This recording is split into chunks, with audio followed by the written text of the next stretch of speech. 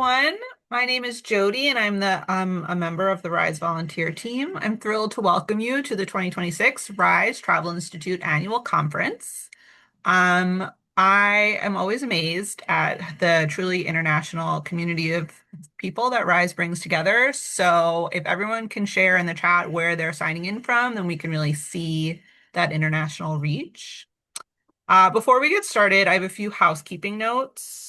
The conference is being recorded, and we'll be sharing the recording with everyone shortly after the event. So if you miss anything, don't worry, you'll get to watch it again. Please make sure you are on mute and that no one accidentally interrupts the speaker. If you have a question for one of our speakers, feel free to put it in the chat. We have a full afternoon ahead of us, and we won't be able to get to everyone's questions, but we're going to do our best. A link to the digital program will be added to the chat so you can follow along with our day.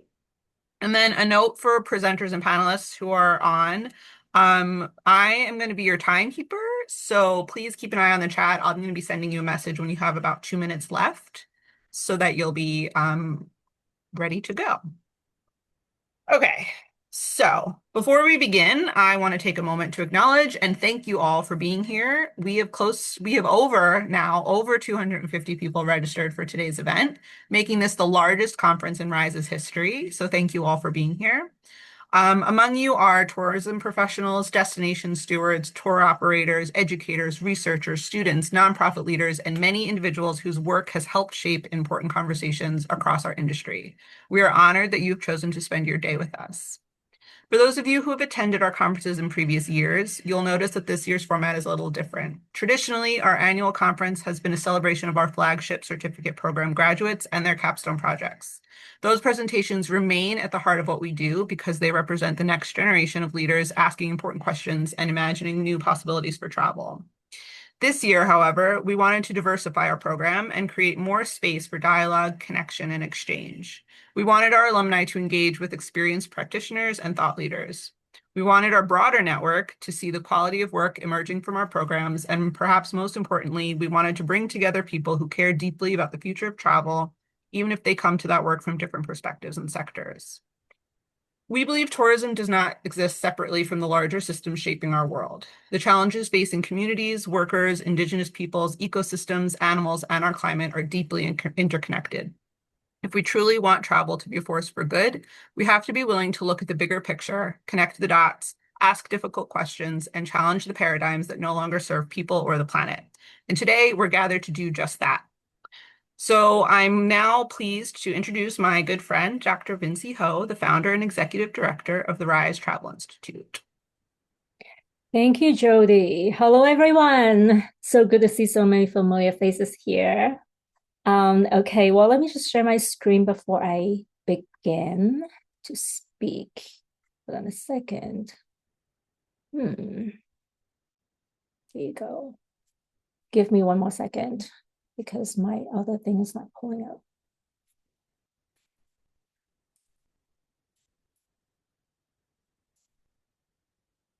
Okay.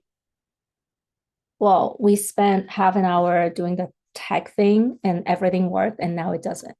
But never mind. Okay, never mind. I'm gonna do it in the old-fashioned way. Give me one second. I have everything here. Okay. Can everyone see this screen? See my screen? Perfect. So my name is Vinci Ho. For those who don't know me, I'm the founder and executive director of RISE Travel Institute. Welcome to our annual conference. When I look at the attendee list, I am honestly humbled. Some of you have been doing this work far longer than I have, whose work I've admired for years. Thank you for spending your time with us and for being part of this conversation. And I'm also very proud that you chose to spend part of your day with us rather than watching the FIFA World Cup opening match. So I'm super, super proud. I'd like to begin by acknowledging that I'm joining you today from the ancestral homelands of the Lenni Lenape people. Because we're gathering virtually from many different places around the world, I invite each of you to take a moment to remember the contributions and resilience and dignity and the right to self-determination of the indigenous peoples, local communities, and stewards of the place from which you are calling in. For me, a land acknowledgement is not simply a statement we read at the beginning of an event. It is a reminder that places have stories, that they are cared for by communities with deep connections with them, and that understanding a place means understanding not only its beauty, but also its histories, complexities, and lived realities.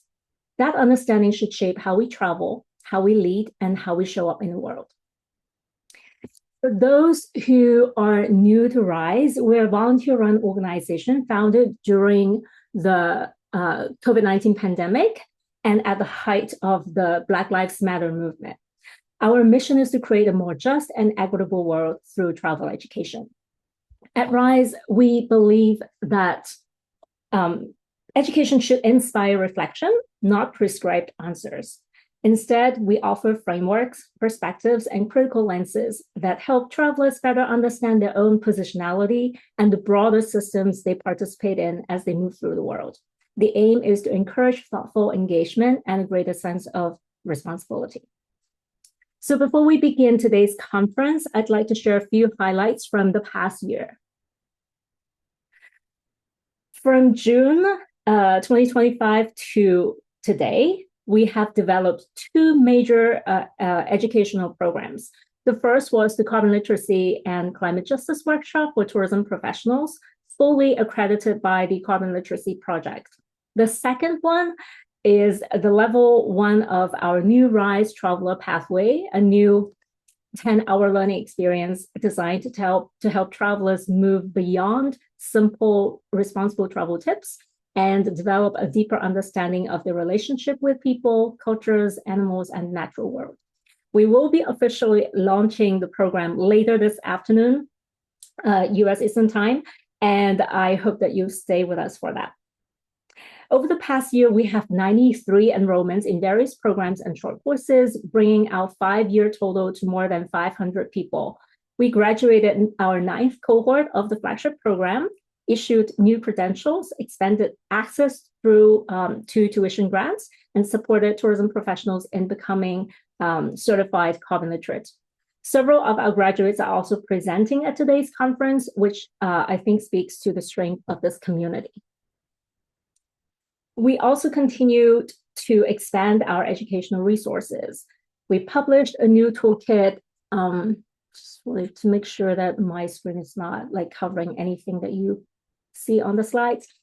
We continue to expand our educational resources. We published a new toolkit on ethical volunteering with asylum seekers, translated part of our pathways to equity into traditional Chinese, and have plans to work on a Spanish version. Since late 2024, our free educational resources have been downloaded more than 2,700 times. This month also marks the publication of our book chapter in the Handbook of Justice, Equity, Diversity, and Inclusion in Tourism, sharing the story of RISE's journey as a young nonprofit, working to advance justice in travel and tourism through education. We're grateful to Professor Freya Higgins-Debio, who I am not sure if she's here, but I hope she'll hear this, who co-edited this research handbook. And we're really grateful for her continued support and for always helping amplify our work. Beyond our courses and publications, we also continued to foster dialogue through our podcast, blog, newsletter, webinars, book club, and speaking engagements. Whether through classrooms, conferences, or community discussions, or online learning spaces, our goal is the same: creating opportunities for people to think more deeply about travel and their place within it. So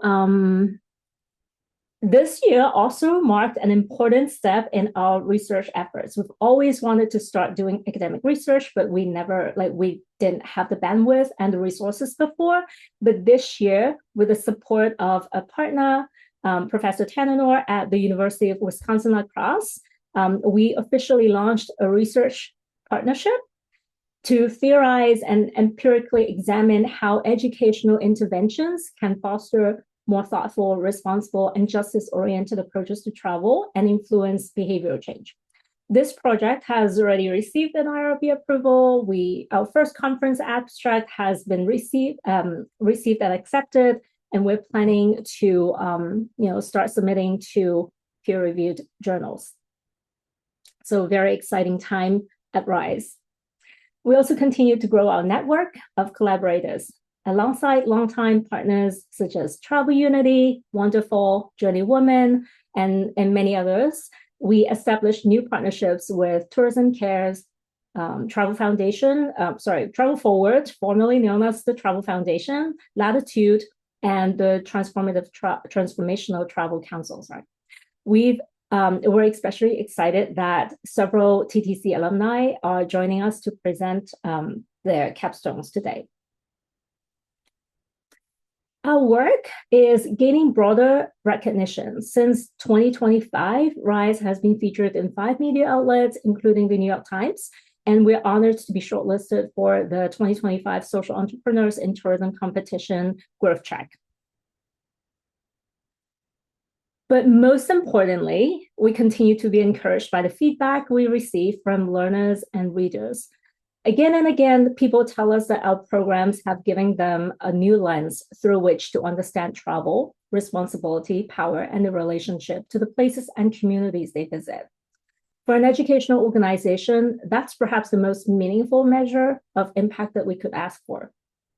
Given the current social and political climate, the reality that RISE remains a small nonprofit powered largely by part-time volunteers and a very modest budget, we do not take any of this for granted. So we are incredibly proud of what our team, our board, and our community have built together, and we're deeply grateful to everyone who has contributed.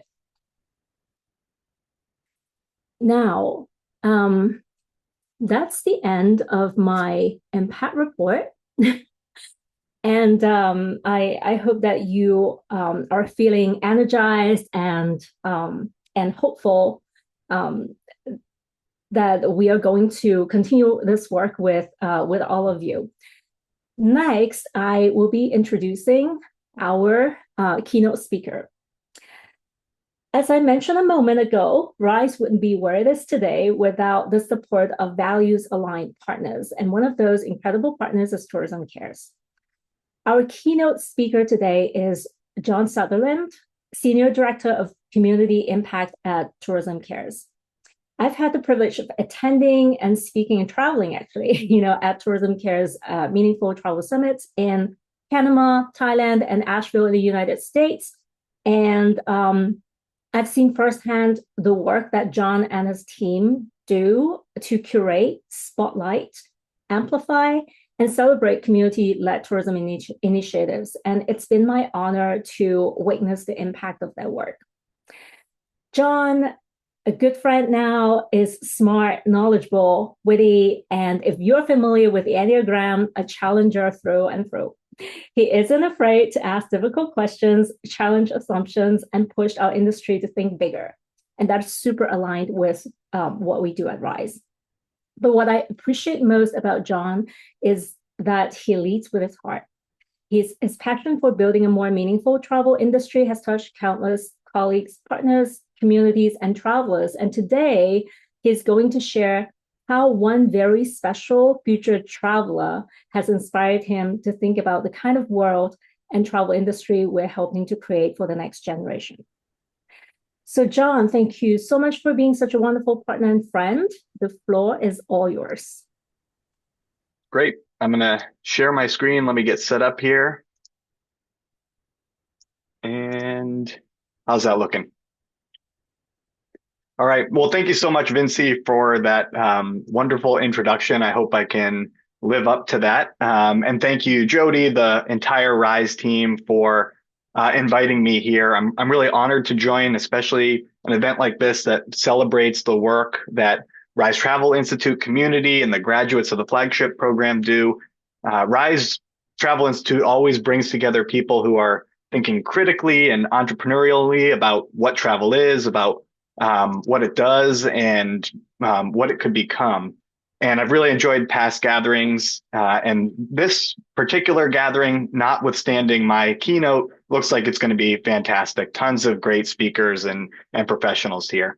So as Vinci sort of hinted at, between accepting her invitation to keynote and actually giving the talk this morning, something happened in my life that has changed the way I'm thinking about all of this stuff, that changed how I think about my work, about stewardship, about the future, and time itself. So I'd like to introduce all of you to Sophie Tweetman Sutherland, born on April 19th. She is 7.5 weeks old now. I recently came back from paternity leave, and for 5 weeks, I was completely away from this work, and I truly wasn't thinking about it. I wasn't thinking about how much tourism can care, about strategic plans, responsible tourism, nonprofit leadership, sustainability. I mean, forget it with all the diapers and wipes and everything. Conference presentations, I mean, it was out the window. I was thinking about feeding schedules, diaper changes, whether Sophie Soph, as I call her, was too hot, too cold, whether she was eating enough, sleeping enough. And then I came back to work and was reconfronted with the challenges that we face at Tourism Cares on a daily basis.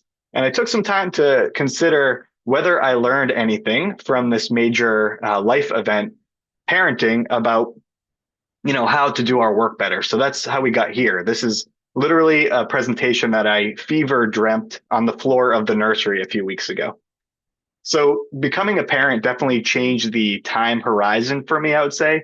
Before Sophie was born, I cared about the future, things like climate change, communities, equity, conservation, the future of travel. And I cared about what the world would look like that we're building, and made arguments in my own work to our stakeholders from that perspective. But after she was born, the future became much less of an abstraction for me. It became a person, someone I would hold, change, feed, care for, and somebody who would inherit the consequences of decisions. I don't know where I was, but one of the things that totally blew my mind through this whole process was learning something about generations. Maybe there's a lot of mothers in the audience here, so maybe you already know this, but what I learned is when a mother is pregnant with a daughter, that the mother has already created all of the eggs that the daughter will carry. So that means that, my mother-in-law was, when she was pregnant with my wife, the biological beginnings of my daughter were already there. So that really kind of blew my mind. 3 generations connected physically before anyone knew what the future was going to hold. And that's, I think a powerful reminder of how we're always living in longer timelines than we usually acknowledge. A lot of us are kind of forced to think in short cycles, but stewardship and leadership, I think they demand a longer term view. So if we're serious about communities, about ecosystems, things like culture, equity, justice, I know that this community really cares about, we have to ask not only what's kind of going to work now, but what are we setting in motion for the future? And we need to ask what we're building for the people who are going to inherit our work. So to put it in terms of the slide that I was going to refer to, what are we building for this future traveler? So that brings me to what I want to share today, which is that I think as responsible travel professionals, we're very good at diagnosing problems. We're very good at kind of looking out there in the industry and saying, okay, we need to fix this. We need to fix this. That's not a criticism. We need to be able to name things like leakage, extraction, climate impacts, over-tourism, commodification, greenwashing, exploitation, all those things, accessibility barriers, and other ways that the travel industry falls short of kind of its own narrative about how it operates. Our movement, I think, has done a lot of important work refusing to let the industry do that, and to extract value, to flatten culture out, those things. So we do need critique. We need people who are willing to say, no, this current situation isn't enough. But I also think that we need something else. I think we need to be equally good at describing a future that we want to help create. Diagnosis is not going to build the future. It's a warning. It helps us understand what's gone wrong and why that matters. But if we can't describe what we're trying to build, we leave a vacuum. And as we all know, that vacuum is going to get filled with the same old voices, growth for growth's sake, what's convenient, short-term profit, and we see it sometimes a sustainability, quote unquote, that requires the least amount of actual change. So the idea I've been thinking about, and this idea has been kicking around for over a year now, is called abundance. It's influenced by conversations that are taking place in American politics right now. There's a book with that title, co-authored by Ezra Klein and Derek Thompson. It's really good. And I think that there are lessons that I have brought into our work from that kind of model of thinking. Just to state it simply, abundance thinking is, if we want the future that we want, we need to build it. We need to kind of work to get ourselves there. So abundance asks, what if kind of the history of our movement hasn't even begun yet? It encourages us to stretch the imagination for what's possible, not just, how do we reduce risk? What would it actually look like for tourism to create more of what people and places need? Can we picture it, and can we do the work of picturing it for other people? Abundance is not a perfect framework. If you are familiar with this conversation, you know that there's certainly good arguments against it. What I'm taking away from it is kind of that challenge to spend time articulating what we are trying to build together, generating a positive vision of a system where a lot of people benefit from what we've built. I'm also using the term infant, which is in the slide. I don't think in my script, a little bit provocatively, just to suggest that our industry, the way that we build our systems for delivering the future is still underdeveloped. It's not like, obviously, the tourism industry is not an infant, but I think our ability to make it better is. So I'm kind of calling through this keynote that we get better at connecting our values to products, partnerships, incentives, where the money flows. I think that's all still very immature, and we need to work together to imagine a grown-up industry. So what does abundance look like in tourism? And I think what's on my slide there is just to start, or what I'm about to say, but I think it's moving from how do we make tourism less harmful to the broader question of what delightful things can we make possible through tourism. And we could talk about enough clean energy abundance to have a climate positive and climate just travel industry where local people benefit from travel, but also global citizens, local ownership, opportunity, local people owning businesses, shaping their own narratives, building wealth, healthier ecosystems, nature being appreciated, protected, celebrated, and enjoyed. Because I really think that an abundant, delightful future travel industry must bear in mind deeper visitor experiences. And I know that Rise thinks about that in their own mission statement. Travel's more meaningful when it's rooted in actual relationships, real places, real stories. So to me, this is where the opportunity lies. We need to describe a future where responsible travel isn't just sacrifice, guilt, compliance, managing risk. It's about a better travel, a richer travel, a travel that's more connecting and connected, more honest, and one that values the people and places of travel, as we say at Tourism Cares. It makes the people and places that make our travel experiences possible in the first place. But obviously having a vision isn't enough. We have to be able to build that future, not just kind of picture it. And so how does change actually happen? How do we move from aspiration or how do we move from aspiration to implementation? How do we make the better choices more visible, more viable, easier, more normal? How do we get people who aren't here? There's 74 of us here. How do we get the people who aren't here to see themselves as sustainability practitioners? How do we build systems where communities are kind of at the forefront of how travel is designed and sold and measured? So I am not here with the full blueprint of that. I do know from my work with Tourism Cares that we need the existing industry to participate. Big companies, small companies. I know we need the consumers. We need the communities.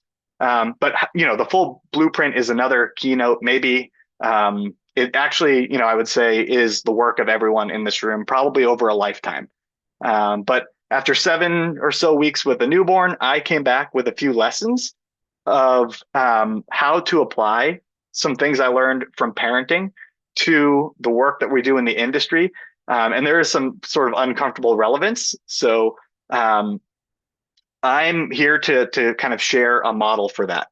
Um, Over the past, 8 weeks, I've had a crash course in humility, in being patient, in improvising, in doing the same thing over and over again, in recalibrating my definition of success. And if you work in responsible travel, in community development, sustainability, advocacy, if you work for a nonprofit, that's all going to sound very familiar to you. That's like our day-to-day work. You can do everything right, still have a rough time. You can solve the problems of today and wake up to new ones tomorrow. You can repeat the same thing over and over again. And then for reasons you can't explain, on the sixth time it works. So in honor of my new life as a dad, I'm offering a tongue-in-cheek framework, which is called the infant framework, a model to help you not lose your mind while you're working for change. So the first letter is I. Improvise while holding on to your values. This is, the first lesson I learned as a parent. We had plans, we had all these like ideas of what we were going to do. And then reality arrived, and Sophie didn't give a shit about our plans. When, that happened and we tossed out kind of our priors, what remained were our values. Our value of wanting to care, of creating safety, of providing love, being patient, being responsive. So our methods are constantly changing, but our values are staying pretty much the same. And I think that's really relevant to the work that we do in this space. We're trying to create a more just and meaningful travel industry and need to know what we stand for: community benefit, equity, shared prosperity. But if our tactics are too rigid, we're gonna fail. Different destinations, communities, partners need different approaches.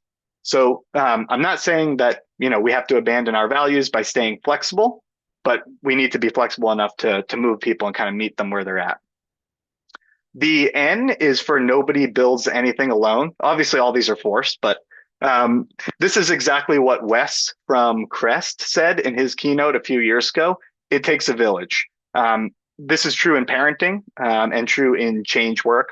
Parents need partners. We have all of my in-laws are close by. They've been cooking for us every day. They come over and help with the baby. My mother-in-law is downstairs right now. Doctors, they need friends, neighbors, coworkers. And sometimes you just need validation that, your job as a parent is hard and you're not uniquely bad at it. And, tourism is the same. No single nonprofit, not even Rise Travel Institute, no single DMO, tour operator, travel advisor, academic can change the industry alone. Our work is highly connective. It depends on relationships, trust, networks, and sharing the work together over time. The third letter is F, focus on what people need. For all of her strengths and cuteness. And of course, this is far less effective without all the pictures. So hopefully you're all looking at them. But my daughter, Sophie, is not a great communicator. She's very passionate. She's very committed to her work. Great projection, but not very precise in what she says. So we've learned to listen differently, to look for patterns, to remember that the first answer we come up with is not always the right one. And I think, again, this has a connection to responsible travel. Communities won't always necessarily express their needs in the language of sustainability. Businesses aren't going to ask for responsible distribution channels. They might say, we need more visitors. We need help telling our story. So you have to be able to kind of understand beyond what people are saying, what they actually need. And for us, that's translation, repetition, patience, listening kind of beneath the surface and being careful not to assume that just because we have the right language that we automatically understand the problem. And I think, as a side note, I'm a failed academic, so that's a trap I fall into all the time. I'm like, if I say it this way, obviously they'll understand. But of course, my daughter doesn't understand reason, and sometimes people don't respond well to it. The fourth letter is A, appreciate small advances. Sophie has taught me to celebrate things that would have seemed completely absurd a few months ago. A good nap, a burp, a calm bath. She loves those. Half smile, getting rid of gas. Um, the bar for success continues to move all the time, and I think that's healthy. In change work, in our work, we're impatient because we see urgent problems. And we should be impatient about injustice, climate change, extraction, exclusion. But our impatience can become self-defeating if we don't recognize that we are making progress sometimes. We add a new supplier to an itinerary that is impactful. A DMO introduces an operator to a community partner. That type of thing matters. A traveler choosing, a locally owned experience. It's not the whole transformation, but it is part of how the transformation happens. The fifth letter is N, normalize nonlinear progress. This one can hurt if you work in the space. Progress is not a straight line. In parenting, one good night doesn't mean the next one's going to be good. And one bad night doesn't mean everything's falling apart. So if you work in change in our industry or in other industries, you probably recognize that pattern. A partnership will move forward and then stall out. A destination gets excited and then leadership changes. A business might take steps towards sustainability and then, get overwhelmed or stop. Maybe a source of funding gets cut. For me, it's tempting sometimes to read those setbacks as failure. Or every breakthrough we have is proof that we figured out the secret recipe, but usually neither of those are true. Normalizing nonlinear progress is not an excuse for being complacent, but it's just a way to be able to stay in this work for the longer term. And then the final letter is T, think in generations. This is one I want to come back to because it's not just another lesson. It's the reason why the rest of the model matters and connects us to some of the takeaways about abundance that I was talking about before. We can't just think in these short-term horizons, our next summit, our next marketing campaign, because we'll default to short-term answers. But if we think in generations, then the questions that we ask are different and become unavoidable. Who owns the value that tourism creates? Whose culture is being interpreted and by whom? What happens to an ecosystem after visitors leave? Are we building businesses that can last for the long term? Are we creating an industry that future generations would actually look at and say, that is responsible and meaningful? Or are we just creating one that is good at describing itself that way, but isn't actually doing anything positive? So that's where abundance comes back in. We don't want to just be thinking about kind of reducing harm. We want to think about building something worth inheriting. So that's the infant method. I did want to spend a couple minutes talking about Tourism Cares, but given the issues earlier, I just wanted to do, Vinci, with you or Jody, a quick time check to see if I have 3 minutes left or something like that. I can end there and, kind of skip ahead to the ending.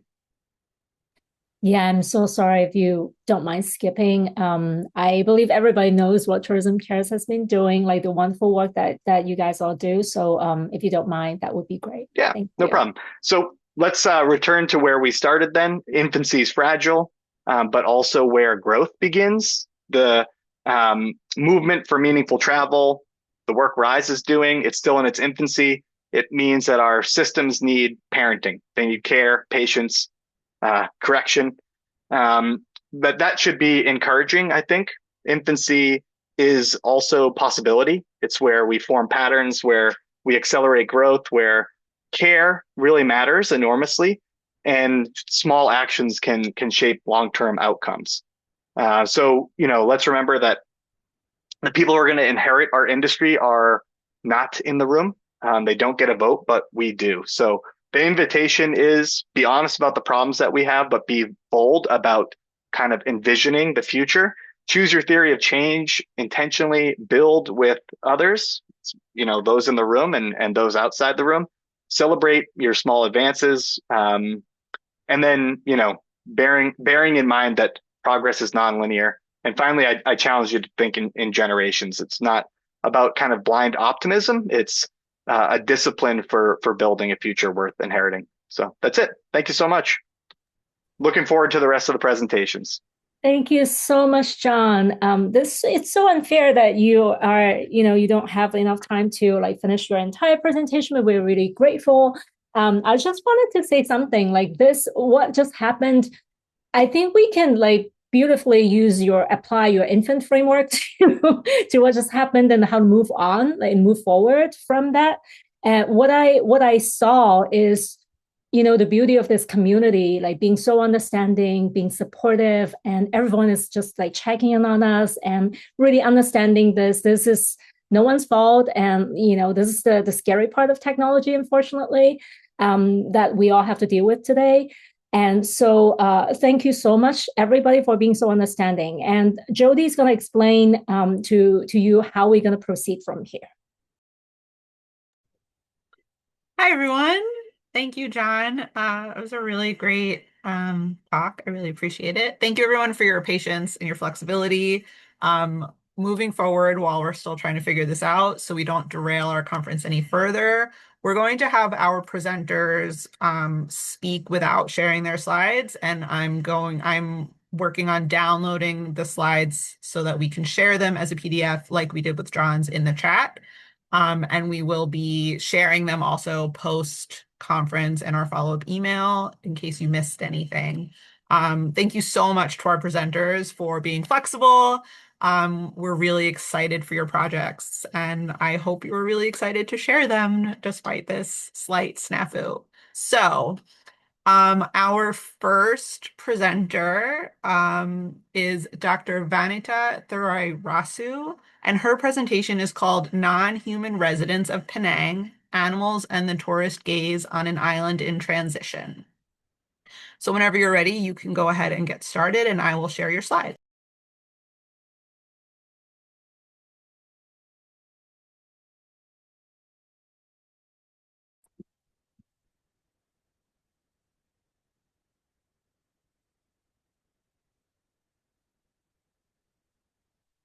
Hello, everyone. Good afternoon. Thank you to Rise Travel Institute for this opportunity. Jody, just to check, are you sharing the slides? All right. Or do you want me to give a try? Okay,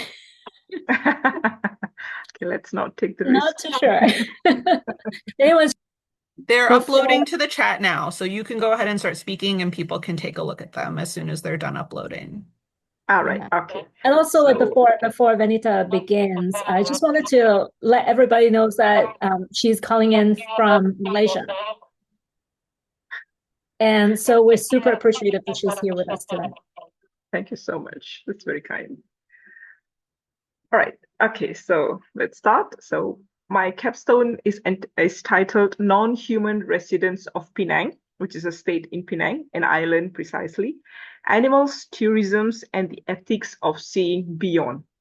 So I speak today not only as a public health officer or an environmental health researcher, but also as someone born and raised in the beautiful Penang Island. So this presentation is not just a destination pitch, but it is very close to my heart. And it is a reflection of what is actually happening in this state. So the question I want to leave here may seem a little uncomfortable, but definitely real. So are we only becoming more developed or also more compassionate? So it's something to think along this presentation as you're with me. So if you can look at the second slide, okay, this is how Penang looks like. I'm not promoting the state, but for many visitors, Penang is remembered as through its food culture, heritage, beautiful buildings. We are UNESCO recognized state as well. We have beautiful temples, beaches, cafes, and of course, lots and lots of photographs being flooded in the social media. So of course, the beauty is real. I don't deny that. I don't doubt that.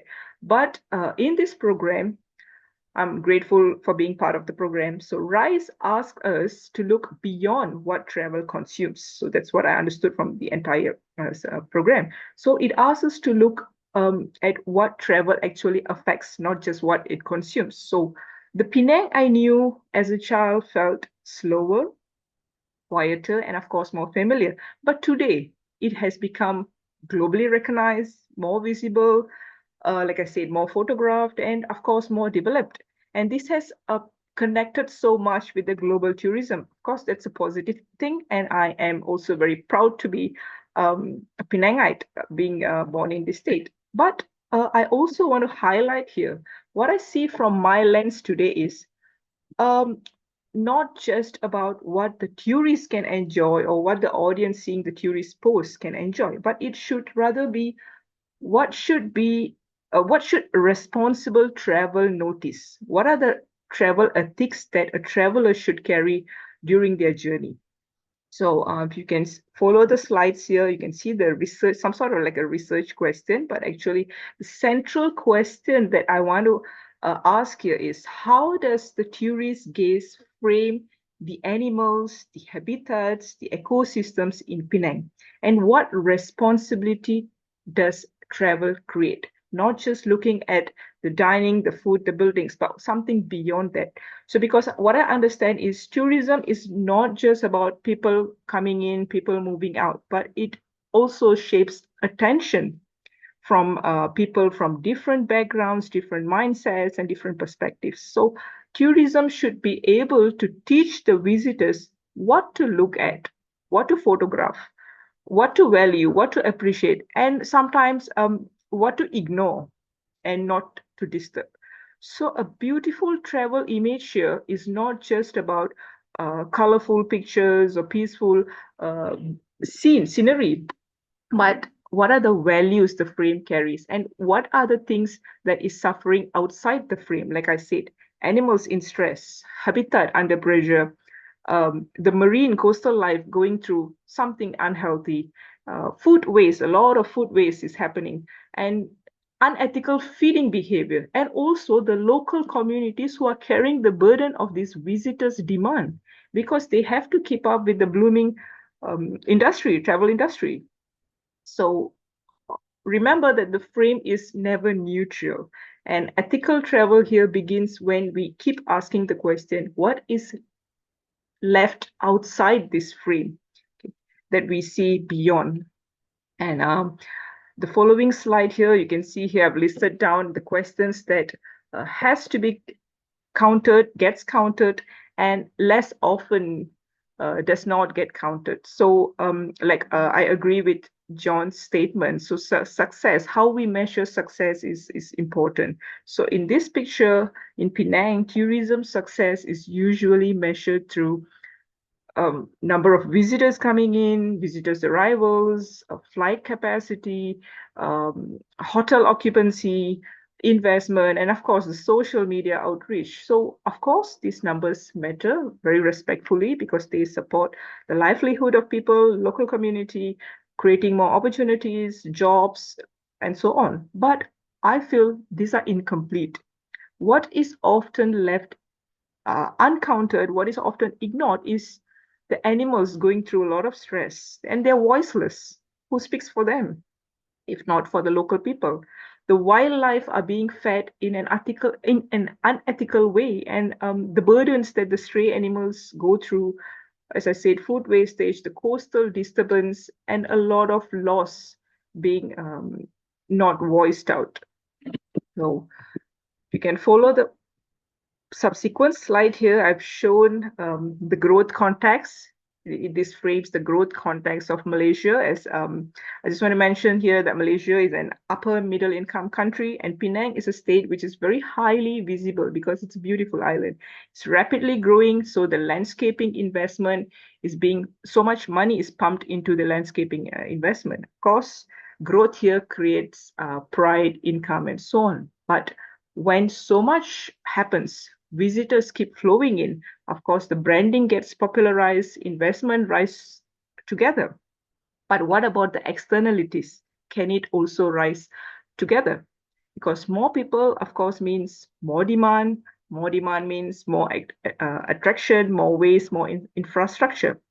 So I'm not talking here against any development. Of course, I agree development matters, but the deeper question is, does responsibility grow along at the same speed as this visibility, becoming more famous? So it's about taking accountability while traveling, not just in Penang, but in any part of the world, I would say. So the following slide here, you can see I've used 4 entry points to examine a wider travel ethics question. So the first picture you can see here, animals being used in cafe. So this is, of course, a gimmick, a marketing plan. I totally hate this concept of mini zoo dining, so-called to educate the children about animals while having good food. But actually, the real scenario is animals are becoming part of the customer attraction model. Are they really happy? No. Are they really getting treated well? No. Are they well managed? Are they getting enough rest, enough food, managed and handled well? It's all questionable. So what we see is just the scenery from the outside, but inside there are a lot of pressure going on. So these are the ethical questions that I want to raise. And the following issue, you can see here, animals pet friendly. There is a huge difference between pet friendly space and commercial models where animals actually become the reasons to attract customers and take more photos. So there should be authorities that should come out with clear guidelines. What is a pet friendly space? What is a commercialized space where animals go through all this suffering?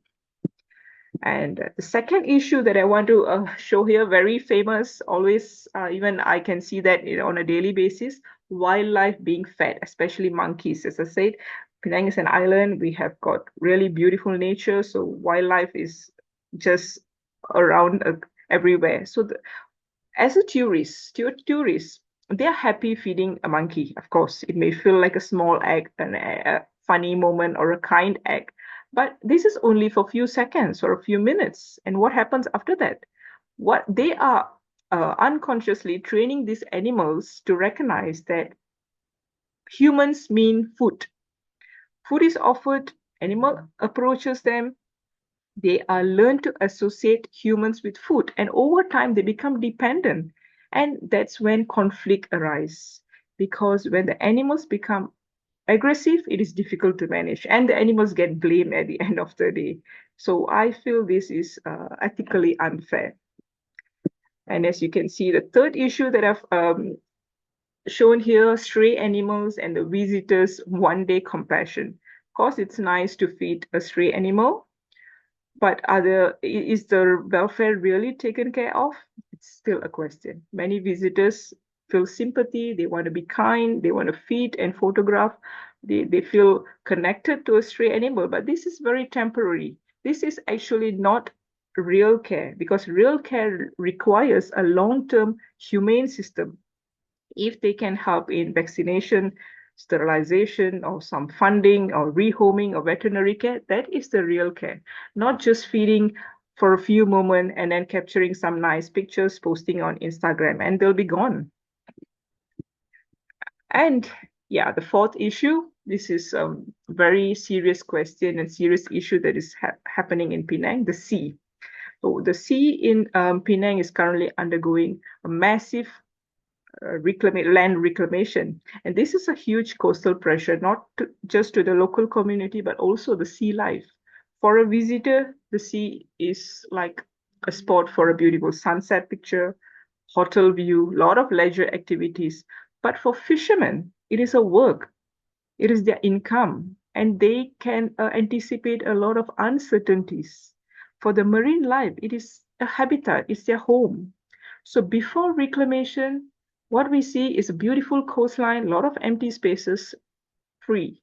But after the reclamation, the landscape becomes visibly different, a lot of deep losses. And who realizes? Only the local community, the local people. Tourists may not recognize this as obvious as us. I'm not here to argue that development is bad, but I would rather seek for a mature development or ethical development instead, right? And following slide here, you can see that I am not saying that this is an individual problem, but the problem is actually systemic. So it is not caused by one traveler, one animal, one cafe, but rather systemic. So social media here definitely plays an important role because it creates visibility and outreach.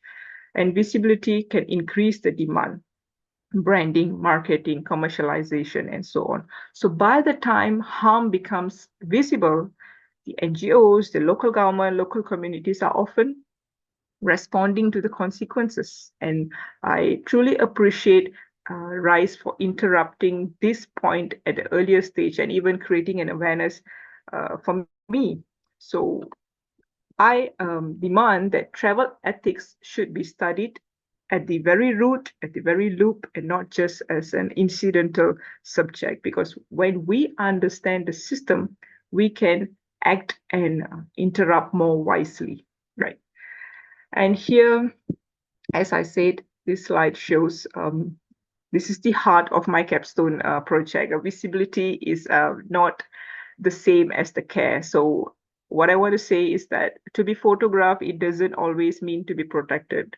A monkey in a tourist picture being fed is not necessarily a kind act or safe, or a stray animal is not actually receiving enough care. And a clean beach may not actually reflect the proof of a healthy marine system. So all this can be just a gimmick of the social media. And here, what animals aware travel could look like. So these are some of my suggestions. So I'm not aiming to stop development or stop tourism, but I aim to make it more mature. Okay, we should move into mature tourism, because for travelers, this means not feeding the wildlife or avoiding animal display, but rather be more cautious and keep a distance. Keeping a distance can be respectfully giving care as well.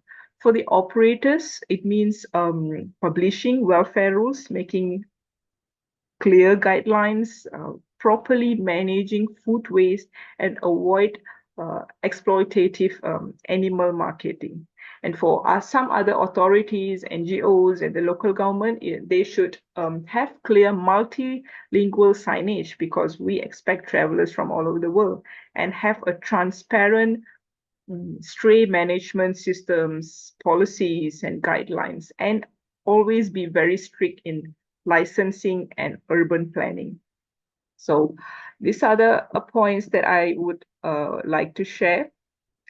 So before I end with the principle behind this entire work, I just want to mention that once again, Penang is definitely a beautiful island.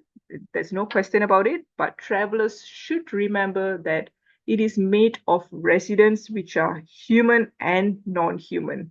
So the question is whether our way of seeing the beauty can become more responsible and more ethical.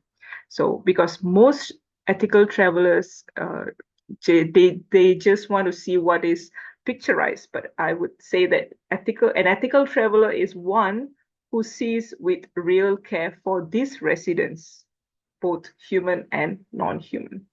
So that's all from my presentation. Thank you so much.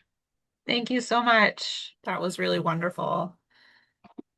Thank you everyone for bearing with us with our slides and sharing them in the chat. We'll also be sharing them after the conference is over. As a reminder, given all of the delays and issues that we had in the beginning, we are running a little bit behind schedule. So I ask that presenters please keep an eye on your private chats with me so that you can see the timekeeping that I'm doing. And with that, we're going to move on to our next presenter. Inemesit Williams is sharing her capstone titled Off the Main Road, Ethical AI, Rural Communities, and the Green Road Not Taken.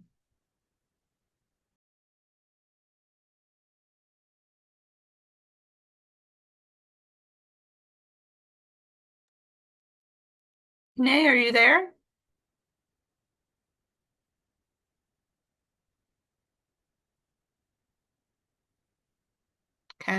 Are you not unmuted, Ine? Let's see. Have you made Ine a co-host yet? Or have, oh, Okay, can you hear me now? Oh, yeah. Yes. Sorry Okay, let about me check my that. video too, because I don't. Can you set up my video so people can see my face? Vinci, can you do that? Yes, hold on a sec. And did you want me to share the link to my PDF, or do you want me to? I downloaded it. I'm going to put it in the chat right now. Okay, great. Okay. Well, I'll just start talking while you're figuring out the video piece. I'm going to try the video every once in a while. It says unable to start for me. But my name is Ine Williams, and I use the pronouns she, her.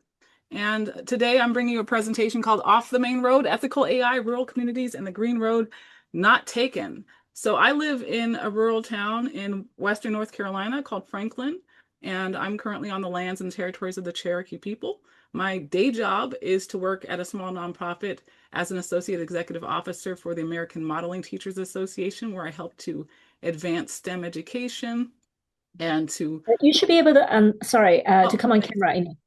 Okay, let me There see. you Oh, there I am. Okay. Hello, everyone, wonderful people.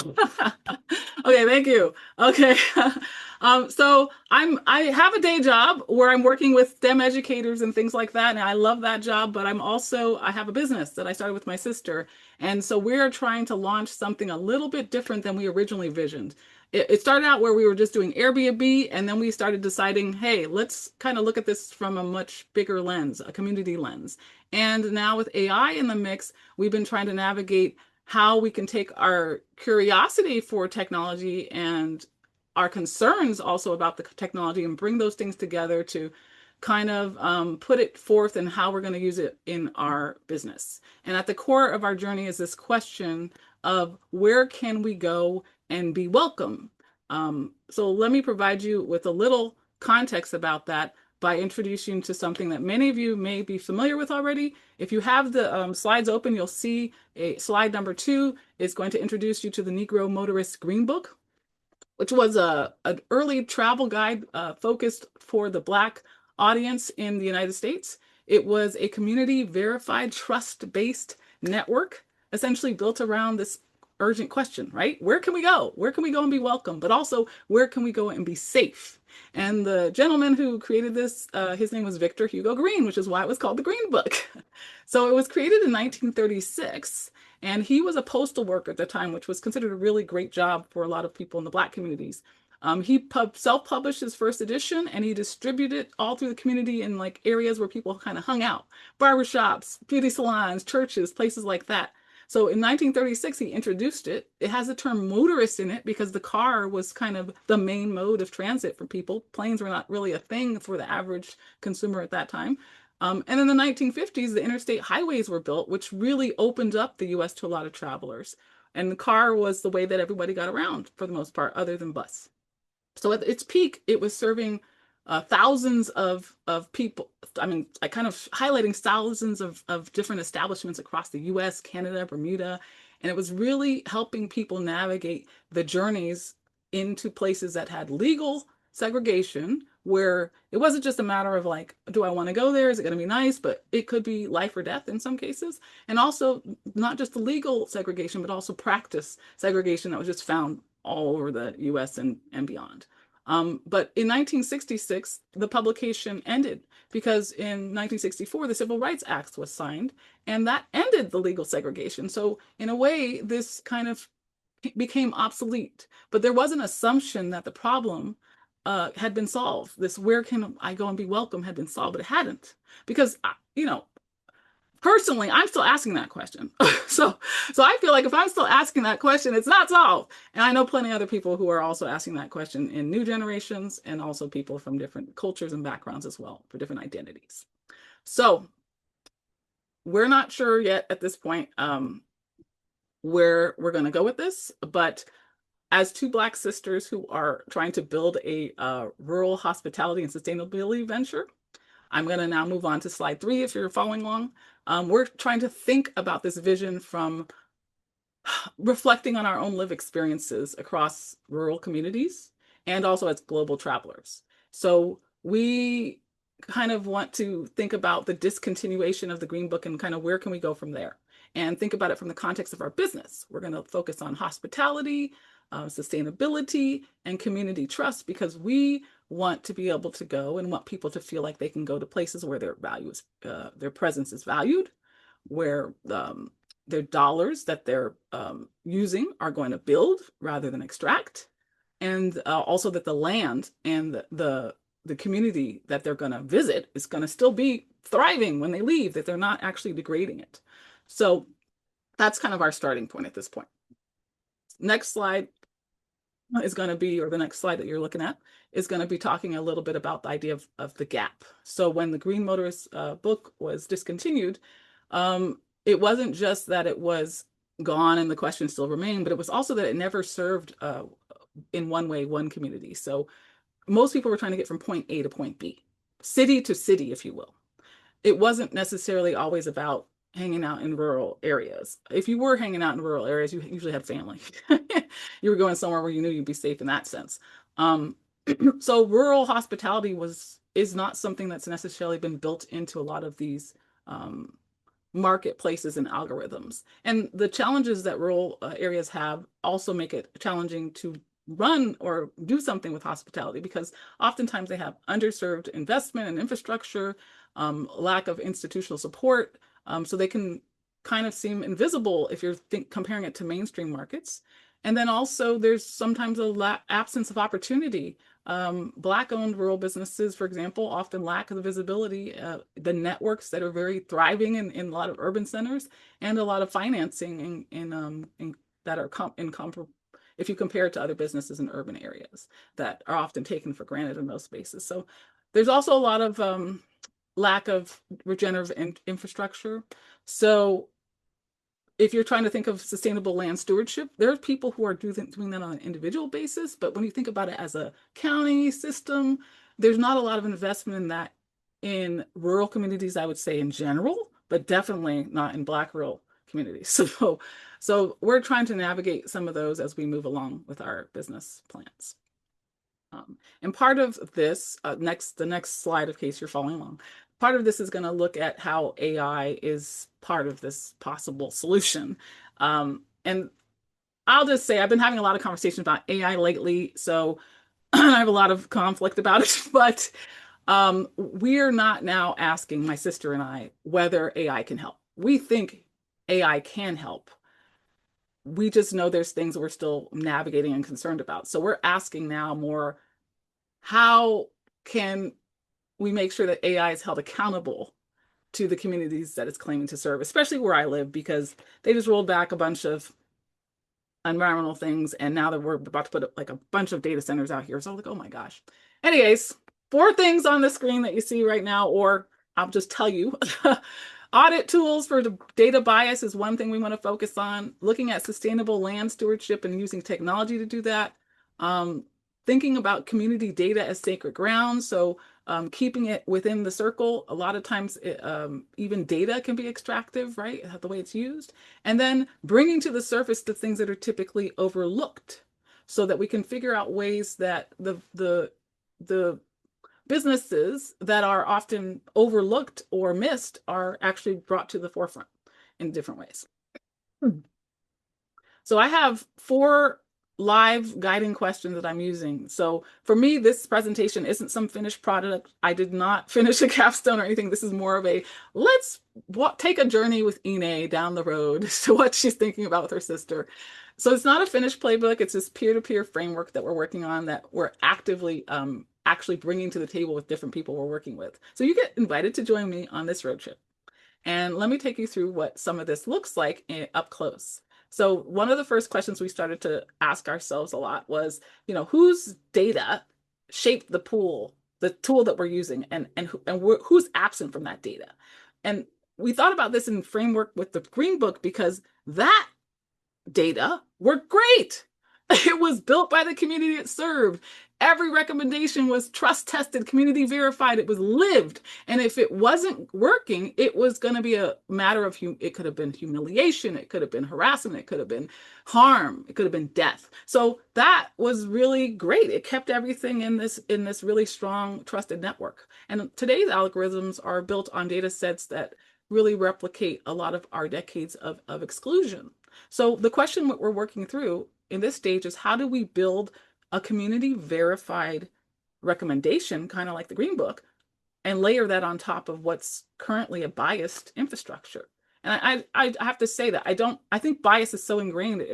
It's going to always be biased in some way. So how do we build something that helps address that? And we have created a little checklist, which is on the slide if you're looking at it, but I'll keep going for time purposes. Another thing what we're talking about was, hey, you know what? Why don't we show up? And what the heck are we going to do about it? So, so mainstream travel algorithms, they're really trained to surface or bring to the top. I mean, thumbs up and things go to the top, right? Things that are already popular. So if you're a rural, Black-owned, minority-led business, you don't fit that pattern. And then women owned on top of it and all kinds of other identities. So it's not because there's a lack of quality. It's just because we don't have a digital footprint in a sense, the one that the algorithm will actually reward, right? We have a footprint, but maybe it's not big enough or whatever the heck the algorithm wants. So our question then it becomes, how do we build discoverability for businesses? So we're talking about it for ourselves first, but we're hoping to take what we're learning and then help other businesses. For businesses that have never been optimized for an algorithm, how do we build discoverability? What are we going to do? So the algorithm sees the road one way, and then there's actually what's on the road. The algorithm's looking at things like, oh, wow, look at all those number of reviews that went to those hotels. So quantities at the front, more visibility, more visitors, more reviews. Chain restaurant density. Who's taking up space? All right, well, those folks are going to get more bandwidth. Urban anchor points. If you're in a city, that's the dominant space. When I moved to rural areas and I look up things that were so normal for me in the cities, I can't find it. Ad spend visibility, money. If you have the money, you can throw it yourself out there for everyone to see. If you don't have it, you won't have that visibility. And then SEO optimized listings. And in here, I would just say that I kind of think about AI and technology in terms of an equity lens. Who has access to tech and actually who has education on its optimized use as well. So that's kind of what's going on with the algorithm on the road. But what's actually on the road are things like Black heritage sites, family-owned guest farms, regenerative agro-tourism opportunities that are not always built into the main road that the algorithm is seeing. Okay. And then this is the third question if you're following along on the sides. Can AI actually be a partner in regenerative land care? So we're wondering about this in the context of how do we prevent land stewardship that uses AI as a tool from being another extractive technology, because we don't see our land as a backdrop. It is the business. It is the family. We use a lot of indigenous references of land as family. So we want to nurture, care for, appreciate our land as we would our family members. So we're exploring how AI tools can support that without supplanting all that intergenerational knowledge that Black and Indigenous land stewards carry.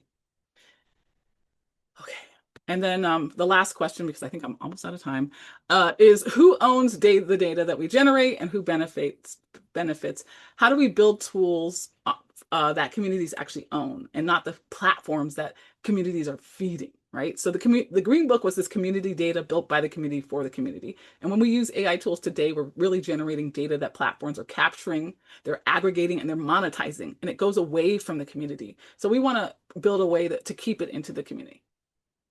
Right. And essentially what we're going to do in this is just kind of take all those questions and put them together as like this complete interrogation of AI's role in rural minority-led hospitality, from the bias to the visibility to the care and the sovereignty, and then provoke, reveal, ground, and empower ourselves in this process. So the green road not taken is the one we're building. We're building with, not for. We're naming the bias. We're not hiding it. And we're trying to hold land sacred in this process. So our map's not finished, but we're going to be part of making it. And I hope that you enjoyed this presentation.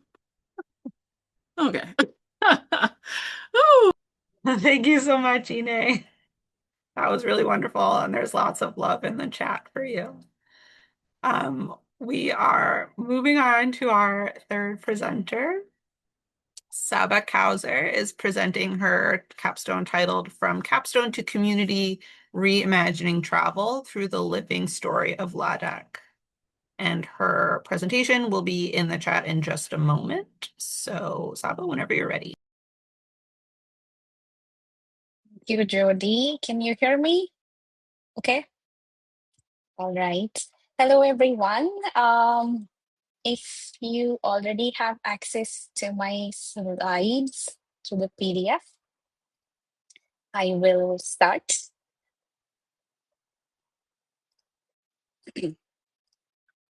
Okay, so good morning, good afternoon, good evening, good night from where I am joining. So I'm joining from Bangalore in India, which is the southern part of the country. I am a RISE Flagship Program alum. I graduated last year in 2025, and I presented my capstone called Echoes from the Roof of the World, which explored culture, connection, climate, in this very special region of India to the north of the country, and I will share more in the upcoming slides. So this year, what I'm doing is I'm talking about what I've been thinking through after working on my capstone for the last year, and share a little glimpse into what's cooking next. So please allow me to take you to the journey to this very special land. I'm on the second slide.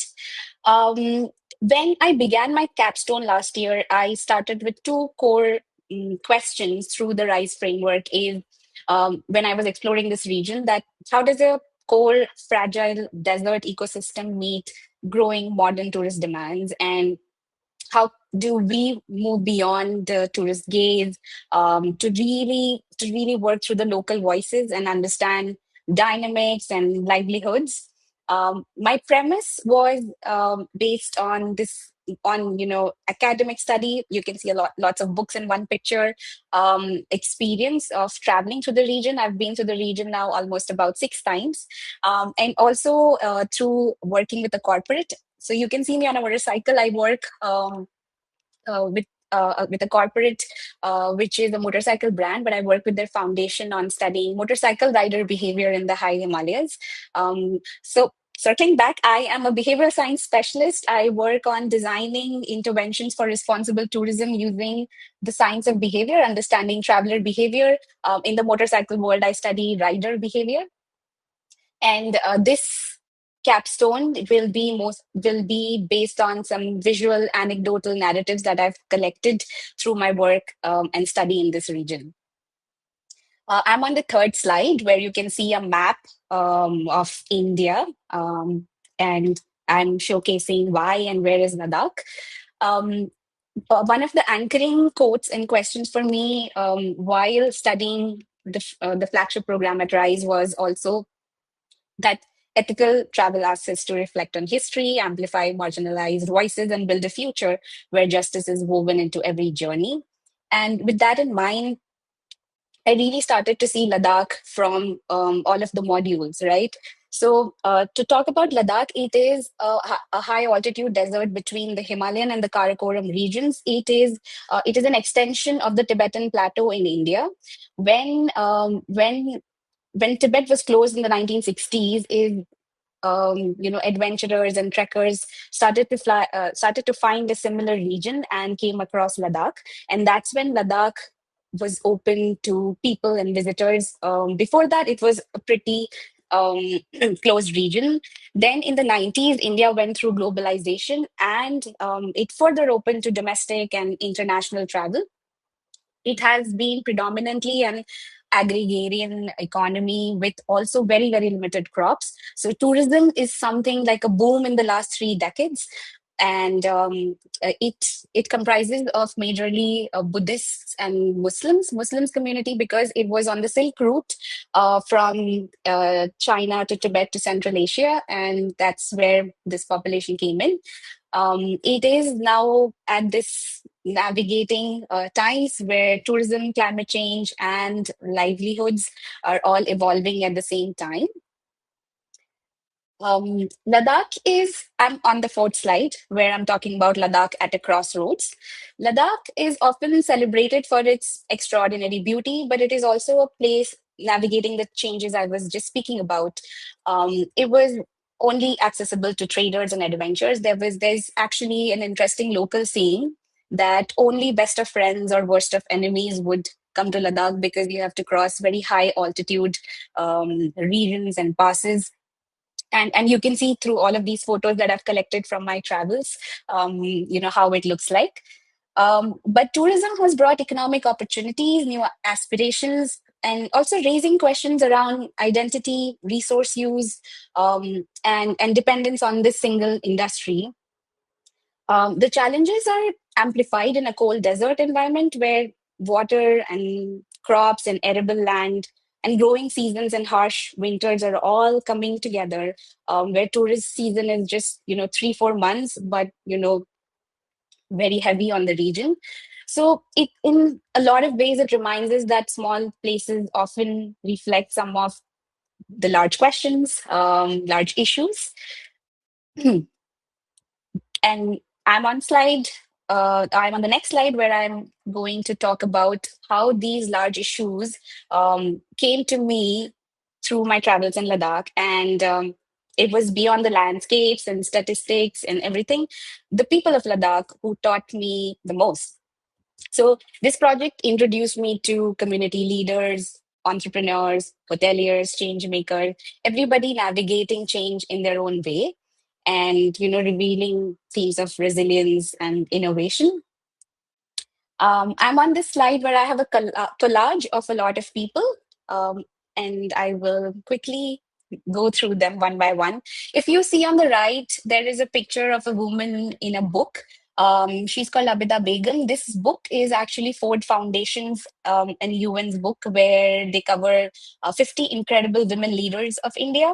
And she belongs to this very tiny village on the borderlands with India and Pakistan in a region called Baltistan, which also is in Ladakh, but only a couple of villages in India and rest in Pakistan. So what she realized that in this bordering village, there were a lot of widows because, of course, men went for wars and were in the military and army. So she got together this first ever group of this region to come to women group of this region to come together and build livelihoods through the resources they had. Below her, if you can see a guy at the river, and also the next picture is his, where he is with his team of ice hockey. Ice hockey is again rarely known to the rest of the world, played in Ladakh because it is at that altitude and water through all the water streams and lakes and other resources freezes in the winter. So ice hockey started being played in the last, a few decades. But it is now, a lot of people in the winter come together to play the sport, but it is slowly getting recognized in the world.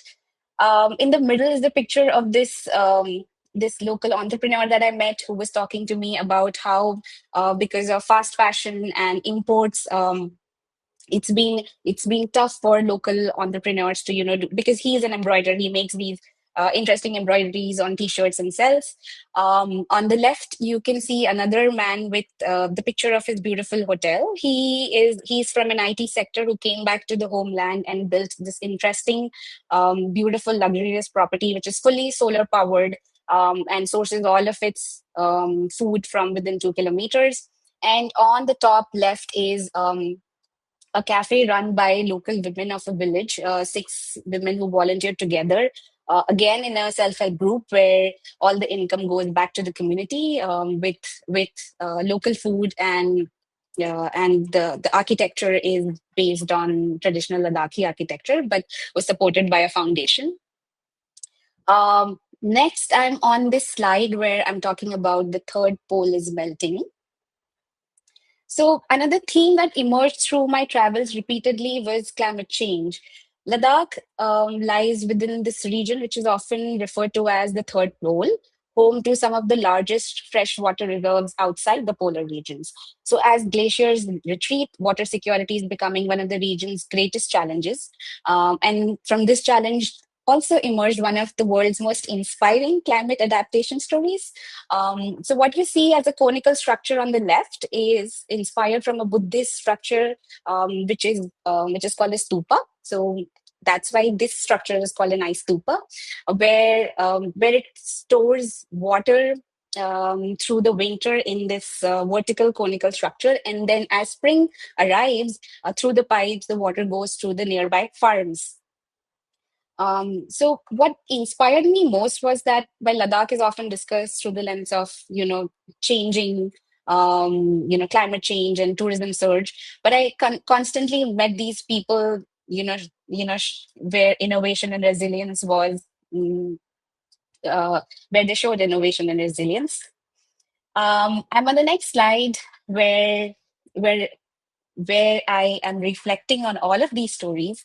I realize that the most meaningful lessons from Ladakh came along with attractions from conversations, from understanding where these resources come from and supporting local livelihoods, listening more deeply, and approaching travel with humility. So, this led me to think about tourism not simply as movement through a place, but as an opportunity to build relationships and understanding. And that is when I got this idea over the past year that I found myself returning to this question that what happens after the research. So could the lessons, the conversations, and the relationships that I've built be translated into a meaningful travel experience? So the idea that I'm currently exploring is a small group learning journey to Ladakh in October 2026, immediately before the Rise educational journey. So, if any of you are on the Rise EJ and are exploring to spend more time in India, feel free to get in touch with me. This would be rather small group, but I'm happy to share more details. Rather than a traditional itinerary, it would be built around the themes that I've explored through my capstone, through community linkage, climate resilience, cultural exchange. October is particularly interesting because it is a quieter shoulder season. The opportunity to witness the ice stupas that I just spoke about in action. They start building the ice stupas towards the end of October in the nearby villages. And also, there is a very, as you can see in the picture, there is a beautiful monastery, which also is comparable to the Potala Palace in Tibet, Lhasa. So, the monastery has its annual festival at the end of October. So, my hope is to create a journey that allows participants not just to visit Ladakh, but to learn with the people who continue to shape its future. So thank you for joining me on this journey. The Ladakhi greeting on top, Jule, can mean hello, goodbye, thank you, and welcome. And it particularly feels fitting today because this presentation, is kind of, is a transition from my capstone to the next beginning, and what it has evolved into an exploration of how travel can become a platform for learning and connection. Thank you. Thank you so much, Saba. That was wonderful. Um, as you can see, our Rise flagship students keep expanding and growing and learning as they continue after their program is done. So thank you so much. We're gonna change gears a little bit right now and start our first expert panel of our conference. The title of the panel is Travel, Justice, and Peace, Expanding the Circle of Responsibility. And I'm going to very quickly introduce our panelists. And if you want to learn more about their bios, you can take a look at our event program. So James Nadiope is an award-winning tourism personality, humanitarian, and a champion of human rights advocacy. He is also the CEO and founder of Justice Tourism Foundation, an award-winning social impact tourism nonprofit organization rooted in the principles of social justice, international solidarity, sustainability, substantive equality, diversity, and inclusion. Carol Klein is the founder of Where Animals Matter, a nonprofit reshaping tourism sectors upstream to impact animal welfare system-wide. She's also a tourism professor at Appalachian State University, and her research focuses on animals ethics and animal protection in tourism. Shai Gorin is a lecturer and professional guide specializing in the political history and contemporary realities of Israel-Palestine. And he also works for Mejdi Tours as a guide, as well as a project development manager overseeing product development and creating comparative educational content in post-conflict regions. And our moderator for the panel, Ronnie Weiss, is the executive director of Travel Unity, a nonprofit that guides the travel industry to welcome people of all backgrounds and identities. And I'm going to turn it over to Ronnie so he can start the panel. Thank you, Jody. Thank you, Vinci. So yeah, you know enough about Travel Unity. You can certainly visit our website or reach out to me if you want to discuss anything further there. I'll put that info in the chat in a little bit. I want to kick it over to the panelists to share a bit more about who they are, what their organization does, and some examples of how they're looking at these concepts of justice, peace, and the related sorts of things that have brought you here today. So let's start with Shai for now. Yeah. Hi, everyone. So thanks for having me, and great to be here. And I got the opportunity for hearing a couple of the speakers in the last couple of minutes. So this was wonderful. Majdi Tours is a company that is operating for the last 2 decades, started at Palestine and Israel. The basic concept of the company was that visiting a conflict area would be something that, you can visit from one side of the conflict and you can hear from one group of people, and you will have, perhaps an amazing experience by understanding their side, but it will not be as comprehensive of experience. So how about you're going to meet with both? And founder of Majdi, Aziz Abu Salah, came up with a project of let's bring two individuals from opposing backgrounds. They might have been militant sides, throughout the conflict, but they've put their weapons down. And now they're our guides. And they're going to join a tour group, and they're going to talk about how they interact. And with that, we want to meet with families that were affected by the conflict. So it could be bereaved families, it could be people who are active, and were hurt. Many times we'll need to do a meal somewhere. So instead of restaurant, we can go to somebody's home and do it there. And that's how we can gain an encounter. We'll meet with academics, with journalists, with spiritual leaders on both sides of the conflict as well. I think we didn't understand when we started about 2009 that how much this would touch the lives of the participants on our programs. And when they come back home, they'll have a mind change as well. But also, how much would it affect the local community?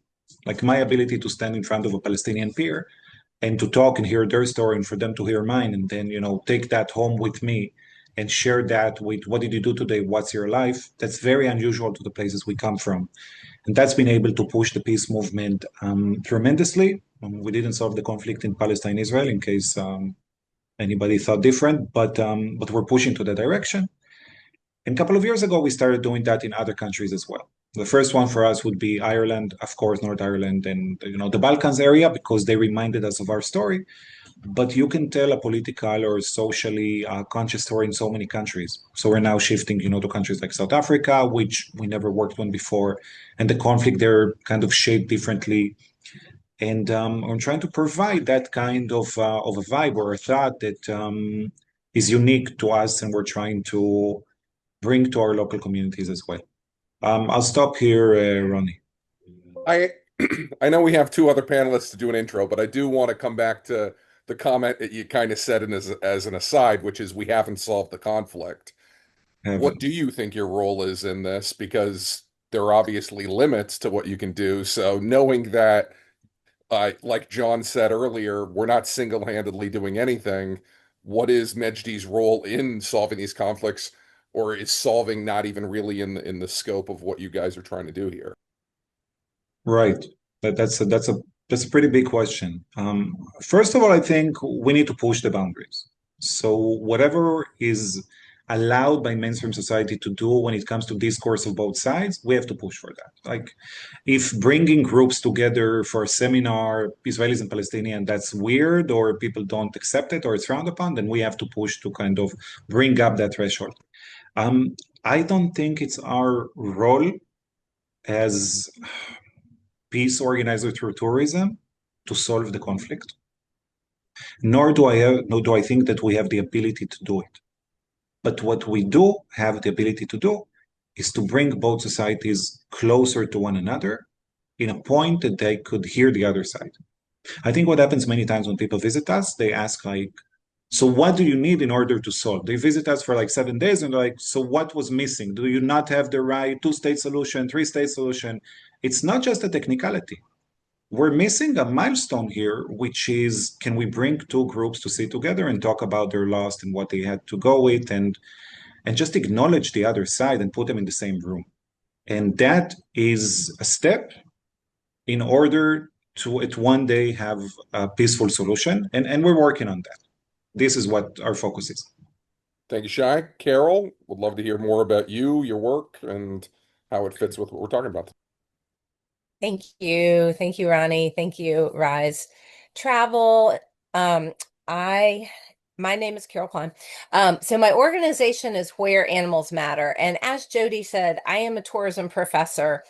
I have been doing research for the last 15 years about how tourism, about how animals are exploited within the tourism industry. And sometimes when I tell people that's what my research topic is, they sort of look at me and then I start naming all of the ways that animals are embedded within the tourism industry. And so I think I need to give a little bit of context. We ride them, we hunt them, we fish them, we fight them. They are part of our recreation. We eat them. They're in captivity. They perform for us. They carry our gear. They carry us. We take selfies with them. I mean, it goes on and on and on and on. And not all of the interactions that we have with animals are bad or negative for the animal, but many of them do not take into account the animal's point of view or what the animal's experience might be. So, Where Animals Matter is an organization that I have started as I transition away from academia. And it is going to, Jody said that I'm working upstream. And what that means is I'm not directly working with the travelers themselves. So I'm not a travel advisor, I'm not a tour operator working with the tourists, but I'm working upstream with the travel advisors, with the tour operators, with the destination marketers, the people that market cities and nations, and with a lot of trade associations like the Kenya Tour Operators Association. And I'll work with them to do several things. Really, it starts with what their needs are. But for example, they might have a sustainability policy. They might have a policy about diversity, equity, and inclusion. They might have a policy about travel, their own travel expenses. But they might not have a travel relative to animals or animal welfare. So I could work with them on developing policies. This is going to future-proof their business because more and more people are interested in this topic and they want to translate this interest into actions, just like we all here do. I can perform travel audits for destinations or tour operators. I can create itineraries. So, if James is a tour operator and he is focused on the nation of Uganda, I could work with James, the tour operator, to develop some high welfare itineraries, but also itineraries that might be animal absent, but completely as satisfying. So that's a little bit about what I do and my form of justice and why I love this group so much and how I think I fit into this group, Ronnie, is because I think when we think about justice, when an individual thinks about justice, we're definitely not thinking about just our own point of view. We're really taking into account a wider swath of beings and perspectives. And so I'm expanding that to include non-human animals. So we're all animals, but I think a lot about the non-human animals. Carol, just to clarify, because there are destinations where a component, big or small, is hunting and fishing. How are you addressing those? Are you saying it shouldn't happen? Are you saying there's an ethical way? What's your approach with hunting and fishing? Well, Ronnie, thank you for that curveball. I actually just started the organization a couple months ago as I transition away from my academic life. And honestly, I think it really starts with that view of, you know, I'm a human, I'm dominant over the earth, I'm dominant over animals, and I can do whatever I want. And so I think I would try to perceive what the view is of the hunting and of the fishing. We're all going to in the end have to make our individual choices on what we do. If we participate in hunting, if we participate in riding an elephant, if we participate in, going to X attraction. And taking a selfie with an animal. So I'm not here to tell people that is bad and shake my finger at them, but I really want to listen to them and see what the level is of the hunting, what the level is of the fishing, why are they doing it, and how it impacts their community. So it sounds like the goal is really about intentionality and having a deeper appreciation. John wrote in chat, in indigenous sorts of topics when it comes to that. So yeah, it's certainly an intricate and nuanced issue. Thank you, Carol. James, would love to hear from you about what brings you here and some more about the projects that you're up to. Yeah, thank you, Ronnie. Sorry, should I say good afternoon? It's evening here in Uganda. And is everybody able to hear me? Because You're good. great, thank you. Yeah, I want to say hello to everybody who has joined this conference whenever you are. My name is James Nadiope, and I'm the founder and CEO of Justice Tourism Foundation.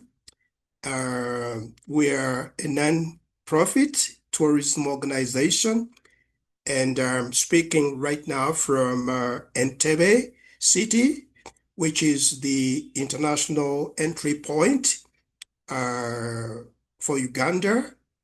For those that are traveling into Uganda, Entebbe is the where we have the international airport and where we have all the arrivals, mostly those flying into the country. So this is where I'm best from, and I want to say Justice Tourism Foundation is built on three conservation engines. And one is we're committed to animal welfare. In other words, we'll say justice for wildlife or wildlife conservation. And we're also committed to social economic well-being of host communities at the tourism destinations. And we're also committed to environmental protection, basically mitigating for climate change and the protection of the biodiversity ecosystem.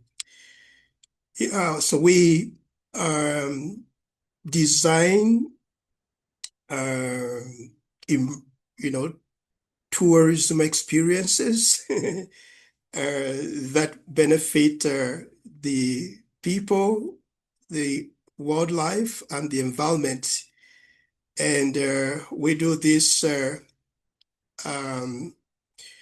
through a very conscious mind, whereby we don't just initiate or craft these itineraries for the sake of fun, but all our tour activities are intentional and purposeful, and making sure that they have positive impact both on the wildlife, the people, and the environment.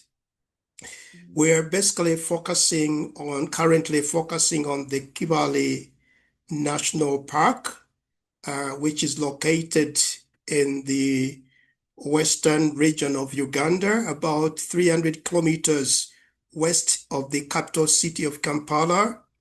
And the reason why we are based there is because there has been what we would recall human and wildlife conflict.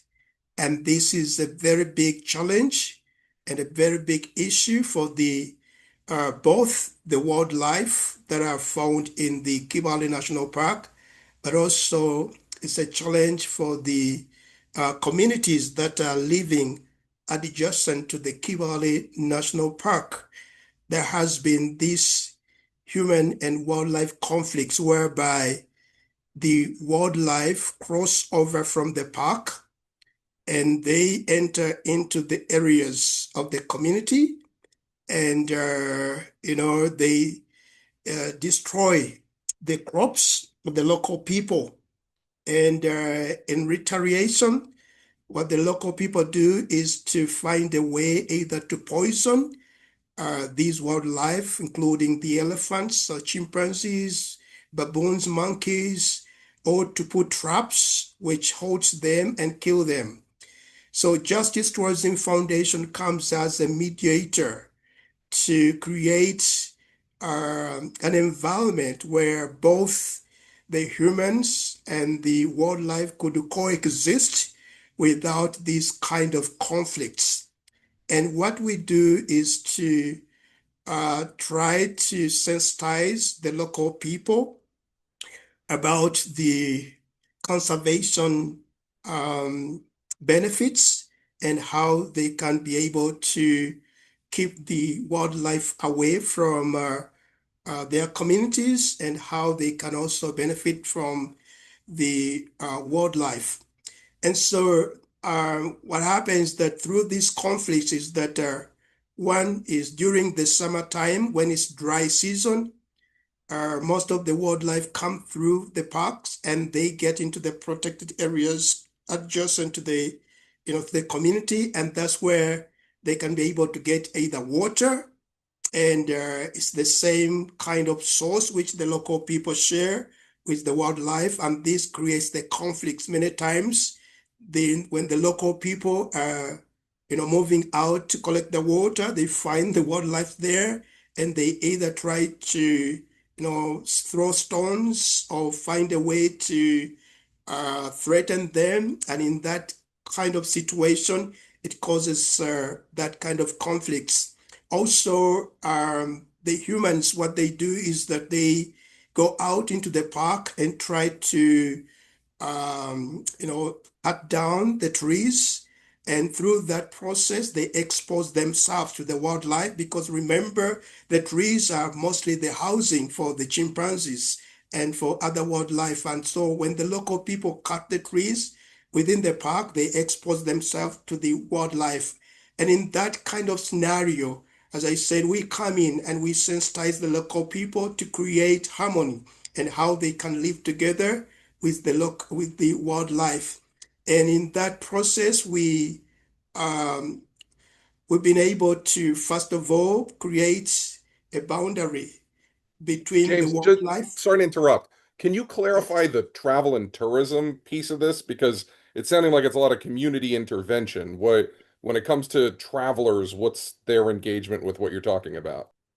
Yeah, I'm sorry about that. When it comes to travel, as I said earlier, is that we design um, our itineraries or our travel experiences that are intentional and purposeful and So what does that educative. mean that a traveler is doing within those experiences? I understand the philosophy behind it, but what's the actual experience piece for a traveler? Yes, we look at every traveler not just as a tourist, but as a seed for positive change.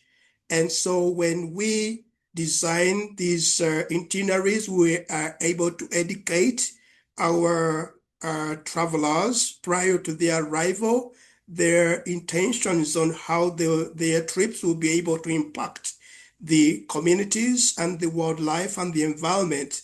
And in that process, we prepare activities that are tied to conservation, where the guests are able to participate into some of these activities like planting trees around the communities or around the boundaries of the protected areas. So they literally, our guests get involved. And, it's not just a matter of carrying the cameras and moving around the communities and seeing the wildlife. It's more like an engaging kind of activities or travel experience where our guests get literally involved on hands-on. And in that way, they are able to impact the communities that they are able to visit. They don't just move around and see all the wildlife, but they get engaged in different activities. And one of the activities that they, together with the local communities, are able to plant the trees, and which of course we know is part of the protection of the biodiversity ecosystem. They also get involved in activities like construction of beehives together with the local communities. And in that sense, they feel that their trip is not just to see the wildlife, but they're also able to make an impact by being involved in the community activities, construction of beehives, and hanging those hives around the boundaries of the park. And in that way, they feel like their journey is not just as I said, walking around, but it's more like sustainable, like setting up the trees, planting the trees. This is a sustainable venture, which trees will grow and the birds on the air will be able to enjoy, put their nests. Trees will also become homes for other wildlife. And so basically their trip contributes to the entire biodiversity ecosystem. And, and also they get involved in planting species that James, attracts. I'm going to have to pause you for a second. We Yeah, have a thank you. question that aligns with something we were going to talk about anyway, but it adds another aspect, Shai. So our original question was, how does Mejdi create space for multiple truths and lived experiences without falling into false equivalencies? And how do you avoid both sidesism? The question that was sent, though, adds another piece about power dynamics, which is, at least in the perspective of the question that was asked, the idea of colonizing and of occupying and things like that.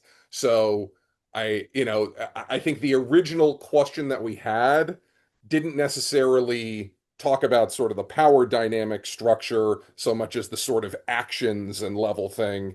So adding on to the original topic, this concept of power dynamics, how do you address all of this, which I imagine is not an unfamiliar question to you. No, it's an important emphasis because when I looked up the question from, what we designed, what I wrote to myself was power dynamics, like relate to power dynamics. Every conflict has power dynamics installed in it. That's a given. And any relationship you can say between people have that as well. So when you come in to tell a story, I don't think you should look for an equivalent. You will never find one. But while acknowledging the power dynamics, try to visit both sides and hear from them. And I'll step out of my comfort zone, which is here, which is our region. But when we start going to South Africa, we found out that one of the most moving experiences for people was to visit the Afrikaner monument and to hear from their sides. The Afrikaners were the one to colonize for many years, of course, and to apply apartheid laws in South Africa. And most of our participants, they would want to come and hear, from the Black communities of South Africa. And what was it, living under apartheid? And, how did you see Mandela's role? Of course, these are the most important questions. But you would never understand South Africa unless you will at least try to understand what happened on the Afrikaner side. So what was their background? What was their, to some degree, motivation to do that? How did they see themselves throughout those years? Could they really just do that? And like, what story did they tell to themselves? while, enslaving so many people and just building a system of racial laws, through the 20th century. So I think by accepting the power dynamics and understanding that they exist, we're enabling ourselves to kind of zoom out and say, okay, we want to hear from other people as well. And if you do that, and I hope if you do it well, then you can get a more comprehensive view of a conflict. Because by going to look at it as victims and perpetuators, you will have a limited view of things. And we're not expecting, our groups to necessarily see reality as like dual as we do, but you can find victimhood in so many places. And unless you're going to sit with that person who's now the strong, who is the perpetuator, and understand why they see themselves as a victim, then you will get a very narrow understanding of conflict. That's how we look at it. So when it comes to the travelers who are going on these tours, how much are they coming in with a sort of open mindset naturally versus your role to have them be more open to it? Because if they want, I would think that if they wanted a narrower view, there's a lot of alternatives that would be able to do that. So they have to be Right. coming to you for some reasons. So does that make it easier for you to do your work? Or what are the challenges, or what's that path to at least are they coming in fully open-minded, or are there specific things you're doing to open their minds further beyond just the storytelling? Right. So there's two kinds of groups to begin with. There's FITs, who sign up and then they're very committed to the program.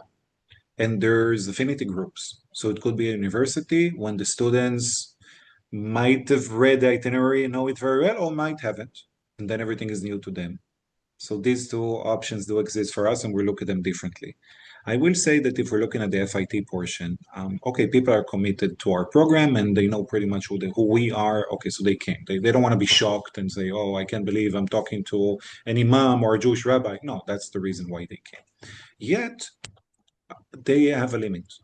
And there is some kind of a comfort zone that we want to push in some direction in order to get some not even a response, but like a better understanding of a country. And there's so many ways I think that we look at it.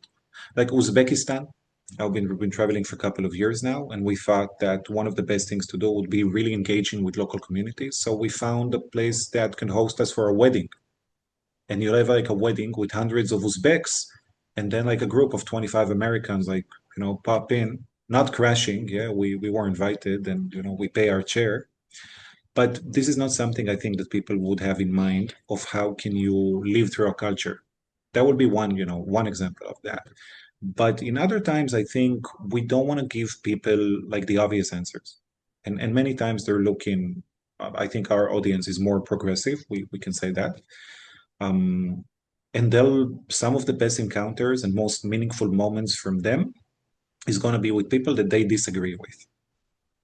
And if we would just tell them, who are you willing to talk to? They'll say, people who think like me, people who are going to empower the thoughts I already have. Okay, we'll have some of those. But on every tour, we'll be sure to have some that reflect like the local community's spirit, thoughts, vibes, and at the same time contradicts what our people think. And the only way to do critical thinking, I think, fully is to have, meet people who disagree with you. So imagine like Americans who dislike President Trump, okay, who come on our tours, come and meet with a group of Israelis who admire Trump, who for them he stopped the war in Gaza, and they look at him as a saint or a savior. It's a very difficult moment to comprehend. And we're seeing our groups go through that and saying, okay, if you told me like, I don't know, a day ago that I went through such an experience, it doesn't mean that they love the president, which is fine, of course, it's not where we're going, but we want them to understand why would someone have that kind of thought, and to try to fight a little bit with what would be their obvious thought before they come to our region. I think the best sentence we could hear from a traveler after they visit the country is that this has been very, so different than what I would imagine how things would be. Thank you. Carol, the term animal welfare is one that I think most people are familiar with as a term, but maybe not even fully what the concept means. But from the discussions we've had, welfare seems like in your sort of chain of action, it's maybe the lowest in all of this. So can you speak to where welfare fits in this range and just dive deeper into the things that you started talking about in your intro? Yeah, sure. Thanks. Back in the 1960s, in the UK, a framework came up called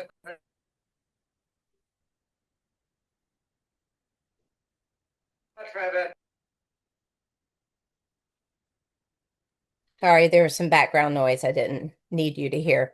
Called the Five Freedoms. And these are freedoms from fear, from distress, from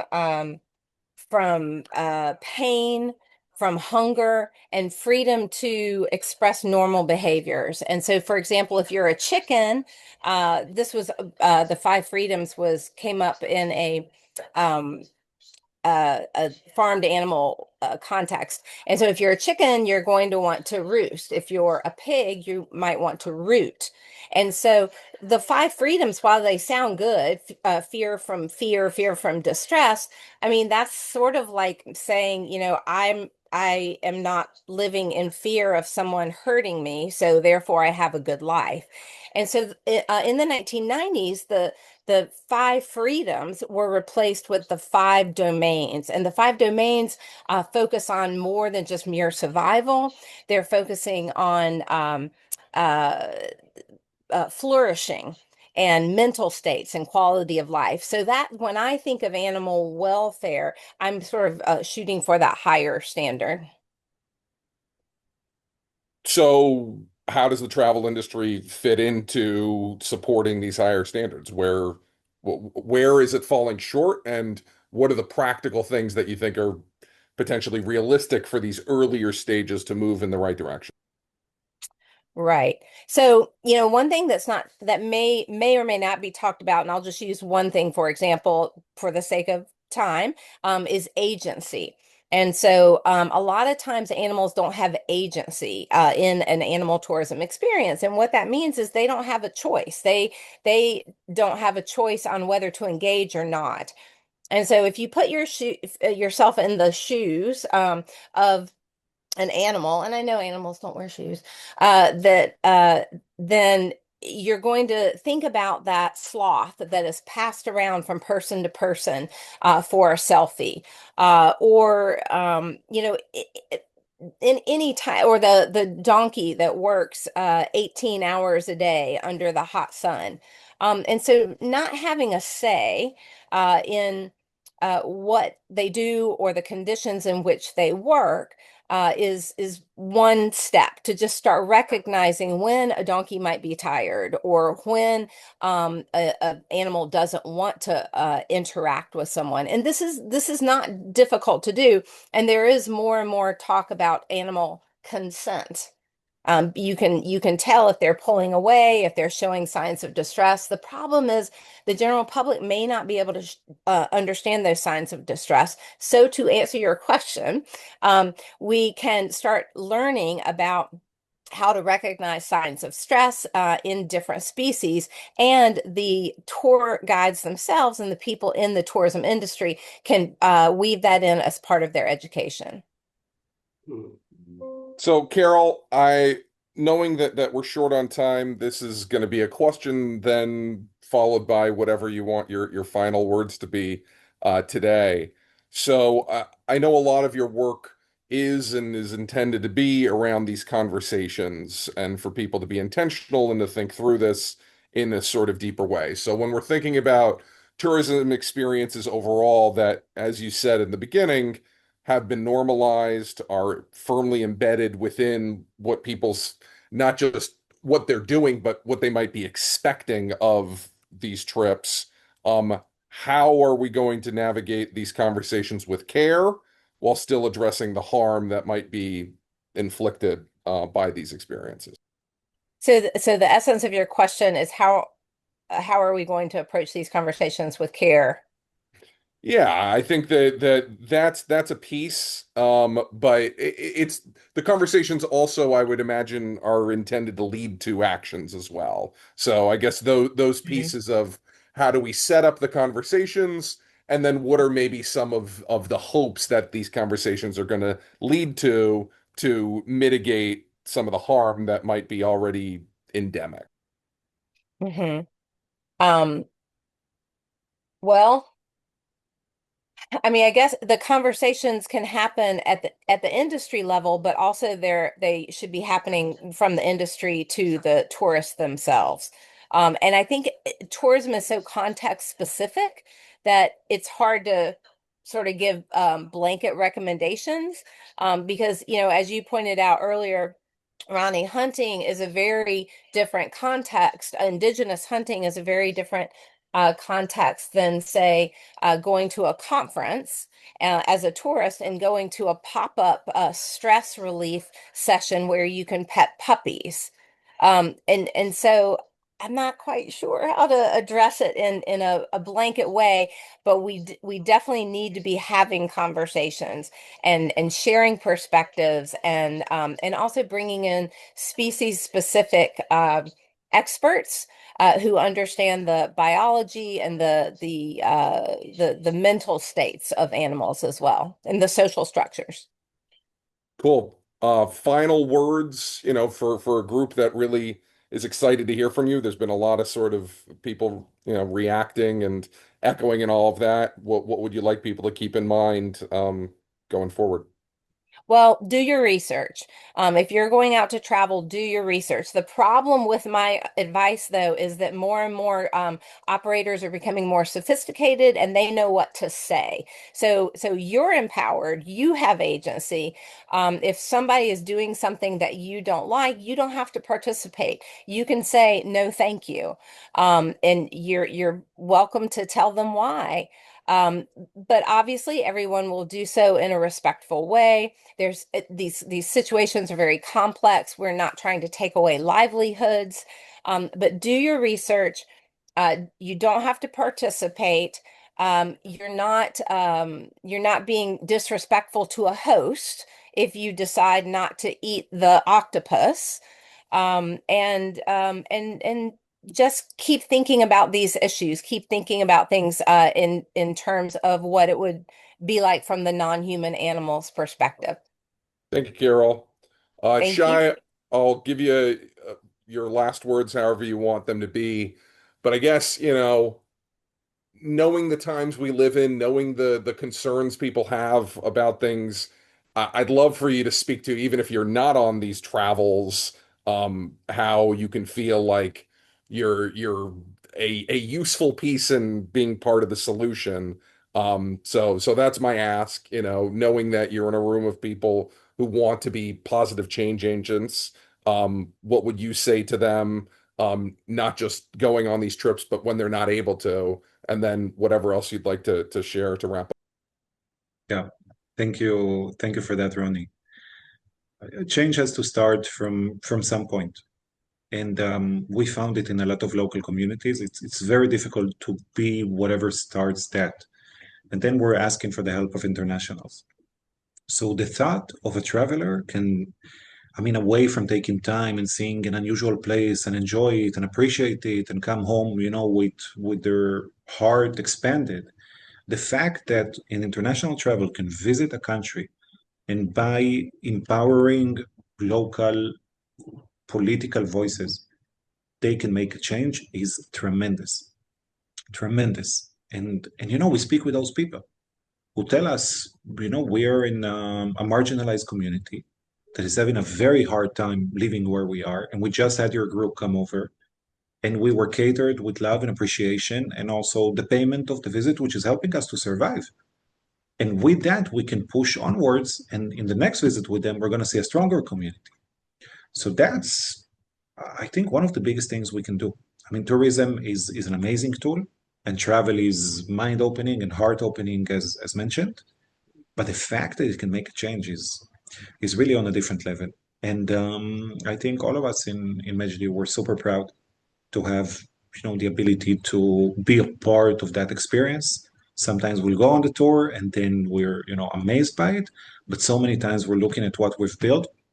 We're talking about a year or a year and a half. We're working on a program of 5 days, and then it happens, and you see it with the appreciation of people and with the understanding of what happened, and emails and calls, and it's a really beautiful moment to think about the change that we can deliver and be a part of. So that's on that, I guess. Thank you, Shai. James, we have a couple minutes left, and Yeah. you're going to get the last word. So I'll ask you a question, and then again, whatever your final thoughts are. But when it comes to the central idea of this session, it was about justice. So in your mind, do you think that businesses can be involved in justice work because it's intense. There's a lot of thought that needs to come into it and intentionality. So, do you think all businesses can consider justice? And also, do you think that it's reasonable to consider justice within travel as actually being commercially viable? Can you make money and also be justice driven in the travel industry? Yeah, thank you, Ronnie. I want to say, first of all, that the modern travelers or modern business owners, they would appreciate if there is value added onto their businesses. And it's very viable and for businesses to do business with the concept of justice. And in that line, I mean, like they would look into issues of inequalities, issues of discrimination, issues of where there is injustice in what I would call like economic injustice. And in that way, as business or corporate businesses would be able to, stand out and create programs through their businesses that aligns with social justice or social issues in a way of protecting maybe the minorities or the people that are whose voice may not be heard, but they can be able to through their businesses be able to reach out to those people and be able to I would say be able to listen to their social issues that are affecting them, inequalities, and that way they can contribute towards those issues through their businesses. And I think through that, the consumers that see businesses that do not only think about making profit, but also that are beyond making profit, but they are able to set up programs that cater for issues to do with justice, meeting issues to do with minorities and discriminations, inequality. And I think that such businesses that are also cater for these justice issues or injustices. So I think it's very viable for any businesses to be involved in justice.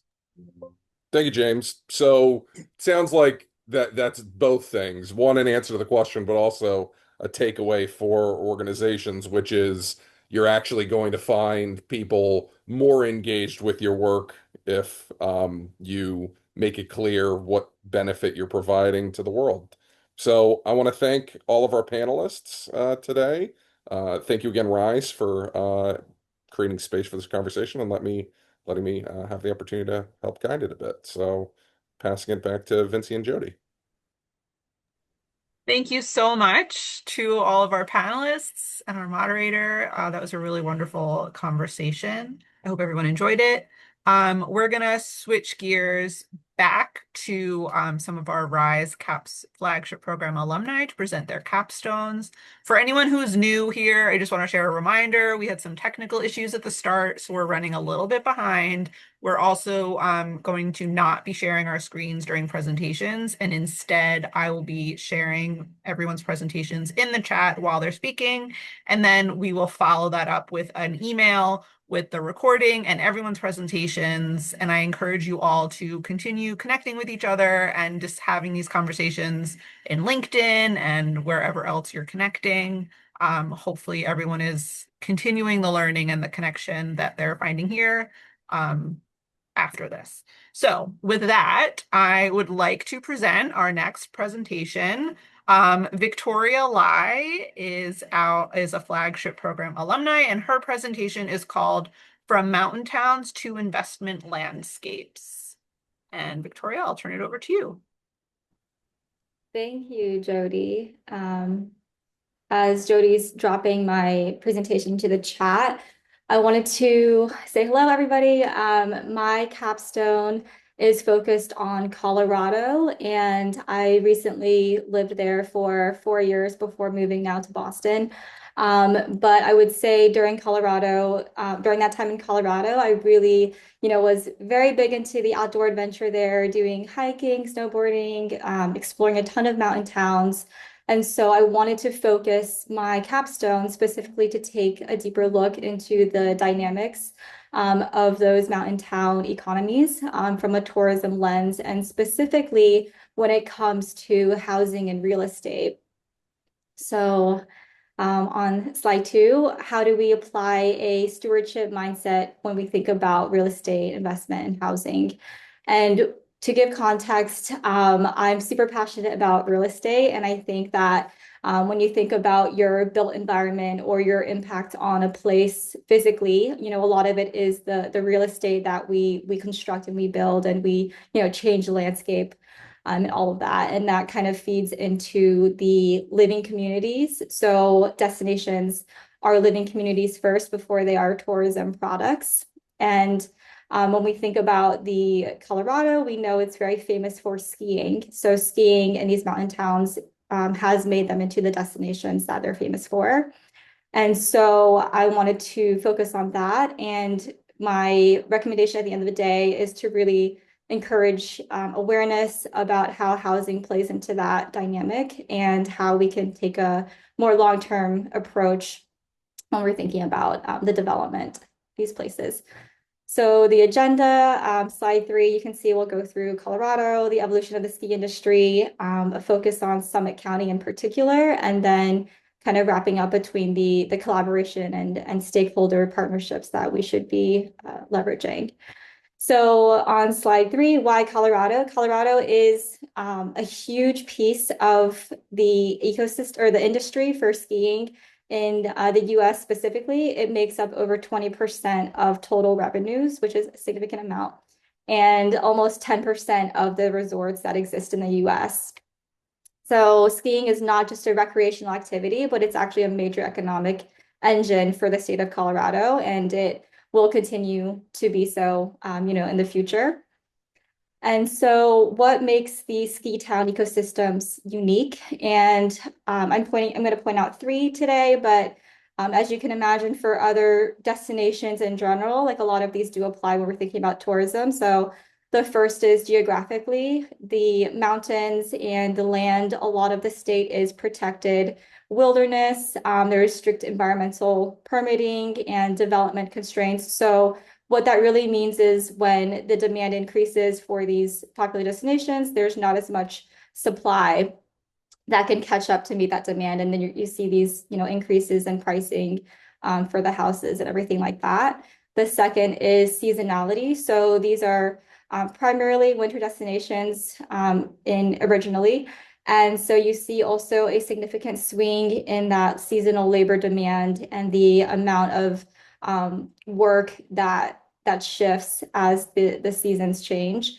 And to give you an example of that, the city of Vail, which is a very world-renowned destination. The population from a resident perspective is about 5,500, but every year it welcomes almost 3 million visitors. So that's a huge, discrepancy that the city has to be able to accommodate for that demand. And that brings me to my next point about the year-round demand. So there is a heavy reliance on a service economy.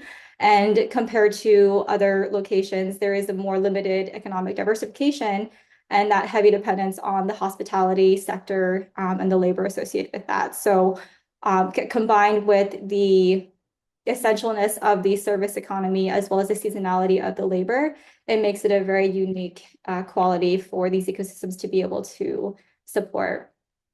So moving on to the slide 5, which is the background of the ski industry. I think this is really important to understand how we got to where we are today in terms of the trends. So starting in the early 2000s, we have the inception of Vail. So Vail was started by private investors, and they recognized that, skiing was more traditionally a sport, and they wanted to create the sport. And they had a hypothesis that if they invested in, renovation, upscaling amenities, creating the praise and, live music, they could turn this skiing sport into a very unique premium experience.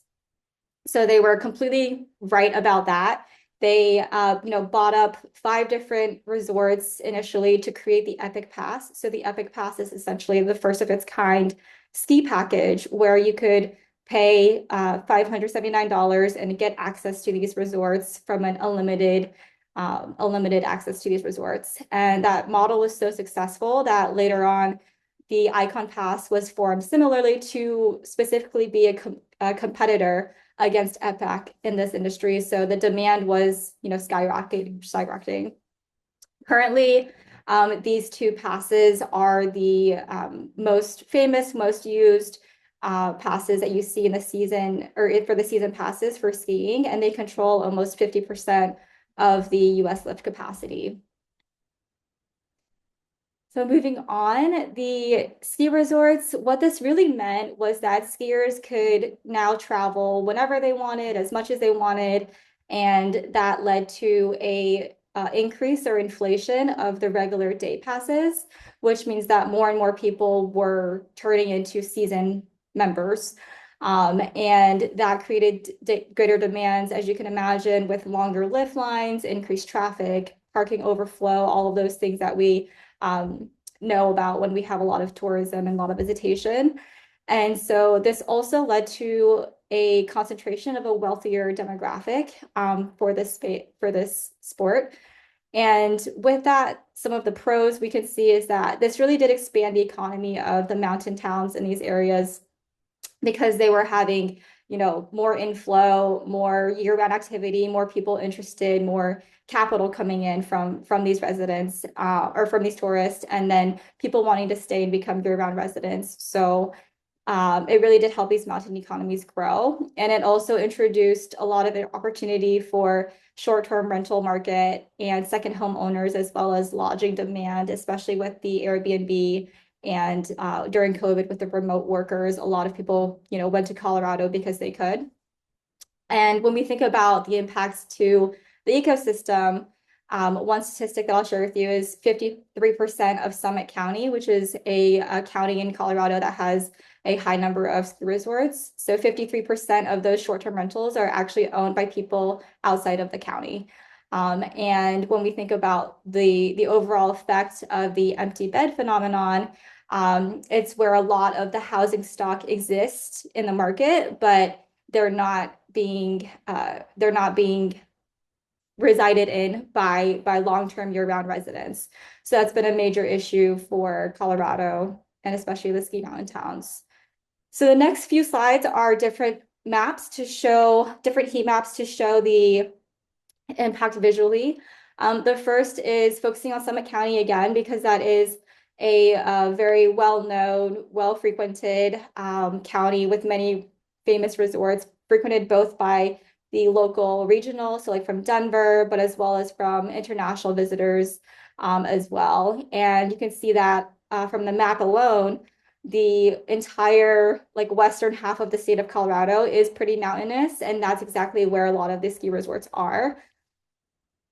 And the first heat map shows that the housing units that are vacant or seasonal, you can see in the mountain regions, a large portion of it, especially in Summit County, there's 20% or more of these units that are vacant. And then the next map, you'll see that the median value of the house in these areas are also extremely high. So these are high value.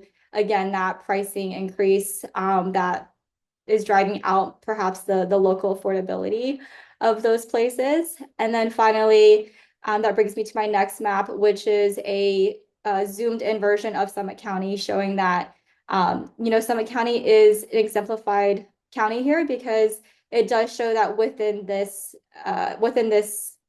region specifically, you can see that there is a lot of effort being done to create these mixed income affordability levels when it comes to housing. So even despite the pressure, there has been visually, you can see that there has been strategies that have worked to help address this. And so for the next slide on the Summit County statistics. So what's interesting here is you can see that the median home value of a home is $940,000. And that's nearly 9 times the median household income, which basically means that home ownership here is largely unattainable for much of that workforce. And as housing becomes less affordable, right, we have the graph on the right that shows workers taking on multiple jobs at one time. And you can see the difference between someone who's a renter versus an owner. So if you're a renter, you're likely to have, at least 2 to 3 jobs or even 3 plus more jobs. And essentially, when the housing becomes less affordable, your ability to work is less stable on a macro level. And then you have workers exiting or having to commute long distances, which can lead to staffing shortages. And that will equal to, your experience is degrading, your service is not as great, or just inconsistent. And the overall long-term value of that destination or the particular ski resort or asset really declines, and it becomes more than just a housing issue, but an actual economy issue when we're thinking about the competitiveness and the stability of that location over time. So moving on to slide 11 now, what does it mean to protect the well-being of that local workforce? And I know I'm using the term workforce, but we're really talking about people, right? Like people who do want to stay here and be able to, afford their life that they want and be able to enjoy without having to worry about their financial stability. So when we think about the pipeline, a lot of the young workers, if you listen to any, TikTok or any video about a seasonal worker, so someone who's a liftie or goes there to work, it's often young people who are looking for that temporary season of fun, right? They love snowboarding, they love skiing, they want to have this kind of temporary season of fun. And so they have this one demographic who goes there, they are work hard, play hard, exactly what it sounds like. They often are staying within the employee provided housing. And then at the same time, though, you have the local workers who are there permanently and who do live there permanently, and they're there they're trying to be there for a long time. And what's happening is that their friendships from a lot of the stories and statements is they have these seasonal friendships, but then they have when the tourist seasonal workers go, like who's left, right? So it kind of also impacts the ability to form long-lasting relationships in that way. Hopefully that made sense to y'all. And then it also a lot of the employees of not just the ski resorts, but the restaurants, the stores as well, are not as incentivized to really focus on developing the employee because the person's likely going to leave by the next season or when the season's over. And then when it comes to thinking about benefits, a lot of these jobs are part-time. So there's not that full-time benefits that you would normally get from a traditional, I guess, corporate job or full-time job. And so that also kind of feeds into a lot of the financing from like a community municipality budget and service aspect to be able to provide those community services. We have just a shortage of overall social services that are available to the residents. And I did find a very interesting statistic that a lot of these communities actually have a significantly higher suicide rate compared to the national average. And there's probably a whole rabbit hole to go down there, but I just did want to throw that in to show that the well-being from a mental perspective is also one of the factors that come into play when it comes to having the funds to support from a mental health perspective. So this idea of the workforce resiliency is not just a social issue, right? When we think about sustainability, it's everything from a livelihood aspect, and encompasses all of these elements where when you're a visitor, you might not be thinking of when you're just enjoying your ski vacation. So what does that mean for a better destination system and stewardship? And the next slide, on slide 12, is to show a quick map of different stakeholders that should be engaged and are engaged already in many of these cities to create policies that can help balance out that ecosystem and collaboration. So for example, the municipality aspect, there are a lot of municipalities that have employed deed restricted housing and different real estate incentives to really incentivize and help provide funding for people that do want to stay. And then from an employer perspective, some ski resorts have really stepped up in providing additional, above and beyond care, such as child care or helping with employment benefits when it comes to housing, as well as other, retention incentives to reduce that turnover. And then from the real estate side, back to when we're thinking about a investor or an extra, like a secondary home buyer, a lot of times it's having those conversations and building the real estate advisor, building in that mentality of what does it mean to invest in this area, and what can you do to think more broadly about the community that you're investing in, not just the destination that you're investing in. So I want to conclude with my slide about the two approaches to growth. So one of them is the maximized, maybe quote, extractive kind of approach when you're thinking about destinations. So that's when you're really thinking about getting your return, right? You're putting money somewhere, but you're not necessarily following all of the on the ground social or local additional challenges of that community, and taking in, what is that duality and tension between a tourism experience versus the actual residential experience. And then on the right side, it's that partnered regenerative approach, which is really thinking about protecting your asset, but protecting that destination. And again, right, protecting the community and people that live there by investing in that market health and collaborating with your public sector, your other partners, to really have those conversations about what it means to create that balance for that community that you love. And I want to end it with the quote from Jan Gehl, who's an architect, and he was one of the first to really combine the idea of real estate development with life. So his quote is, "First life, then spaces, then buildings. The other way around never works." And I think that directly applies to when we're thinking about development, especially in a destination area where people want to go and really invest and build in. Yeah, thank you. That's all I have. Thank you so much, Victoria. That was really wonderful. Okay, our next presentation is by Devere Kutcher, and his project is called Who Benefits? Comparative Framework for Evaluating Community Development in Sustainable Tourism Logic. Great. Thank you, Jody. So my name is Devere Kutcher, and before I begin, I do want to express on behalf of the RISE Travel Institute community our condolences to our friends and allies at the International Gay and Lesbian Travel Association, the IGLTA, on the recent loss of their founder and CEO, John Tanzella.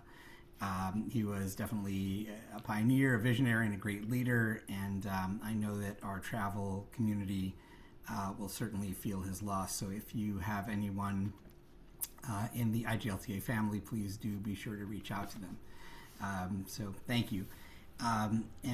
With that, I would like to begin. And the capstone project for me was really asking a simple question, which is who benefits? So, it's not about sustainable tourism in the abstract. It's really about specific properties, specific models, and specific communities.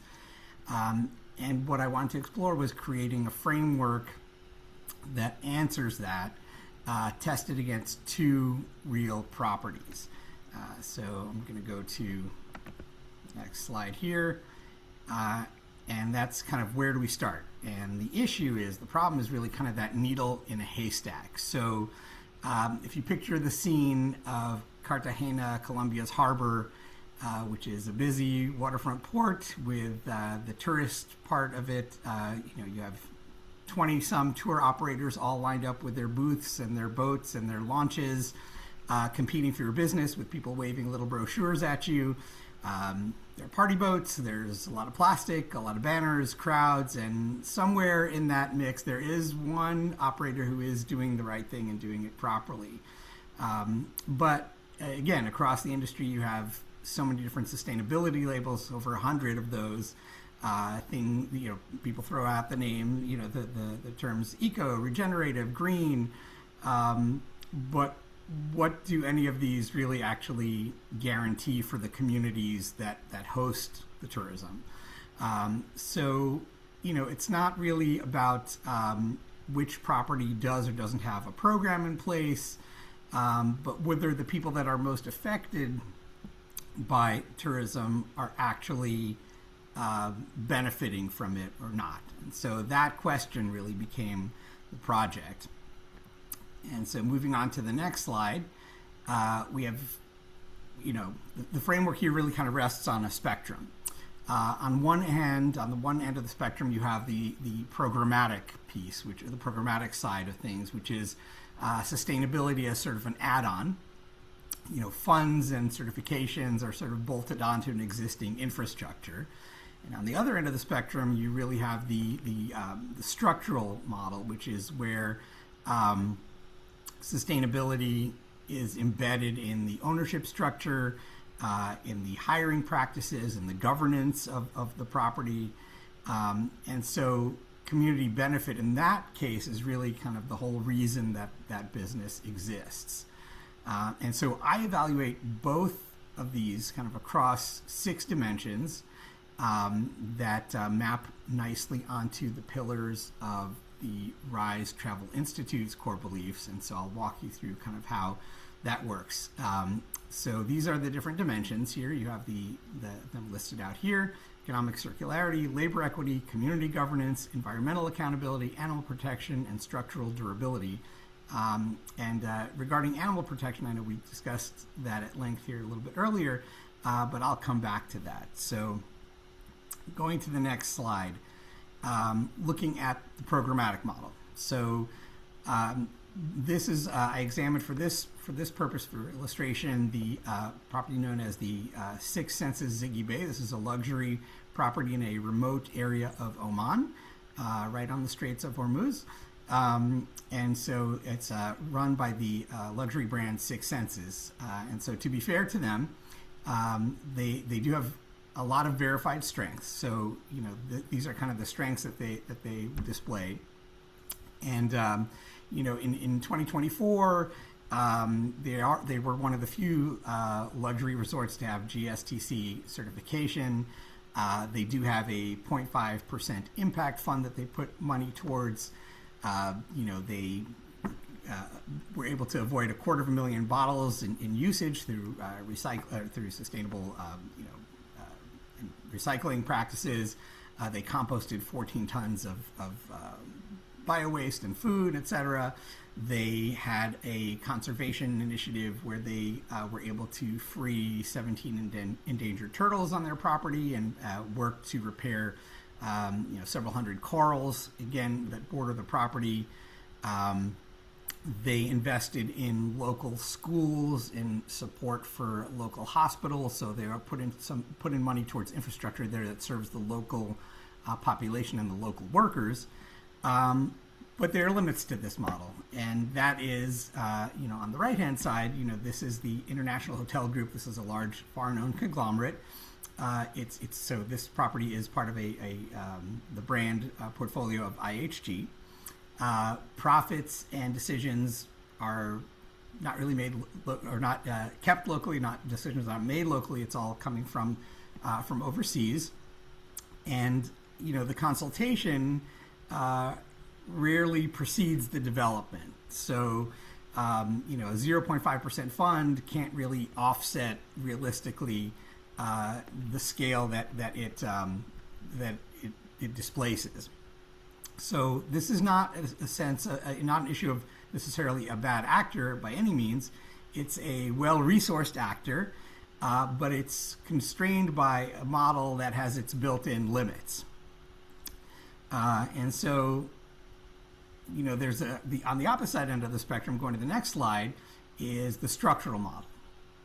And for this example, I chose a property known as Blue Apple Beach. It's on an island off the coast of Cartagena, Colombia. I've been to this property. This is Blue Apple Beach. It is B Corp certified. It actually keeps 85% of the spending in the local community. So this is a really sustainable economic loop. Their Green Apple Foundation has diverted 51 tons of waste. They convert oil to biofuel. They have local kitchen gardens that supply the resort. They are actively engaged in animal protection. They're a PADI dive resort with guest-led coral restoration on the house reef, so they actually incorporate the visitors into that restoration work as opposed to just showing them the work that's been done by contractors or scientists. And kind of really what sets it apart, though, are not so much the metrics, but the structure that it's built on. And that structure is local and indigenous hiring that reaches leadership. So the community was consulted. There is a native population that lives on that island. The resort was designed with input from that local community on day one. It is not a sustainability department or add-on. It is really kind of the model. It's embedded in the local community. It draws from the local human resources. It puts money back into the local community and involves the residents in the day-to-day operation and in the leadership of this resort, of this property. So going on to the next slide, kind of looking at these two models, these two structures side by side, you have the Six Senses model and the Blue Apple model, and looking at them across these six dimensions. So, the distinction is very concrete and it's very easy to see. Circularity, you have, the 0.5% fund versus the 85% reinvestment into the local community. You have, the governance piece, which is sort of expert-led professional corporate social responsibility versus active community co-design on-site, as opposed to led from some subject matter expert at corporate headquarters. You have the animal protection, and both are doing real work. So to their credit, again, Six Senses with their turtles and their corals, it's a program. But when you look at Blue Apple, it's guest-led reef restorations are woven into the operation. So it's much more integral and much more interactive than just sort of a program that's in place that they show the visitors what they've done and kind of update them on progress versus involve them hands-on. And so the decisive part here is really that structural durability. So the Six Senses property really depends on International Hotel Group's commitment and the vicissitudes of corporate policy and political winds of change. Whereas the Blue Apple model is really kind of the sustainability and the commitment is really locked into the ownership structure and the community input. So that it's really embedded in how it's started and how it's run and how it's going to be operating going forward, not subject to some foreign decision-making process. So going on to the next slide, which is the 3 questions that certification processes don't ask. And this is where the RISE lens comes into play. So, really putting the decolonial read into what the certification processes miss. And so number 1, who has a seat at the table? And, the certification processes on which the properties such as Six Senses rely, the development rarely consults first. It's sort of programs come after the fact, after the facts on the ground are already established.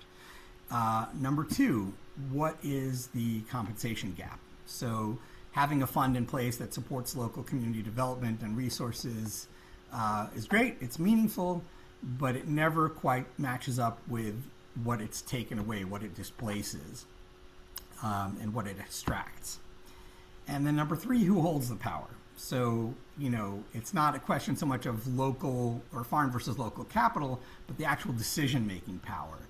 And these map directly to RISE's, social justice, community development, and environmental sustainability principles. So this is kind of where that gap is. And so the next step is really asking, okay, how do we apply this, and how do we put this into practice in our, as travelers, as practitioners, when we try to make these evaluations on properties, beyond these 2 examples, but really anywhere in the world. And that framework is kind of the core here, and that is these 6 questions. And so the 6 questions for any lodging operation are: who owns it? So do the profits stay local, or do they flee overseas? Who was consulted before the development? So was this something that was done with a team of experts based in Northern Virginia, or with the community on the ground that is going to be hosting the property, hosting the visitors, hosting the transportation modes, all those things? And third, who is employed? So more than, are people from the local community employed in service level jobs, but is there a path to leadership? Is there a chance that a local resident who lives in that community will be placed in a management role of that property, or are they just there as a wait staff or cleaning staff? So that's a very big distinction. Where does the money go? Again, does the money stay locally like it does in Blue Apple Beach, where the profits and the spending stays with local vendors, with local residents, or does it all go into an international conglomerate's pockets and to those shareholders?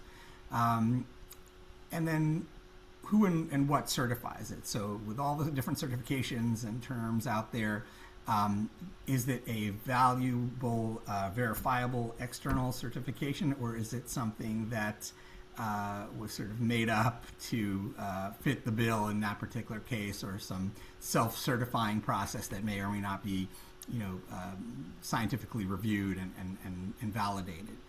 And then lastly, what happens if the brand leaves? We see this all the time, where a large branded property comes into to a community, to an island, let's say, and then after a few years, the ownership changes, they sell it, it's no longer profitable, so that all those wonderful programs that IHG put into place are suddenly gone, and whoever takes the property on next, whoever the next investor is, it's up to them what they do with the community. So,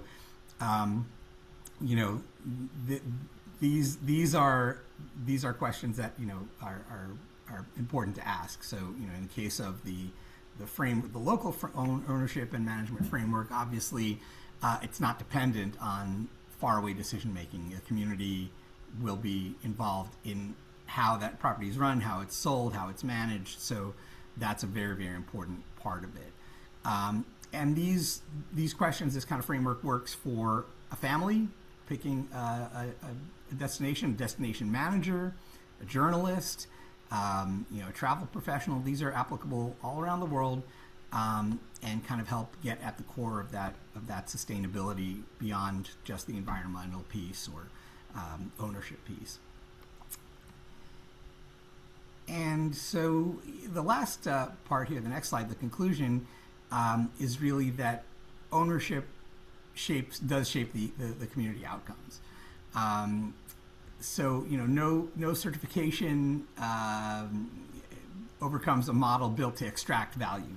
So it doesn't matter how many green and LED badges there are in the lobby, if this was designed as an extractive model, those certifications don't overcome that, don't nullify that. Structural sustainability outlasts and outperforms programmatic sustainability every single time. And before you can really trust any sustainability claim, no matter how impressive it might sound or how flashy it might look on the website, really ask yourself who benefits. And sort of it's that old cliche, follow the money, but beyond follow the money, ask who benefits. And the 6 questions that make that judgment are really repeatable and replicable for anyone making those travel choices, and so help you hopefully make good lodging choices. With that, I'm done and happy to move to Q&A or whatever is next on the agenda. Thank you, everyone. Thank you so much. That was really wonderful. Our last RISE flagship capstone presentation is by Anna Henry, and her presentation is called Sustainable Study Abroad. Thanks so much, Jody, and thanks to everyone who's presented thus far. I'm really impressed with your research and your projects and learning a lot today. Also appreciate the invite from RISE. So I, unlike many of you in the tourism industry, I'm in the international education industry. My name, as Jody said, is Anna Henry. I work at the UC Berkeley Study Abroad office as our Assistant Director of Advising and Student Support. So I'm going to talk a little bit about how the RISE Fellowship Program, which I think I did 5 years ago, is that right, Vinci?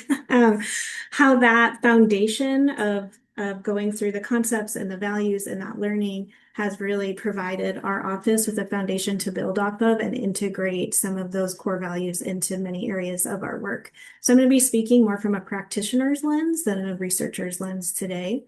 And you have the slides if you want to download in the chat. I'm on slide 2 now.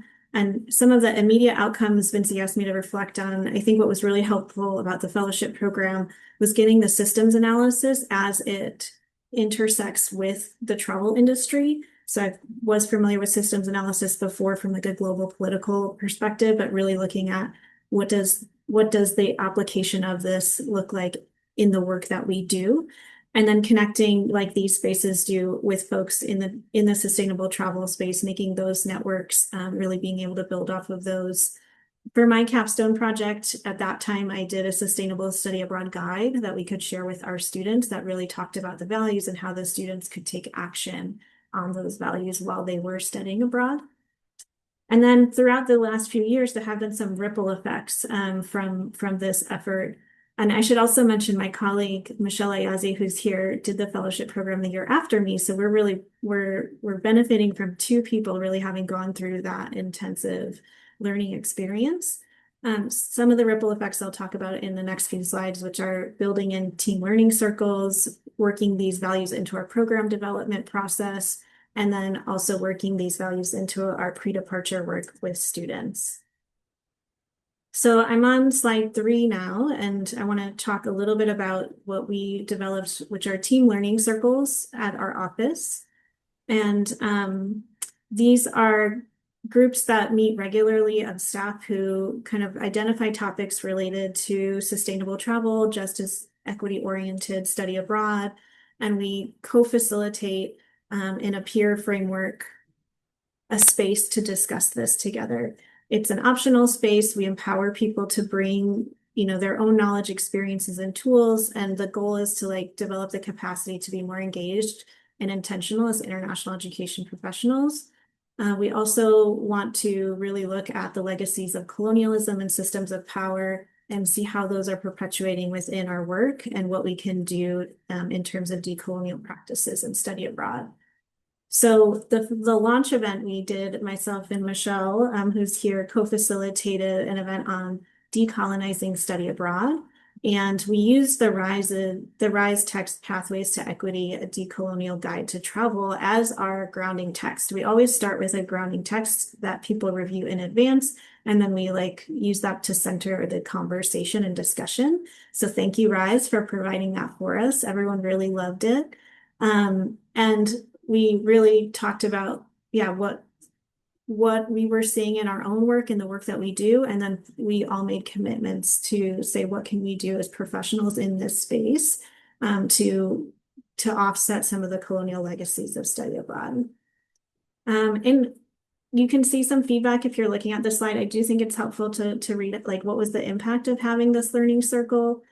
We had one colleague who wrote in their feedback form, we will do harm, right? And we also have the opportunity to do good and better prepare students to think critically about their travel experiences. And then another colleague wrote that they would like to explore shifting away from multinational providers and move more towards hyper-local providers for housing, risk, safety, support, et cetera, where possible. So we were able to do some culture shifting and some planting a seed in these learning circles. And since then, we've had other topics, like we've talked about language learning abroad and colonial links to languages that we're learning abroad. We've talked about the ugly American stereotype. We've talked about traveling in uncertain times, which is something we're all dealing with in this field right now. So it's been a really great development. And then I'm moving on to slide number 4, and I want to talk a little bit about how we also try to integrate the values that RISE provides into our program development. And we've done this in conjunction with we were already sort of revising our program development process, and we were able to bring in the values, and we use those values in order to have benchmarks when we're reviewing these proposals. So some of the values that there's crossover between our values and the values that RISE talks about are local expertise, non-extractive programming, sustainability, and responsible stewardship, as well as access, equity, and non-discrimination. And some of the examples that we actually ask providers to talk about directly in our proposals is, in what ways will students engage with local communities in the program, and how will local communities be engaged in the delivery of program content? And then how will decisions about housing, transportation, meals, excursions demonstrate a commitment to investing in sustainability and local economies? And then we're kind of scoring answers based on what we're receiving. And I should mention that we didn't come up with all of these on our own. We definitely, we have a lot of gratitude for the Climate Action Network on International Education, which is a professional organization that does sustainable study abroad, as well as the Forum on Education Abroad has sustainability resources. So they were also instrumental, in addition to RISE, in helping us formulate these into our program development process. On slide number 5, I will say we also looked at what is our impact in study abroad. Like, we are putting students on planes. This is something we're doing at scale, and we're trying to grow, right? There's going to be carbon that is emitted based on this. We recognize that carbon offset programs are not the solution, but we also wanted to provide a gesture in order to acknowledge, the impact of sending students abroad. And we partnered with our Office of Sustainability on campus to add on to an existing staff air travel mitigation program to incorporate study abroad flights into that program, which is a small fee that is tagged on. I think it's like $25 for an international round trip. It's tagged on to the program fees, and then that gets invested into campus sustainability projects. So again, there's this model isn't like perfect. It's, you know, it's investing in the Berkeley community. It's not investing in the local communities, for example. But again, it's one gesture. It's one way that we want to acknowledge the impact and try to invest in sustainability on our campus. And then slide 6, I want to talk a little bit about our work with students. So after Michelle and I went through the fellowship program, we were really excited. We were like, okay, we're going to do workshops. We're going to offer sustainability events for our students. So we did create some optional workshops before students go abroad. And I will say that they go like right at the end of a semester is really busy. They're in finals, they're really stressed, they're doing all this prep work, getting their visas, etc., booking their flights. So our attendance was not as high as we wanted. So we had to sort of go, okay, our content is really good. The students that did show up really enjoyed it. How can we more so integrate this into what every student has to do? So just this past year, we've launched Being a Good Guest module as in part of our required orientations for all of our live sessions across all programs. And it's really interactive. There's a lot of like visualization exercises. We do videos and we, you know, have an intercultural exercise. But we talk about how students can be aware of power dynamics when they're abroad. We talk about how they can individually support local economies and mitigate their own environmental impacts. We engage them in a conversation about their ideas around that. And we also bring up this idea of reciprocal exchange, which I know RISE really dives deep into in the fellowship program. And we acknowledge that they are going to get a lot out of this study abroad experience, but that they also have a responsibility to contribute to the community that is hosting them. And then we practice some intercultural communication tools and we prepare them. We call, one of our faculty directors calls it culturally face planting, when you make a mistake abroad and you didn't realize that you just put your foot in it, so to speak. So we kind of prepare them that they are going to do things that they mess up on, and how do we help prepare them for that, and how do we help them like process that and give them some tools for that as well. And then quickly to wrap up on slide 7, just the takeaways. And I will say this has all been developed over the course of 5 years, right? So it's not something that happened overnight. One major takeaway for me is that cultural shift happens over time, especially at an organizational level. But it's important to make the space for team engagement, to create that space to discuss these topics, to really get buy-in from your team, and to really have conversations about values and come to a collective place of engaging with your values. And then thinking about the ripple effects from yourself and your own learning to those around you and your like immediate colleagues and are on a campus. Then you can think about campus, like we partnered with our sustainability office, right? To your clientele, like our clientele is students, right? But for you all, it might be travelers. And then finally, for partners and programs, our international folks that we're working with all the time. So that's it. Thanks for letting me share, and I'll pass it back to Jody. Awesome. Can everybody hear me fine? Yes. Okay. Yeah. Well, Anna, thank you so much. Your presentation makes me very happy to know that you are actually out there doing the work, kind of implementing all like the frameworks that we find helpful, and that now you are doing the actual work and like really implementing them. So like it's great. And I can see how exactly we can further support your work. And with that, I'm going to move on to the most exciting, or one of the most exciting moments at RISE, which is actually very relevant to what Anna was just saying. We're officially launching the RISE Traveler Pathway Level 1, Elevating Your Journey, Foundations for Thoughtful Travel. My team has asked me to try and share screen because I was going to do a demo, but now I have PTSD. I don't know if I should actually share my screen. So I think it might be better for me to just like drop a link in the chat, not to take risk. But then I won't be able to show you a lot of features that I was going to. You will have to sign up to find out then. But let me explain a little bit of what this program is about. in our industry, we've had a lot of conversations on how to make sustainable and responsible tourism products sexy, more appealing, so that travelers will choose them. We agree, while I agree 100% that making thoughtful choices visible, attractive, and easy is incredibly important. And then there's this yes, and. Yes, and we also believe that meaningful behavioral change is most likely to endure when people understand why those choices matter. If travelers only follow recommendations because they're convenient or trendy, those behaviors may change when circumstances change.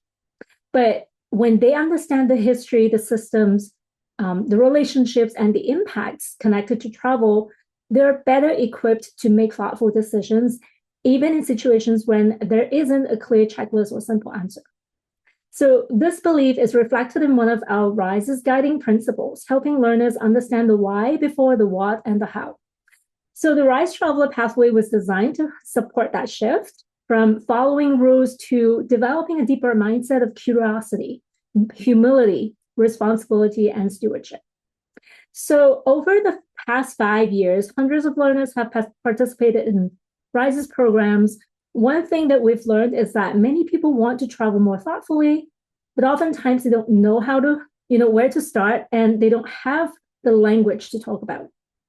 And RISE Traveler Pathway was created to bridge that gap. So the pathway has 2 levels.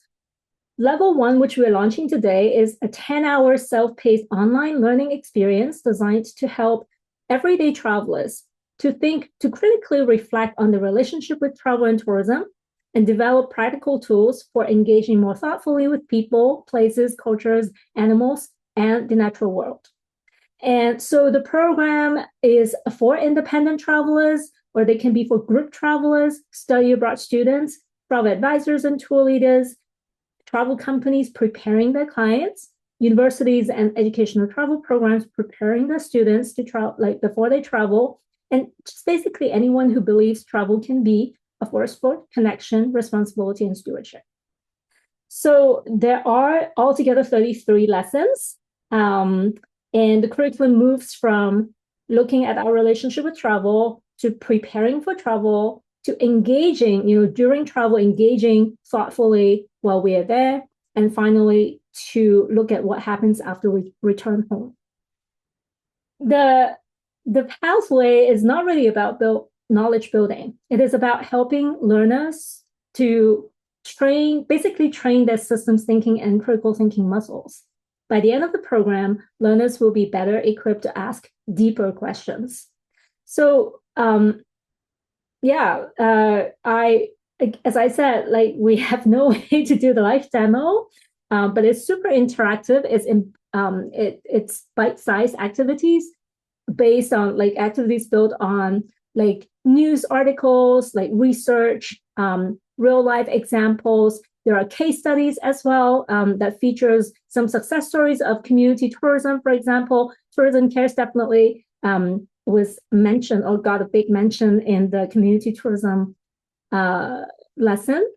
And so again, helping folks to travel with great humility and awareness, making informed decisions, continuing learning long after the trip ends, and just ask better questions.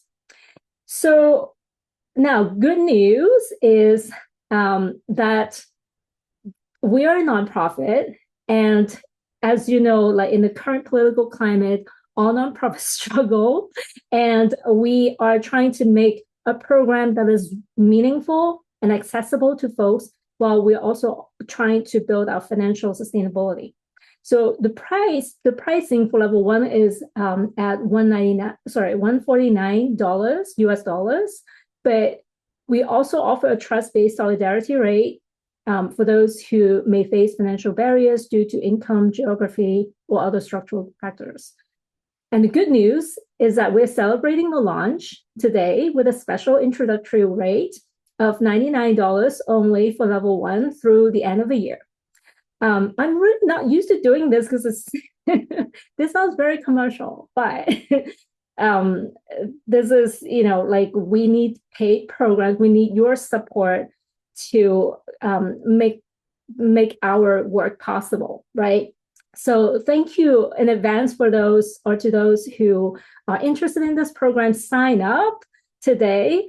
And as a thank you to those of you who chose to spend your afternoon with us rather than watching the FIFA World Cup again, we're offering an additional $10 through the end of this month, only for the annual conference participants. So I believe that my colleagues are sharing the links and also the coupon code here, so that you can just like go ahead and sign up right away using the code.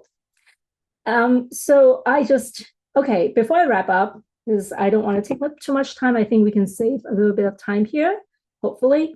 I want to share one final invitation.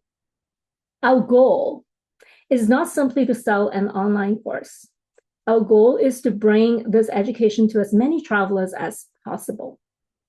And we want to inspire long-term, like longitudinal behavioral change, like what Anna just said. It usually takes years, for people to really change their habits. So this work is really, our hope is for this work to contribute to that change. We believe that this program has enormous potential to shift mindsets, inspire behavioral change, and redress some of the inequities that the current tourism model is producing and reinforcing. And so our hope is that this becomes more than a course. We hope it becomes a part of a broader movement to cultivate a generation of travelers who are more thoughtful, more informed, and more committed to traveling in ways that contribute to a more just and equitable world. And that is why we're looking for partners who share this vision. It takes a village, as John said. Whether you're a tour operator, a university, a study abroad program provider, a DMO, a travel advisor network, a nonprofit, an industry association, a traveler community, media, or if you're a like-minded independent content creator or influencer, we'd love to explore ways to bring the Rise Traveler pathway to your communities. So if you're interested, go check out the program. And if you love it, reach out to me and my colleague, Devere, who just gave an excellent presentation earlier, by emailing partnerships@risetravelinstitute.org, and then we'll chat. So we have put so many hours, well, months into this program, and we really, really look forward to you sharing your feedback with us, and we hope that you love the content. I'm done, Jody. You can take it over. Thank you, Vinci. At Rise, we're all really, really excited about this new program. So we hope you are too, and we hope you'll join us on this learning adventure. And now we're going to get back to some presentations. We have started a partnership with the Transformational Travel Council, which you'll hear a bit more about soon. But we have invited some of their program alumni to present their projects with our community. So without further ado, our first presenter is Louise Fowler, and her presentation is called Travel Guide to Your Authentic Self. So Louise, are you still with us?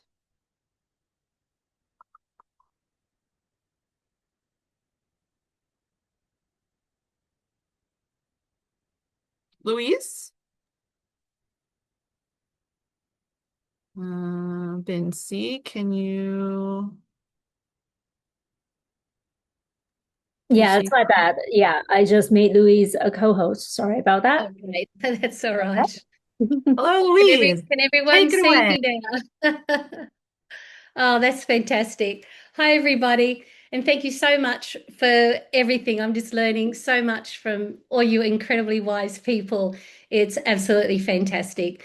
Well, I am Louise Fowler, and I am from the Byron Bay hinterland in Australia. I've been up since 2 a.m. this morning watching all these incredible presentations and learnings. That's 5 a.m. right now.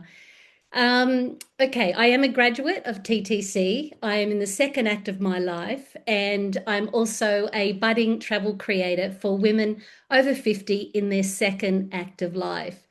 My purpose is to unite women's wanderlust with their calling to their truest self. I'm working to do this through the art of slow and soulful travel, connecting women with places that nurture while fostering a deep relationship with the communities, cultures, and also the natural environments. And my starting point happens to be my capstone project, Travel Guide to Your Authentic Self. And you may have the slides there, I'm not too sure, but I'm just going to keep on going. Fantastic. So on the second slide, you'll see this. The core concept is a retreat in a suitcase. There's no fixed schedule that is required. You open it when you are ready, you work through it at your own pace, and lead the experience entirely on your own terms. We know that travel has the power to open the door to personal transformation, but it's the readiness and intention that walks us through it. The guide is designed to support that readiness through a carefully sequenced inner process. It is a journey of 7 compass guides, and it takes you from preparation before you leave home through a journey of reflection and discovery to integration and recalibration for when you return. And it can come in several different forms, including, which is my favorite, a physical transformational kit, destination-specific editions, or a travel style magazine. So today, as you'll see on the slides, I'm sharing the magazine version that we have there, and it's all being designed in a way so that it can be held. It is more of an analog style. All right, so women over 50, we're one of the most powerful travel consumers today, and this is fueled by our deep, deep sense of wanderlust. And this is our opportunity here to be able to guide this wanderlust as a force for good in travel. So the personal outcome of traveling with the guide is that you return home feeling more of who you really are, what matters now, and what your next chapter looks like. And with the powerful rise of women in this life force, this becomes a timely, relevant travel companion. For the solo traveler, traveling alone, or maybe in small groups, it transforms time alone in her place of choice in a genuine conversation with self and surroundings. And while it shines brightest in solo travel, it works just as naturally for a framework for a girlfriend's weekend away, or however creatively people want to use it. So what is the impact? And the impact is incredibly important to me, because what I have done is focused on a transformational pathway for travelers to be more present, more reflective, and more available to engage with a place in a respectful and life-enriching way. And that matters for destinations and operators, because meaningful travel is shaped by how the traveler arrives. Any destination with soul, space, and a genuine sense of place becomes a part of the transformation for all of us in many ways. The guide can be woven into retreat experiences, great for travel coaches, or built into destination campaigns for women. The traveler brings the question, the destination helps the answer, and the travel guide is the actual inner process. So what is my plan? My plan is to travel sharing the principles, and many of the principles that we've heard here today, and I'm learning so much more. Absolutely love this new Rise travel program, love to be a part of it. But to travel with these principles and the guide itself through storytelling series called Places That Nurtures, and to redirect women to be able to discover the people, the places, and experiences that can inspire renewal, perspective, more joy, and a deeper connection to self and the surroundings. My biggest passion and mission in life is that I honestly believe that when a woman travels back to herself, she returns with the wisdom that the world needs, something that we need more than ever before. And the ripple effects for this can be incredibly just endless. So thank you for having me. I hope I did that in 4 minutes. Thank you so much, Louise. That was wonderful. Oh, good. Moving along to our next presentation, Juma Bakar. His presentation is called Designing Transformational Hospitality, a Place-Based Journey Model Rooted in Pemba Island. Hi, everyone. My name is Juma Bakar. I'm owner and founder of Upepo Journeys on Pemba Island, Zanzibar. I'm a veteran of more than 20 years in boutique hospitality management. And during these 20 years, I have been having a question, which is, what are people really seeking when they travel? Which is beyond experiences and destinations. So seeking restoration, meaning, and reconnection. So basically, it's how hospitality might intentionally create space for those deeper needs. So what is the core idea of my project? Simple, it's a transformation that rarely happens. Transformation rarely happens because of activities. Meaning, the best transformation is through person, place, and process. While much of tourism is designed around stimulation and consumption, many travelers today are arriving exhausted, distracted, and disconnected. So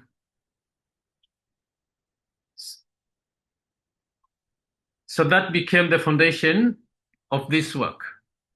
And what is the opportunity? The opportunity is that Pemba Island itself is still intact compared to the main island of Zanzibar, because yearly we get a total of like almost 100,000 tourists, but Pemba only receives 5% of that. Say the conditions are well naturally designed to offer that kind of experience.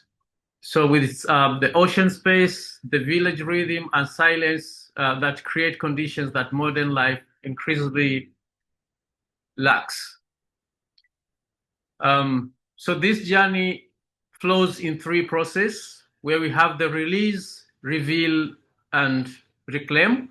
Quickly release, it's when someone arrives. You know, when you travel with all the noise, the whispers, the balance sheet, the spreadsheets that you left behind, you carry them with you. So this journey, it offers you the condition to release that noise before you start revealing. That's moving towards the presence and start hearing yourself again. The fourth slide, it's about the transformation that we seek. Because most people talk about travel as an escape. And escaping, it's like pausing. You just pause the video and then you can restart. So if you escape, you pause the noise, and then when you get back home, the noise resumes. So what began as a capstone has evolved into real project, a place-based model for transformational hospitality rooted in dialogue, intentionally designed, and with the regenerative principles. So my question is, what if the future of travel belongs to places that help people reconnect rather than simply disconnect? So basically, we travel to find ourselves again and reconnect with the places and the communities that they host us. The last one, I would just like to say thank you to Transformational Travel Council and Rise Travel Institute for creating spaces for these meaningful conversations. I look forward to continuing the dialogue and learning alongside the community. You can find me on LinkedIn and WhatsApp. That will be shared on my slides. Thank you very much. Thank you so much. That was wonderful. Okay, moving right along, our next presenter is Danielle Tuhema, and her presentation is called Travel as Transformation, a Curriculum Development Approach to Equity and Inclusion in Tourism. Hi, everyone. Thank you. Waklisa Gout Assassis, Daniel Tehima. I am a citizen of the Modoc Nation and am the Education and Business Development Director for AIT, or the American Indigenous Tourism Association. I also serve on the board for Travel Unity, to shout out to Ronnie, and I chair NTA's DEI Advisory Committee here in the US. Today's slides, if you're following along, that first slide is just a little bit of me and my background. The capstone project was developed for the TTC cohort back in 2019, 2020, but I will say that this work has really evolved into the entirety of my career since then, and really kind of leads what I'm doing currently with AIT. It was designed specifically to advance the equity and inclusion in the travel and tourism industry at large. On that second slide, the core idea behind this work is that meaningful inclusion in travel requires both inner work and structural change. Much of the industry focuses on policy statements right now and marketing adjustments, and those things do matter, as we know, but they aren't enough on their own. Before practitioners can transform their experiences they offer travelers, they need to examine their own socializations, their implicit biases, and what we call their groundwater. And as Jillian from the TTC says, you have to get into the messy middle a little bit. So the cultural forces that shape how we see and treat one another is really what the core of this work was. The curriculum was designed to move participants through progression from personal reflections outward to professional application. For example, if you attended our Go International conference in April with AIT, one of our keynotes actually ended up using stock photos of Indigenous landscapes and jewelry to represent Native communities. What typically comes to mind in those moments is shaped by stereotypes and mainstream narrative, not by the communities themselves. So that's exactly what kind of unconscious choice this work asks us to examine. And it was successful with the TTC. I don't want to speak on Jake's behalf, but we did have some really great runs with that, and as well as the DMO region I was working with at the time. We know that when we don't examine our own position of privilege, that we inadvertently design experiences that center on one type of traveler and render everyone else invisible. So it really was trying to get to the core of that other problem and the real equity work that asks us to stay in those uncomfortable moments rather than move past them. That discomfort is often where the most important learnings actually happen. So on the structural side, census data and traveler research shows us clearly who is traveling and who isn't being served. And there's both moral and economic imperative to close that gap. So who we partner with, whose stories we tell, and how we tell them sends a direct message to travelers and our communities about whether or not they belong in the spaces that we are creating. So on that next slide, the challenge that I set out to address was the absence of a curriculum and a learning tool that could bridge equity and inclusion theory with day-to-day tourism practice in a way that was accessible and engaging. On the traveler side, people genuinely want to travel more responsibly, and that's the whole premise and why I love working with the TTC, but they've never been given the language or framework necessarily to think about concepts like privilege, power dynamics, who benefits, or who is harmed through those tourism systems. And so on the industry side, tour operators, DMOs, DMCs, and guides are increasingly aware that these conversations do matter, but they lack the practice-ready tools. So critically, inclusion is not just the right thing to do, it's economically important. Again, it's serving that full diversity of travelers. It expands our reach and increases revenues, and it deepens the impact. And that's what I love, what I'm able to do now in the organizations we're partnering with. So Vinci, I'm definitely going to be in touch on how AIT can support RISE further. And although this work was developed again in 2019, 2020, as I mentioned, it's very much part of who I am as a professional now in the tourism space. We're getting ready to launch an Indigenous accreditation program in the US behind Canada, who launched it 2.5 years ago. New Zealand is on the cusp of launching theirs the end of this year. And right behind that is South American Indigenous communities who are interested in that curriculum and that accreditation, as well as the Sami Nation. So we're looking at global impact in the Indigenous tourism space and how we can really start to fill those gaps in connecting mainstream tourism and the traveler to authentic experiences globally. That next slide, impact and transformation, talks about how the curriculum was developed to support that fundamental shift in how industry professionals see their role. So as industry leaders, and I don't know about the rest of you who are presenting today, but it's always a little more nerve-wracking when you're presenting to peers. So instead of asking those surface level questions about diversity in our marketing and our tour offerings and participants, we're inviting people into a much deeper question about who we are in this space and how our presence and the experiences that we are creating could potentially serve or positively or harm negatively the communities that we're working with.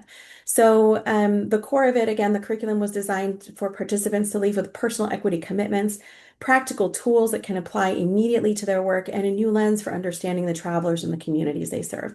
For me, again, this work connects directly to my role at AIT, Travel Unity, and NTA, and where I see every day how the industry's failure to center inclusion has real consequences for rural communities, indigenous communities, underserved communities, and for our young people trying to enter the workforce, the travelers who have never seen themselves reflected in the industry offerings. And again, getting back to workforce, are we showing our young people that they actually belong in this next step when we do retire? Because eventually we all will. And finally, I just want to thank RISE and the TTC. And the last slide in my deck is just all of my contact information, as well as the links for American Indigenous Tourism Travel Unity and the TTC directly. It takes a village, as we've heard today, and thank you so much for this opportunity to present. Thank you so much. Our next presenter is Elizabeth Harrington, whose project is called the Vital Path Framework, a member integration and reflection system. Hi, everybody. Can you hear me? Great. Yeah, so hey, I'm Elizabeth Harrington, and I am the founder and chief explorer at Vital Ventures.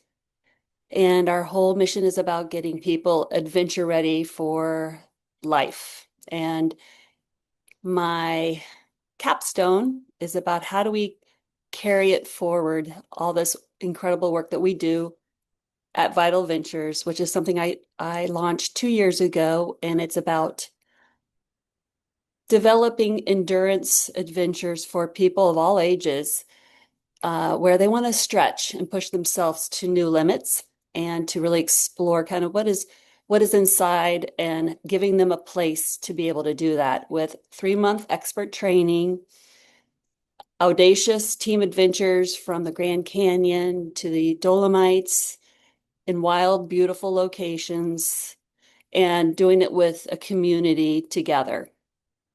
If you're following the slides, this was my capstone, is really taking what I had developed, a really strong beginning of the preparation of forming these groups of cohorts of people from all over the globe to come together into small unified groups about 9 to 12 months in advance of what we were going to do. So I was really solid in the early stage of preparation and adventure and at thinking piece, but I wasn't seeing or hadn't figured out quite yet that way of integration. And that's when I did the TTC design program, that I really was able to get kind of clear that that was what I needed to do, was how do all these touch points of learning about where we're going to travel to and how we're going to experience the place in advance, and then actually going there, having moments to reflect while we're there together and individually, but then how does that integrate into our life going forward? And endurance adventure is mostly trekking and hiking, and anyone can do it. And the whole idea behind Vital Ventures is whether it's an extreme adventure or whether it's a gentle adventure, it's your own audacious adventure. And we design it so that you can start where you are, you're supported with expert training, your expert guidance, and you're able to really kind of stretch what you think of yourself and define a new belief. So this is the vital path that I developed with TTC and their inputs. And what we were really doing is, and this is what kind of brought me here, was understanding there was this gap that existed out there in travel, as well as in adventure travel specifically, of how adventure travel often will assume you're already capable when you show up with no real preparation. Fitness programs, hardcore fitness programs, stop at just the finish line, and there's really no integration support afterwards. So members end up lacking confidence, or maybe they never even really got it. They were kind of questioning when they showed up if they were going to be able to do this and keep up, and no real roadmap in advance to give that confidence. And personal breakthroughs often were fading if you did do that adventure without a structure to really carry them forward. So the path is about really preparing and articulating that why well in advance with your team and yourself.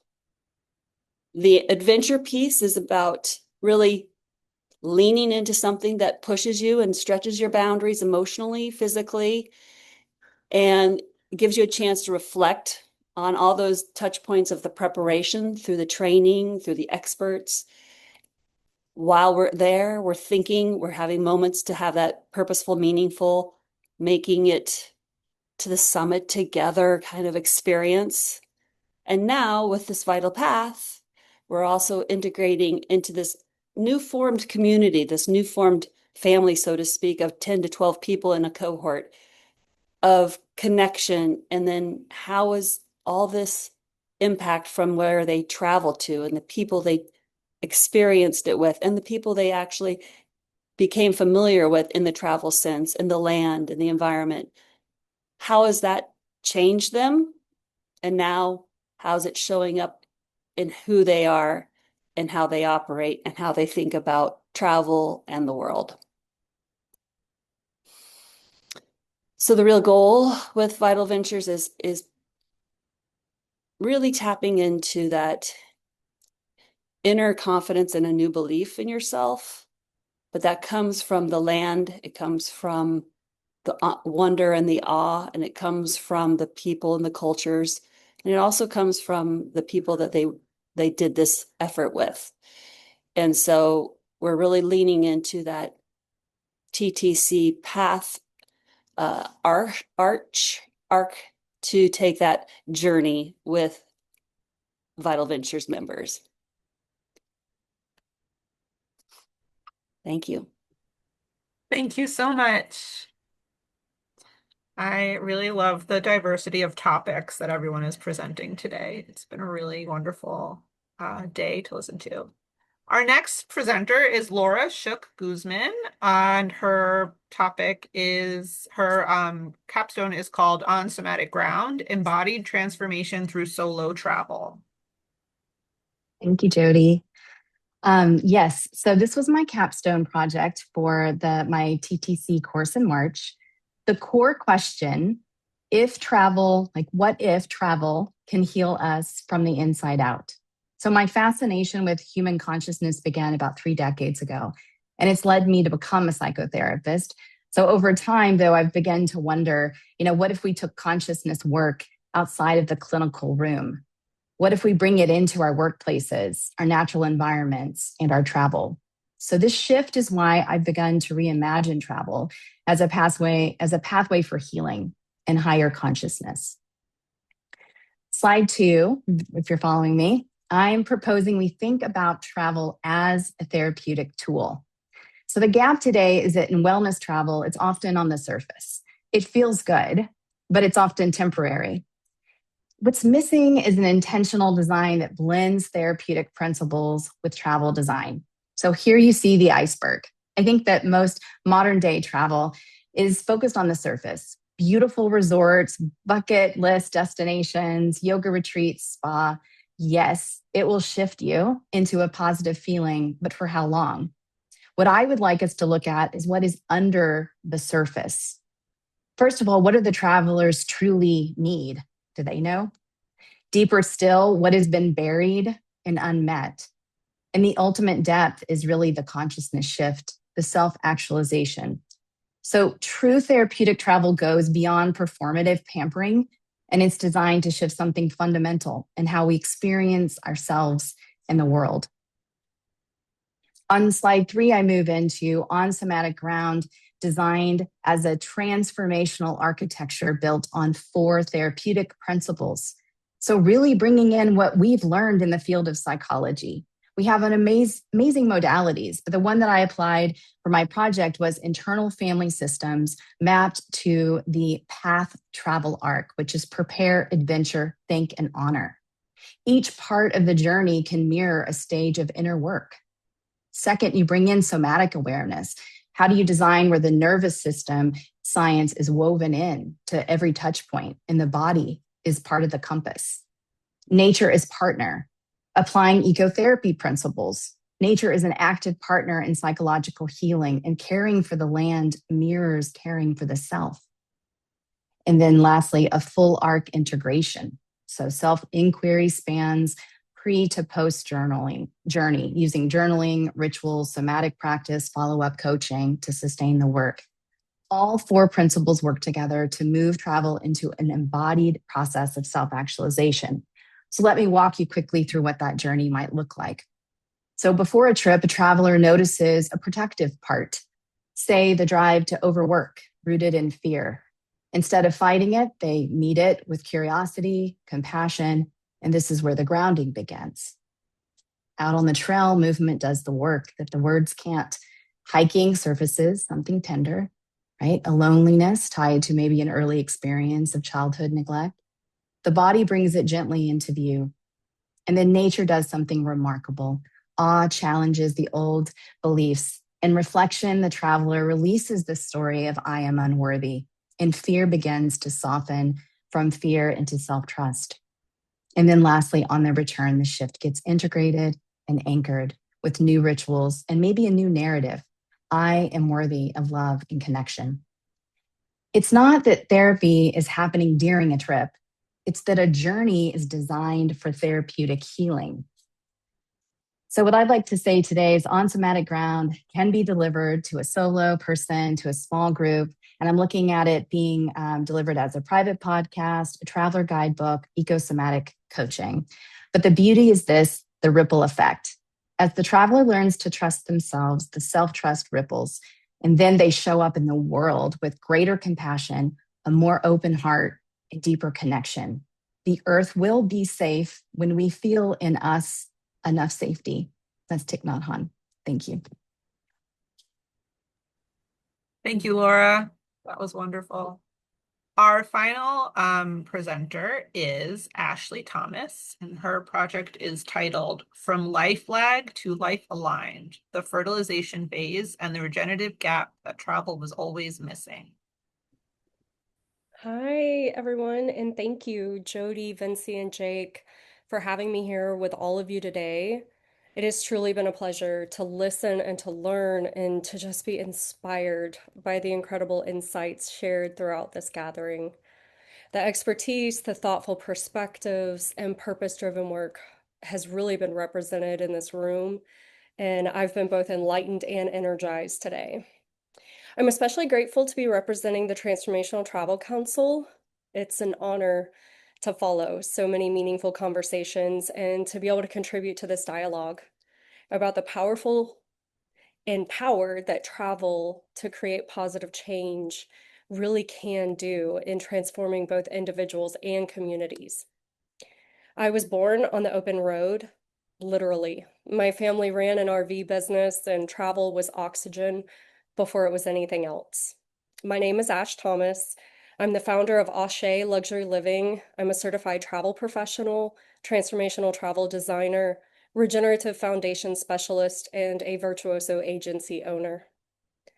For years, I have traveled the way that most people do, searching, escaping, coming home sick, losing the transformation before I ever even knew that I had that ability. This capstone is what built, it honestly is what I built when I finally understood why and why it needed to be revamped and re-envisioned since my graduation in early 2025. If you're looking at the slides, my core idea comes on slide 2. So the core of my capstone is the fertilization phase. It's a supplementation to the renowned Susie Ross's Integrate framework. When a traveler commits to going somewhere, this window opens, and it's right there at the seed of intention. It's honestly the most overlooked moment in all of travel design. It's not about the itinerary, it's not the booking, it's that precise moment. So I built a framework with 2 precise intervention points: a pre-departure wellness infusion that truly prepares the traveler at the cellular level, the somatics, the energetic level, before they ever even reach the gate. And a return continuation roadmap plus a journey that holds the transformation through the displacement period. This is the most critical 2-week period where the window of coming home, it can dissolve into the grief and the denial at the door to the transformation, and then it's just lost. When both windows are held, the traveler does not just have an extraordinary experience, the ego dissolves. The old self releases. And those embodied in practices, that the outward journey became how they live, what they picked up in the destination from truly immersing with the people and the wildlife, as we've really discussed today.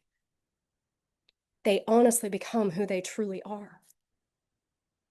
That is a completed transformation cycle, and it starts with the travel design at the seed. So when we fertilize, so this is slide 3, this is the challenge, because honestly, this is what happens when we miss these windows. You come home, you already know the emails, they're already waiting for you. The fatigue has already hit, the jet lag.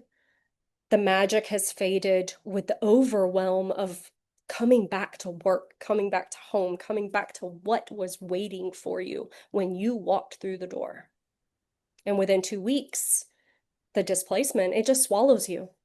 It swallows the experience whole, and grief and denial sets in.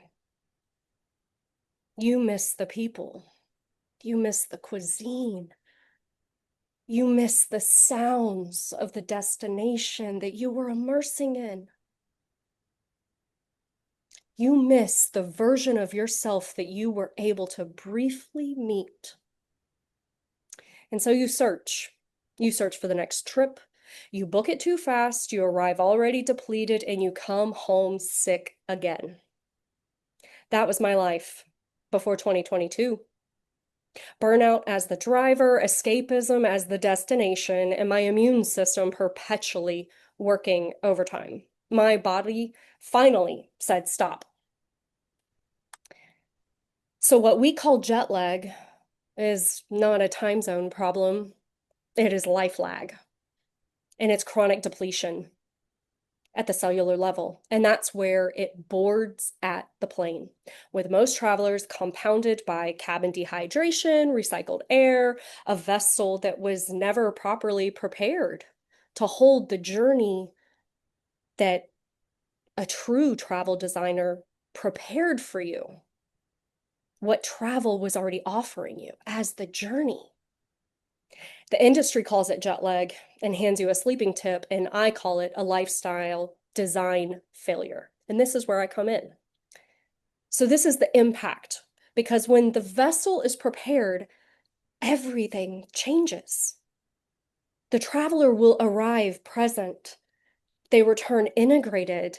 The displacement window now becomes this on-ramp to the integrative cycle that Susie Ross has already explained to us so well. So instead of that wall where it ends, the practices, the openings, the new self that's been glimpsed in this foreign city or even just around the corner, that mountain sunrise, that doesn't dissolve.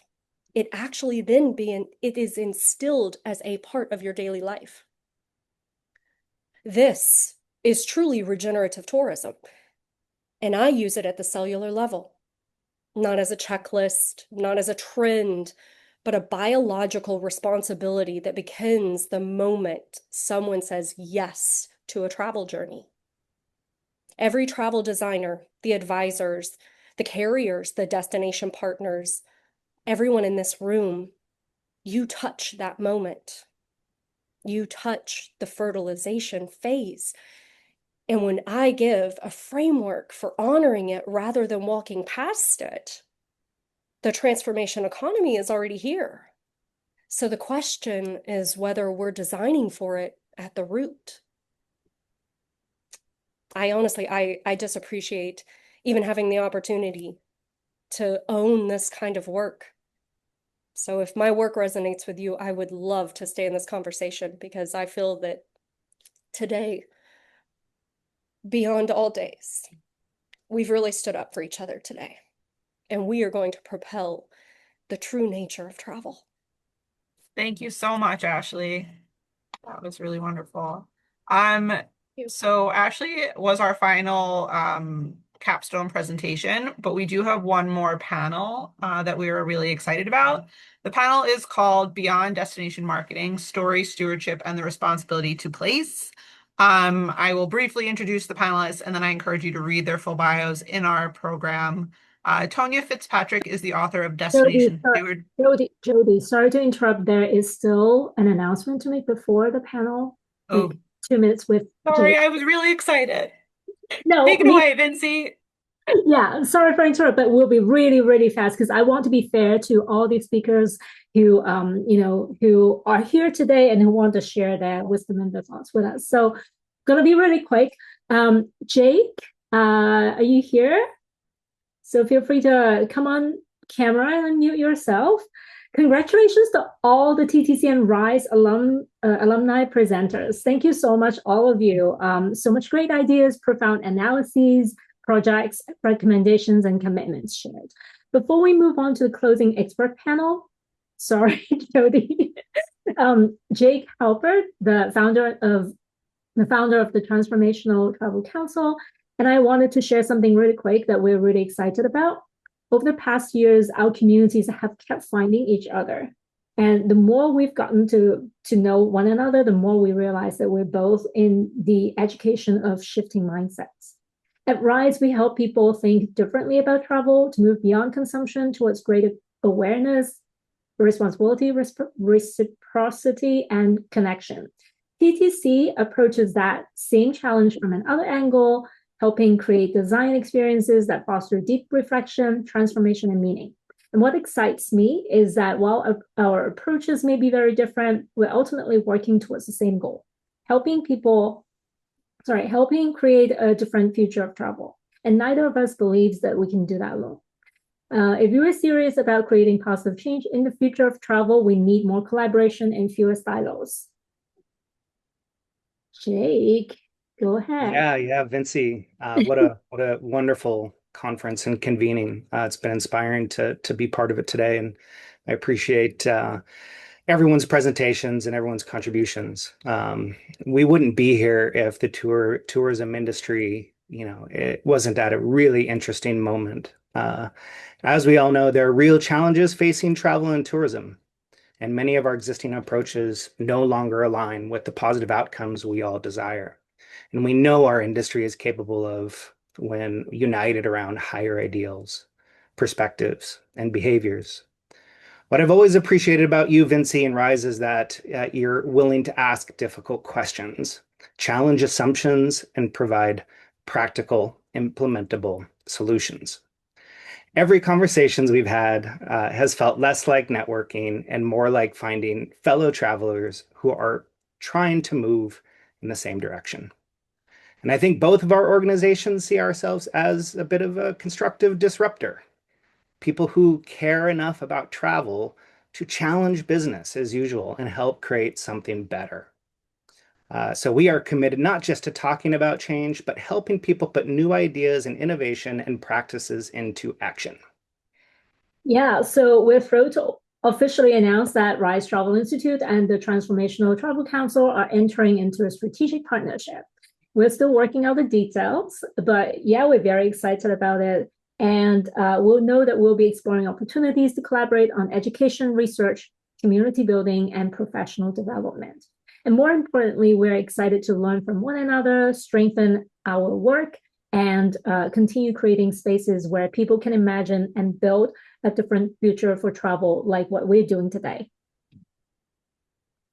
Yes, yes. So Vinci couldn't be more excited about it. As you know, this work is bigger than either of our organizations, but we believe travel can be a force for connection and reciprocity and responsibility and positive change. And so, by working together, we hope to make that vision a little brighter, a little stronger, and a little bit more accessible. So we're really excited for what's ahead, and we're grateful to have all of you on this journey with us. Thanks again. Thank you, Jake. Sorry, back to you, Jody. Okay, now for our second expert panel of the day. The panel is called Beyond Destination Marketing, Story, Stewardship, and the Responsibility to Place. And here are our panelists. Tonya Fitzpatrick is the author of Destination Stewardship, Drive Stability, Economic Renewal, and Cultural Integrity, a book that challenges the tourism industry to rethink success through community well-being, cultural integrity, accountability, and long-term destination resilience. Ryan Short is the co-founder of Civic Brand, a place branding consultancy, and the author of The Civic Brand, The Power and Responsibility of Place. Samantha Hoganson-Bray is the owner and steward of Recess Inn Bed and Breakfast, housed in a 1909 rural schoolhouse in her hometown of Ethel, Missouri, a place deeply rooted in her family history. And Debbie Clark is our moderator, and she has spent her career asking uncomfortable questions about what tourism is actually for and who it really serves. And I'm now going to turn it over to Debbie. Thanks so much, Jody. Everyone can hear me, right? All good? Brilliant. Thanks, Vinci and Jody as well, for such a rich day or half day of wonderful conversations. So I'm excited to moderate this panel on destination stewardship, where I'm sure with these fabulous panelists, we'll be able to add more depth and richness to the conversation. Just a quick note, connect with me on LinkedIn, please. I'm a regenerative practitioner and a coach and advisor for tourism organizations, DMOs, and communities who want to move towards a more regenerative model of tourism. So I'm going to jump right in and ask Samantha first. Destination stewardship. We've been talking around this all day, really. So let's dive in with what it is. So Samantha, I'm going to pass straight over to you. Thanks, Debbie. It's such a pleasure and privilege to be here with all of you today. I'm learning so much. So thank you for bringing us all together, the RISE team. Destination stewardship has been part of my personal and professional identity for my whole career and really life. And just in the past decade or so, it's really made its way into terminology that we're all coming to understand as destination stewardship. But fundamentally, it's really about care.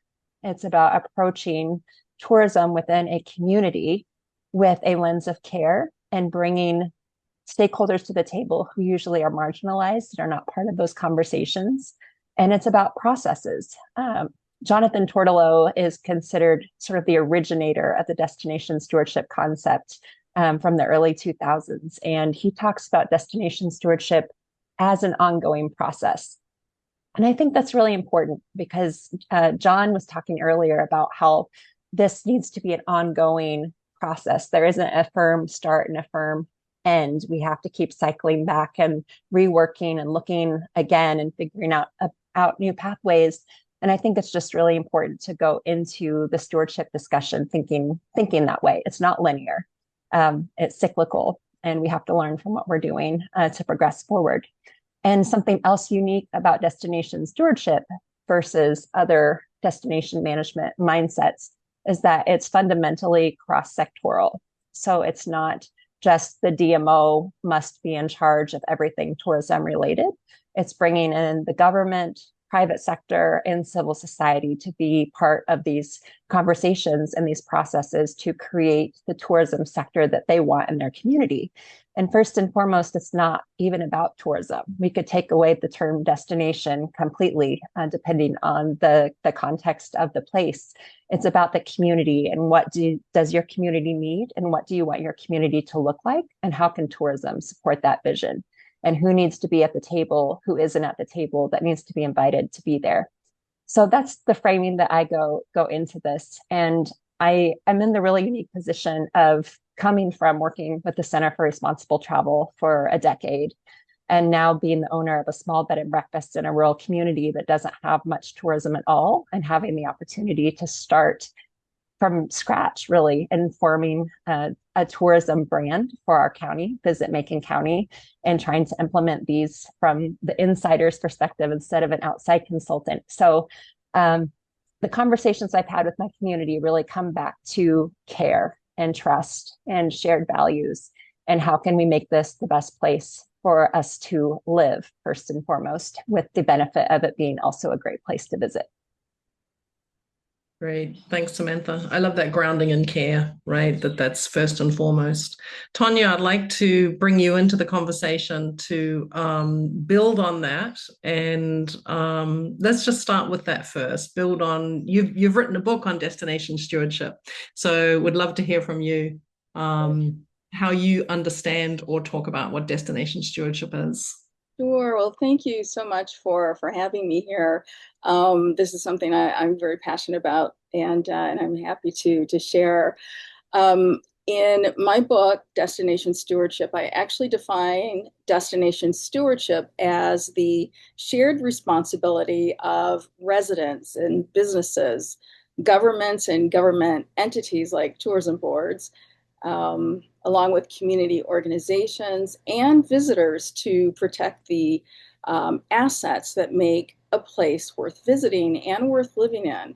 And I think one of the most important words in there is the word share, because as a tourism board member, I'm actually on the Maryland Tourism Board.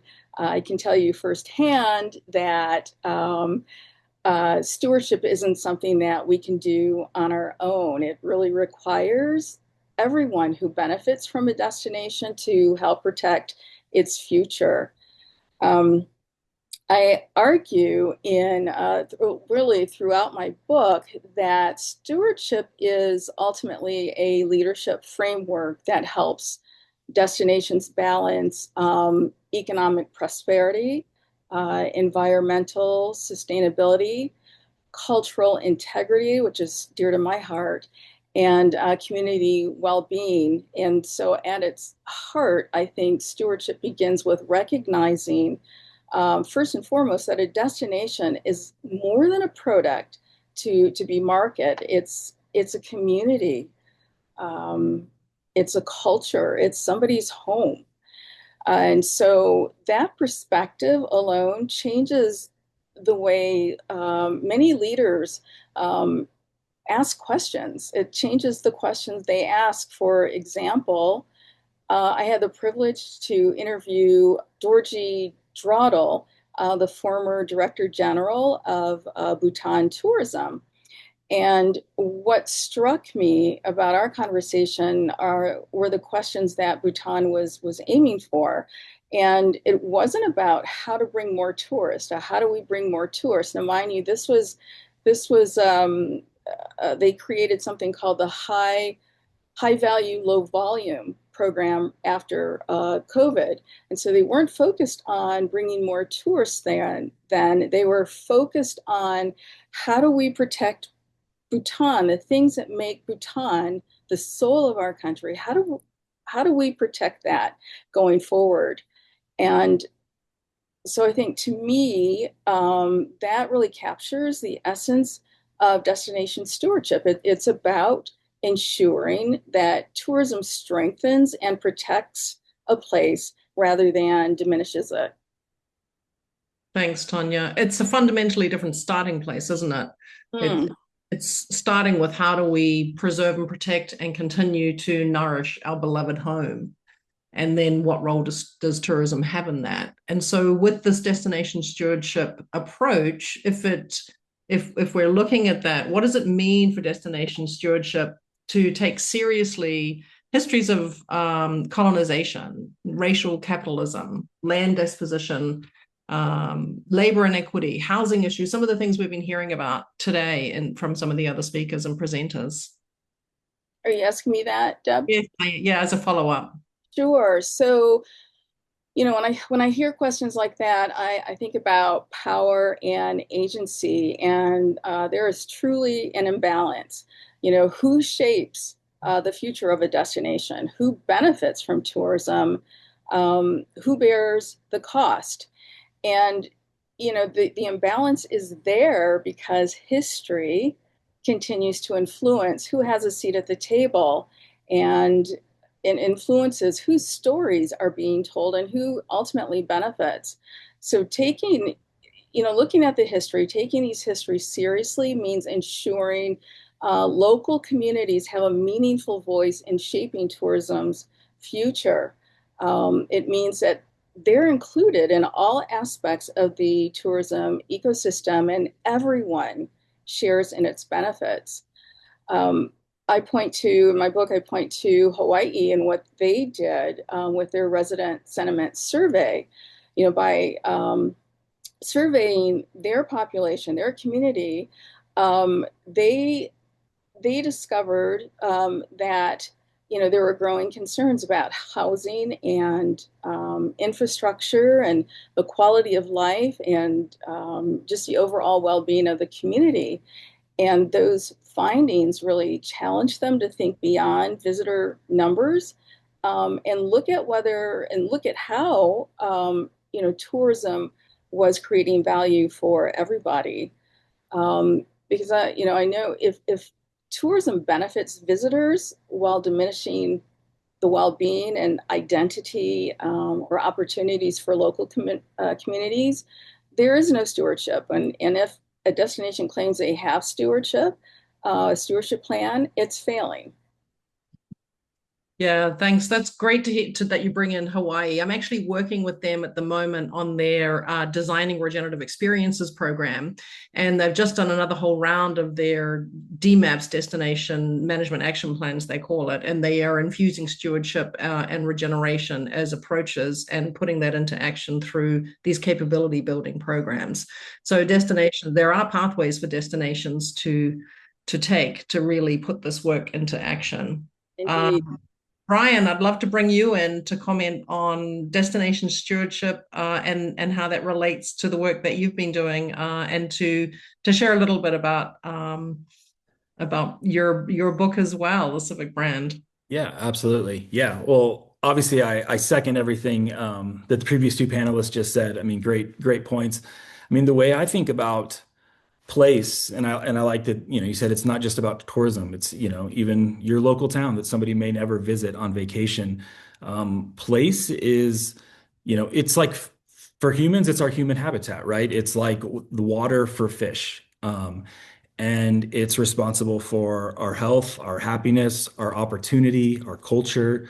And I personally think that it's negligent or malpractice to simply market a place and try to sell a place, but not manage it and steward it and make sure. And so the framework for how to do that and how to think about that I write in my book, The Civic Brand, The Power and Responsibility of Place, is really taking a triple bottom line approach to how we look at places. And that triple bottom line is not measuring success by just profit alone, right? Like typically when we value a company or how successful is, how profitable was it? Tourism, I think, has largely operated in that same way. How many people can we put in a hotel? How do we increase sales tax? And profit is important, right? A company, a destination, if it's not profitable, it's not generating income for people, it's not going to be around very long. But if it's doing that at the expense of its local people, and if it's doing that at the expense of the environment and the planet. And so triple bottom line is really just people, profit, planet, and making sure that as we're making decisions, we're considering our impact across all of those.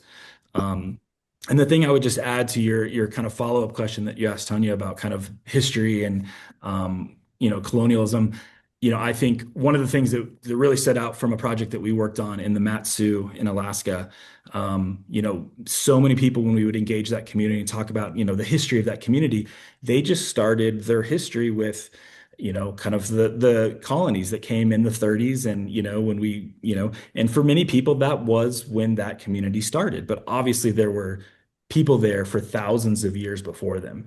And what we really learned and have brought with us on future projects is it's not just about understanding that and talking about that history, but recognizing those people are still there today. And when sometimes we can be making an effort to talk about the history and think we're doing a great job, but we're using extinctive language that talks about people that were here or used to be here. And those, Native Alaskans, indigenous people, they're here today. They're running businesses, they're tour guides, they're operators.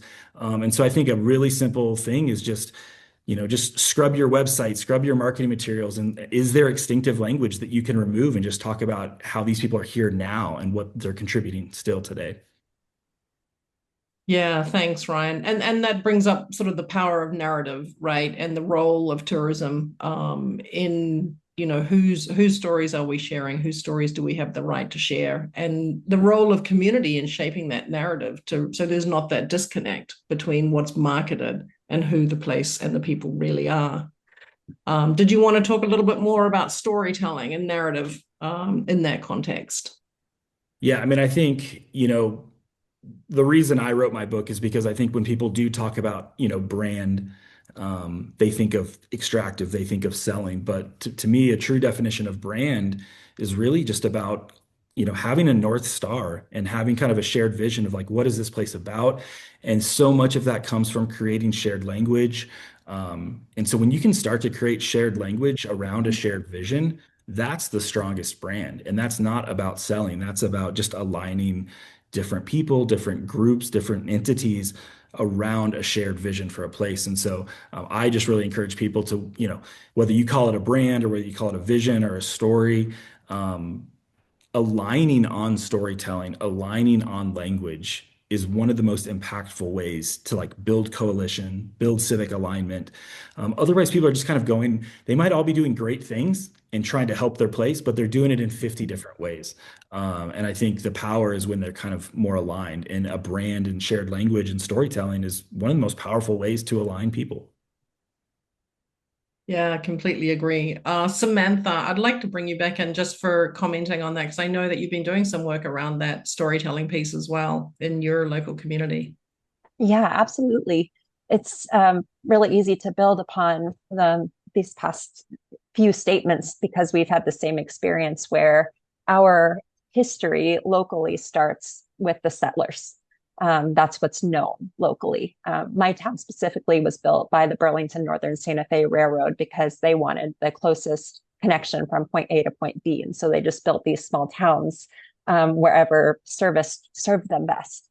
And there were people there long before that. And so through our DMO and through our work at our bed and breakfast, we're working with the Historical Society and teasing out kind of from the shadows community members who do have this knowledge of the Indigenous history and present, though in our community, there really isn't an Indigenous presence still there, which is incredibly sad. But following these historical threads is the only way we can find our way into the future and bringing that indigeneity back into the work we're doing and the stories we're telling and into our communities. And in general, Missouri has a fascinating history because it was a slave state but never seceded from the Union. So there are a lot of really interesting historical dynamics that as a child growing up there, we touched the surface level of in school, but we really didn't get into the narratives and the storytelling. It was purely academic. And so for most of us, that never came to life in a way that we could emotionally attach to. So our work has been not only to share our real, true, authentic histories with our visitors, but also with the people who live in our communities because they don't know it. I went to speak at a career fair about our work at the bed and breakfast, and I told the kids what the history of our community was going back before settler times, and they had no idea. So now we give a history book, a community history book to every graduating senior who's coming out of the high school so that they can at least have something that they can refer back to bring them home to their place. Because if they don't know where they're coming from, how can they welcome visitors in an authentic way that really shares our full truth? And we've also started the After Recess Book Club. And this is open for our visitors, for locals, friends near and far, anybody who just wants to learn. And we're exploring Missouri stories through time. And it's a curated collection of historical fiction that tells these stories that we aren't necessarily getting from our history books, and just brings them to life through discussion in ways that we don't frequently have other opportunities to do. So just offering that opportunity to our guests and our locals both seems to be really powerful for everyone. And this is thinking about decolonizing travel and equitability. It's also about leadership and the tools we're using to lead. It's about thinking about how surveys are distributed, for example. Are you only offering surveys online? There's a population that perhaps doesn't have access to that or feels uncomfortable accessing surveys that way. If public meetings are held in places that can't be accessed by public transportation, you're automatically eliminating an important part of the population who should have the opportunity to participate. And feedback needs to be able to be shared in inclusive ways. Literature should be created in languages that are represented in the community. If a survey is only in English, are you excluding a population that speaks Spanish or French or whatever language it may be? So just thinking a little bit more critically about the processes you're putting in place for public feedback and inclusivity to make sure that they truly are inclusive.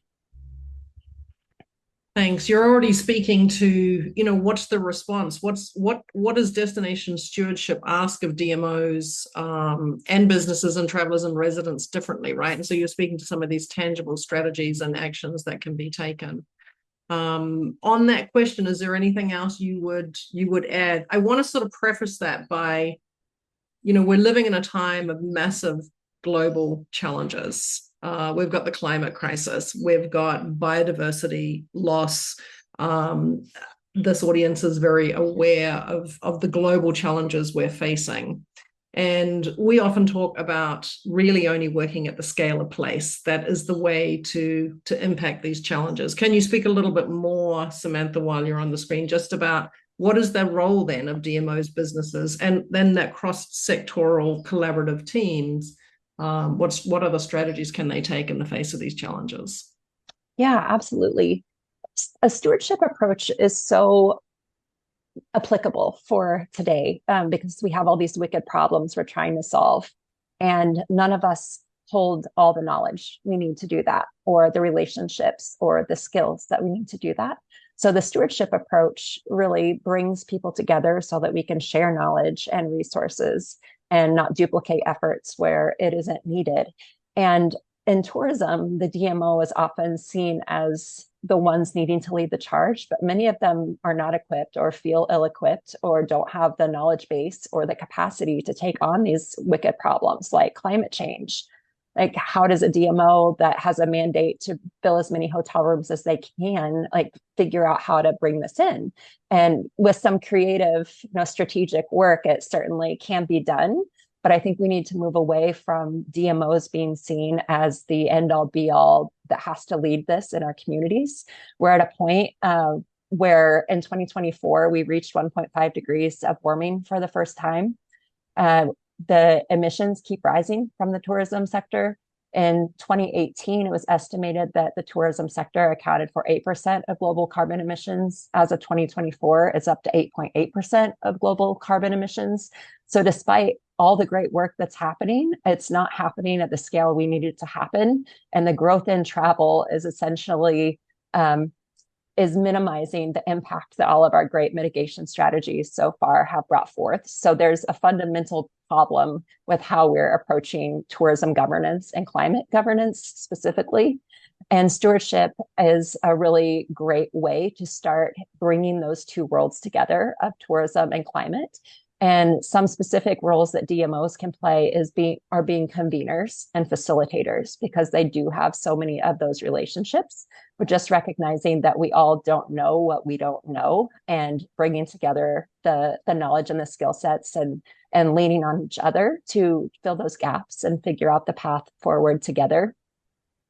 And also DMOs have the opportunity to impact the marketing mix. So that's the image, the branding, communications, marketing, and demarketing to target those high yield, low emission segments, like was done in Bhutan.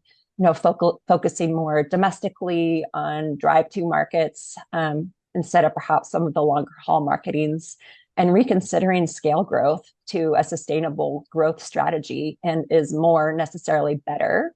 Or do you perhaps want to try to extend your room nights for fewer travelers, leaving behind, bringing less emissions as they come with them, staying longer? In addition, leading the public, private, civil sector coming together and lobbying and advocating for climate governance are ways that DMOs can make a big difference. Great. Thanks for all those tangible strategies. Really appreciate that.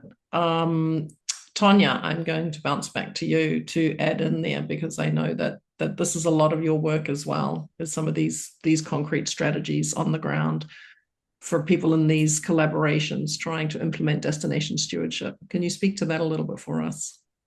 Well, I think, one of the things that I actually, my biggest chapters really focus on partnerships too, bringing in public-private partnerships, public-private community partnerships to help implement, because as I said, it really takes a village to build a strategy, a stewardship strategy to really put those plans in place. And I think many people may see stewardship as primarily a marketing strategy, and it's not. It's more of a leadership strategy. It's more of a resilience strategy. As you talked about, you mentioned climate change earlier, and one of the issues we're grappling with.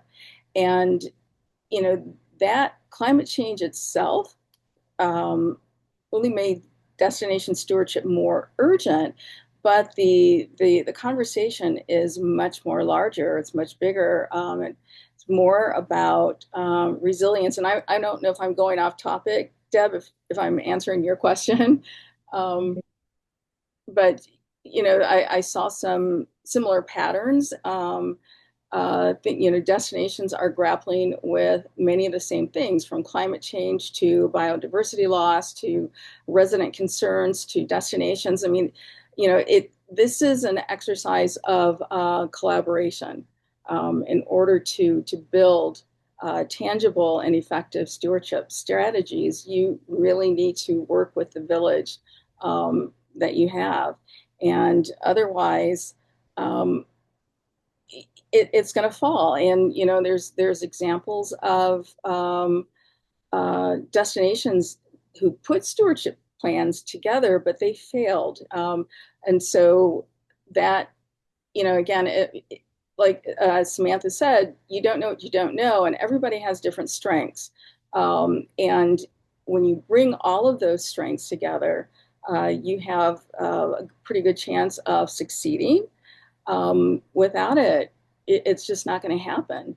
Without it, you're going to have a destination that says they have a stewardship plan, but it fails because the right people, or all the people in the community, aren't benefiting. It fails because there are only one or two voices who are making the decisions at the table. It fails because the soul of a destination is forgotten about, or the narrative is allowed to disappear. There's no one there to keep those stories and those traditions going. Thanks, Tonya. Yeah, it's really about activating that collective will, I think, of all of the players in your collaborative that you're bringing together. Ryan, I think you've got some comments to make about this too, about specific strategies for helping that. Yeah, for sure. And I definitely agree, DMOs, they're not doing this alone, right? They have to have those partnerships. But that said, DMOs often have some of the larger budgets. They're often the ones driving the narrative around a place publicly in the market. And I think, just to give you an example, most of the places that people visit, they're beautiful places, right? We're visiting, beautiful mountain towns or beach towns or surf towns or historic places. Like, people travel to beautiful places.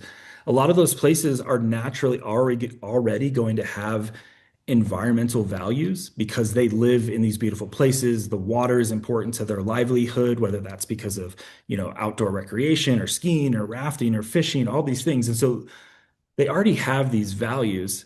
And I think what we need to do as DMOs is not just have a visitor come and, understand our values so that they act nice and that they behave and that they don't litter. But the real win is if they can take those values home with them to their community. And I think that's how we ultimately start addressing things like climate change from a very like grassroots bottom up standpoint. We need those big coalition buildings, top down projects. But to give you an example, if there's a local community that is, that community already doesn't use single use water bottles, for example, that messaging and when visitors go and they get in a boat of a fishing guide, if that fishing guide's like, oh, I don't allow single-use water bottles on my fishing boat, and he can explain why, and they can have a conversation while they're out fishing, and those people see the water and they see the reasons why, and they see some trash floating by in the water, they understand that. And now they'll take, even if they live in a city, maybe they'll change their habit and they won't use single-use water bottles in their town. And so I think that like taking a value home with you as a souvenir instead of just the picture or a sticker or a t-shirt, to me, that's like a real tactical way. And so having those values at the forefront of your brand and your messaging and your identity and making sure that local businesses and operators, like again, back to that shared language, if there is shared language around that, it's easier for everybody to start talking about some of those same things. So those values are very present to visitors. And are travelers seeking this, do you think, based on your experience and knowledge? I think absolutely. People are everywhere people go, people always want to feel like they're a traveler, but they want to feel like they fit in, right? Like I'm like a local. Like people thought I was a local. I've heard so many people like they take that as a compliment, right? If they think they travel like a local, they don't stand out like the tourist. And so because of that, I think people are looking, they want to travel, but they want to kind of feel like a local. And so that starts with like some of those local values and things. So I don't think they're setting out to say, I want to go to this mountain town to like learn about the environment. They want to just have a good time, but they want to fit in and they want to be part of that culture and identity of that place. And if part of that culture and identity is stewardship and environmentalism, then they want to be part of that. So yeah. And there is a subset though of traveler that, there's voluntourism is maybe a term that you've heard where people are like traveling to go do work and help. And so I think there's a subset that is directly looking for it. But I think everybody else is indirectly looking for it. They're looking to just identify with culture and take something back with them. Tanya, what are your thoughts on that about what travelers are really seeking? We've heard a lot today from a lot of different presenters. I'm keen to hear your thinking on that too. So I'll answer this from the lens of travel advisor and journalist, but also now as an author. I'm very surprised to hear from people, pleasantly surprised to hear from people who have read my book, just people in the travel community, how much they are now rethinking how they travel. They're rethinking about the impact that they have on a community. And from my conversations with those folks, through even my travel writing, I'm seeing that what people want, they want connection, as Ryan just said, but not only to the place, they want connection to the people, they want connection to the local culture. They don't want manufactured experiences. Those are gross. I've gone through some of those. They don't want that. And they're looking, not to be part of the problem because of the news. We all know about some of the issues that the tourism industry is grappling with, from over-tourism, overcrowding, environmental degradation, the loss of biodiversity. And the disconnection. There's also disconnection between local communities and local people and their communities.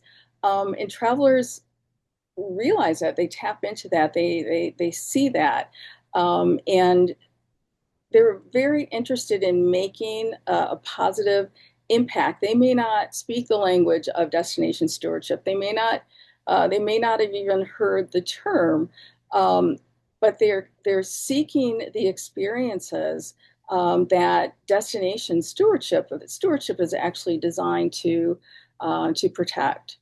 And so when they visit a place, they want to know they're leaving positive footprints and they're being responsible stewards of their destination. And as Ryan said, they're bringing something back. They're bringing a part of that place back with them.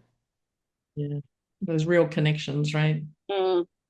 Samantha, I just want to ask for your comments on that. I know you have a hard stop at 4:30 that you'll be jumping off at. So response to that last question and any closing thoughts. Yeah, Ryan and Tanya really said most of the key points there, that authenticity, distinctive experiences, that's what people are looking for. And I think there's been this realization that the tourism product is the place as a whole. It's not any one attraction, any one business. Of course, there are exceptions where there is a specific draw that brings people there, but overall, it's the place. And only through collaboration can the place be cared for in a way that's going to ensure it can be there for visitors to both want to continue visiting and for local people to want to continue living. So it's just switching the mindset from how can we maximize profits individually for tourism businesses to how can we ensure the longevity of our business and the long term and the longevity of this place that we all love and care about so much. And visitors love and care about that place too, whenever they can come and feel that when they're there, how special this place is, how loved it is, the challenges these people are grappling with. And travel is one of the best ways for us to learn. And it's one of the easiest ways to sort of, this is not going to be the correct terminology, but incept people to understanding that their actions at home have real consequences elsewhere in the world, and to take that learning and spread it from, whenever they get back home as well.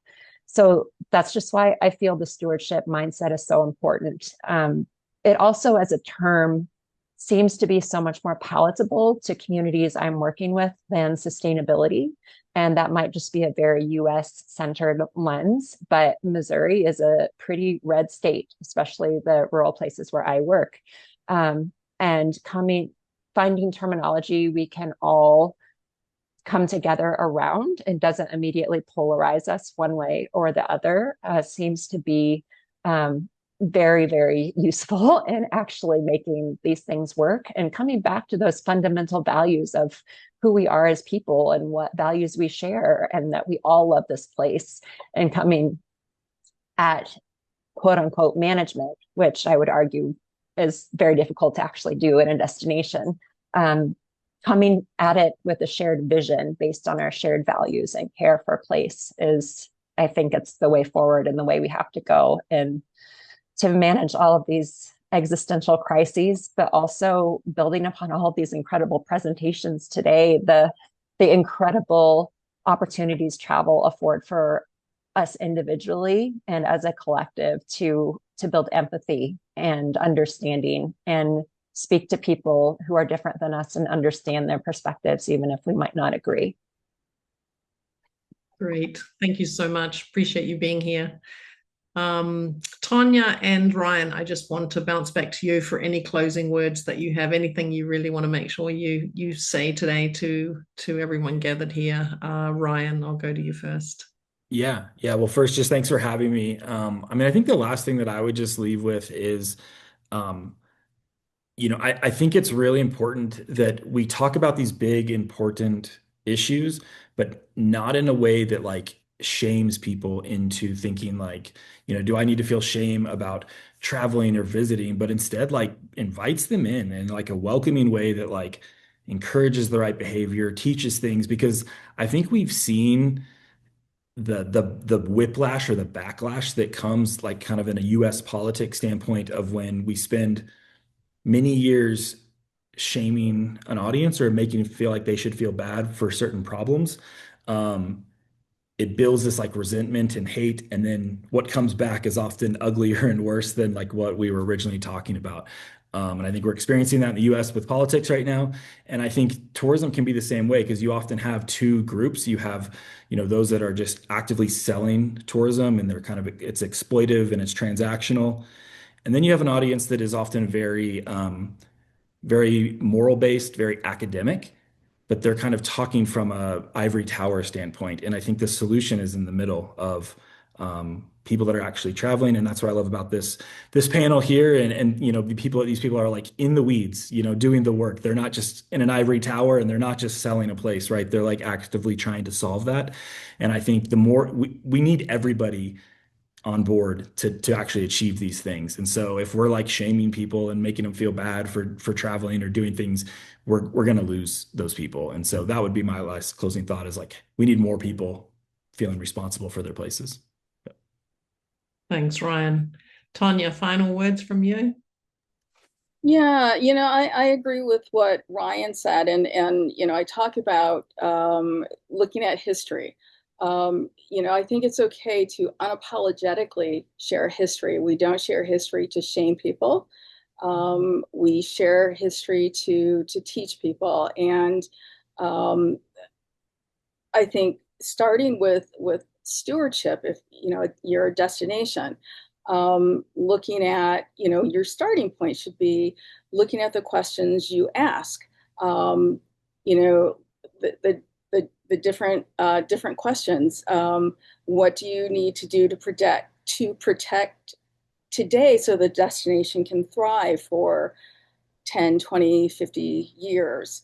How many visitors are we, or are visitors benefiting, or residents benefiting, are visitors benefiting? Is the culture being preserved? Is the destination more resilient than it was 5 years ago? I think that's a good starting point for people in the tourism industry, for travelers, asking, what is the impact? What am I leaving here when I leave this destination? Have I benefited the residents? Have I shopped at local stores to benefit, local or small businesses? What did I learn from this destination? What do I know about the history of this place? And I think, connecting those dots as a traveler and understanding that our history is a common shared history, I think brings us together in ways that we probably wouldn't think about otherwise. And that's the gift of travel.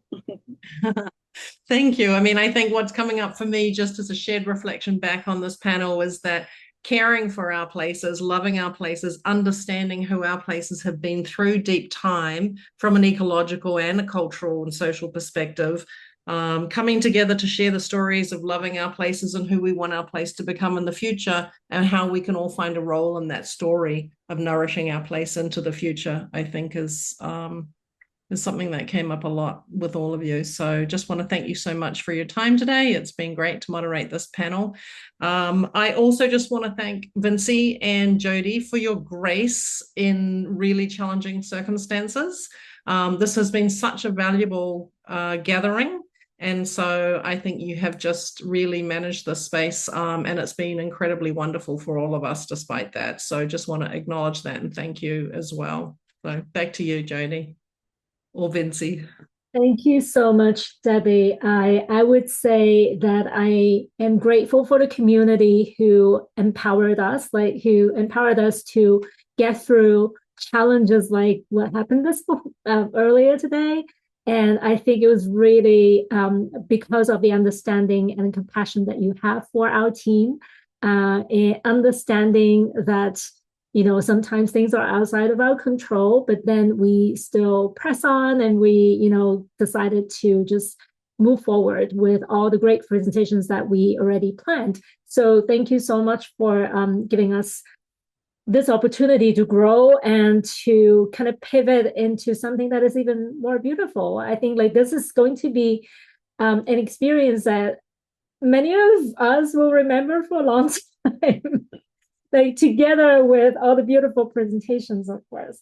So as we come to the end of today's conference, I want to thank all of you for spending your morning, afternoon, or evening with us. I know that some of you even called in from, from Asia, from Africa. This is just really, really amazing. The passion and the belief that you have in what we're doing. And I hope today's presentations and conversations have sparked some new ideas, new questions, and perhaps a renewed sense of possibility for what travel can be. Before we sign up, if you can stick around for like maybe 3 more minutes, I'll try to be quick. I'd like to share a few exciting things we have coming up at RISE. The first thing, on August 13th, we'll be hosting our next book club featuring Hours to Explore, Privilege, Power, and Paradox of Voluntourism by Pippa Biddle. We're thrilled that Pippa will be joining us for the conversation. So pick up a copy today and join us in August. You can sign up on our website. Later this year, we will also be hosting another book club, which is a special book club edition around the New York Times bestseller, The Future is Peace, by peace activists and tourism leaders Aziz Abu Sara and Maoz Inon. Together with several like-minded organizations, we're convening an industry-wide conversation about tourism, justice, peace building, and how we can support that work. And so if you were here earlier today, if you loved what Shai, one of our panelists, shared about the work of Majdi earlier, please consider joining us. Organizations who have committed to co-host already include the TTC, the Transformational Travel Council, the ATTA, UnTours Foundation, Equality in Tourism, Travel Unity, thank you, Ronnie, Wonderful, Latitude, Tourism Cares, Travel Forward, and Former Crest, and more. And maybe some universities would like to join as co-hosts as well. So if your company or organization is interested in becoming a co-host or a sponsor for this particular event, please feel free to reach out to me. We'd love to have you. And then in November, we'll be going to India for our next experiential journey. From November 1st to 11th, we'll be celebrating Diwali alongside the rural communities who host us and who invited us to join them for this special occasion, with the facilitation from Dr. Anu Taranaf and our partners at Fern Wayfair Travel. The carbon literacy and climate justice workshop is also included as a part of the experience. We're also excited to share that our flagship certificate program and carbon literacy climate justice workshop will be moving to our new learning platform, making our programs more accessible and bring our online community together in one place. So again, today marks the official launch of the RISE Travel Pathway Level 1. Level 2 is under development. If you're planning to enroll, don't forget that our launch special and the annual conference discount that are available for a limited time, and we'll include all the information in the post-event email. We are also seeking affiliate licensing and strategic impact partners. So if you'd like to bring this education, like all the conversations that we've been having this whole time at this conference, if you want to play a role in educating travelers, whether they're students or your customers, we would love to have you join the movement. And before we close, I'd like to offer a heartfelt congratulations to the graduates of our most recent flagship certificate program cohort who presented earlier today. Thank you for your commitment, curiosity, and willingness to engage with challenging questions about travel, justice, and stewardship. We're so proud to welcome you into our growing community of alumni. And I also want to extend my heartfelt gratitude to our TTC presenters as well. We are so happy that our two communities are coming together. I also want to extend my gratitude to our instructors, facilitators, and guest speakers who have contributed to the flagship program over the years. Their generosity, expertise, and dedication have helped nurture 9 cohorts of alumni, and this will only continue to grow. Finally, none of this work would be possible without the people who make RISE what it is. Once again, thank you to our incredible volunteers and our board of directors for their dedication, generosity, and belief in this mission. A special thanks to you, Jody, who has helped organize our annual conferences year after year, and to you, Fawn and G, for supporting today's event. And thank you for being here, everyone, for being part of this community, for giving us the support, for helping us imagine a more just, equitable, and responsible future for travel, and also for tolerating things when things are not perfect. So we hope to see you again in all of our programs at our book club and other future events. I really hope to see you all again soon. Thank you, everyone. Keep an eye out on your inbox for the recording and all of our presentation slides. We hope you really enjoyed this conference. We enjoyed having you. Follow us on Instagram and LinkedIn. Sign up for our newsletter on our website, risetravelinstitute.org, and we'll see you at our next event. Have a great afternoon, everyone. Thank you. Thank you. And thank you to all the panelists as well. And Jake, thank you so much for bringing your community to us. Thank you. Thank you, Vinci. Thank you. Thanks all. And Rise team, if you want to stay on the call, feel free.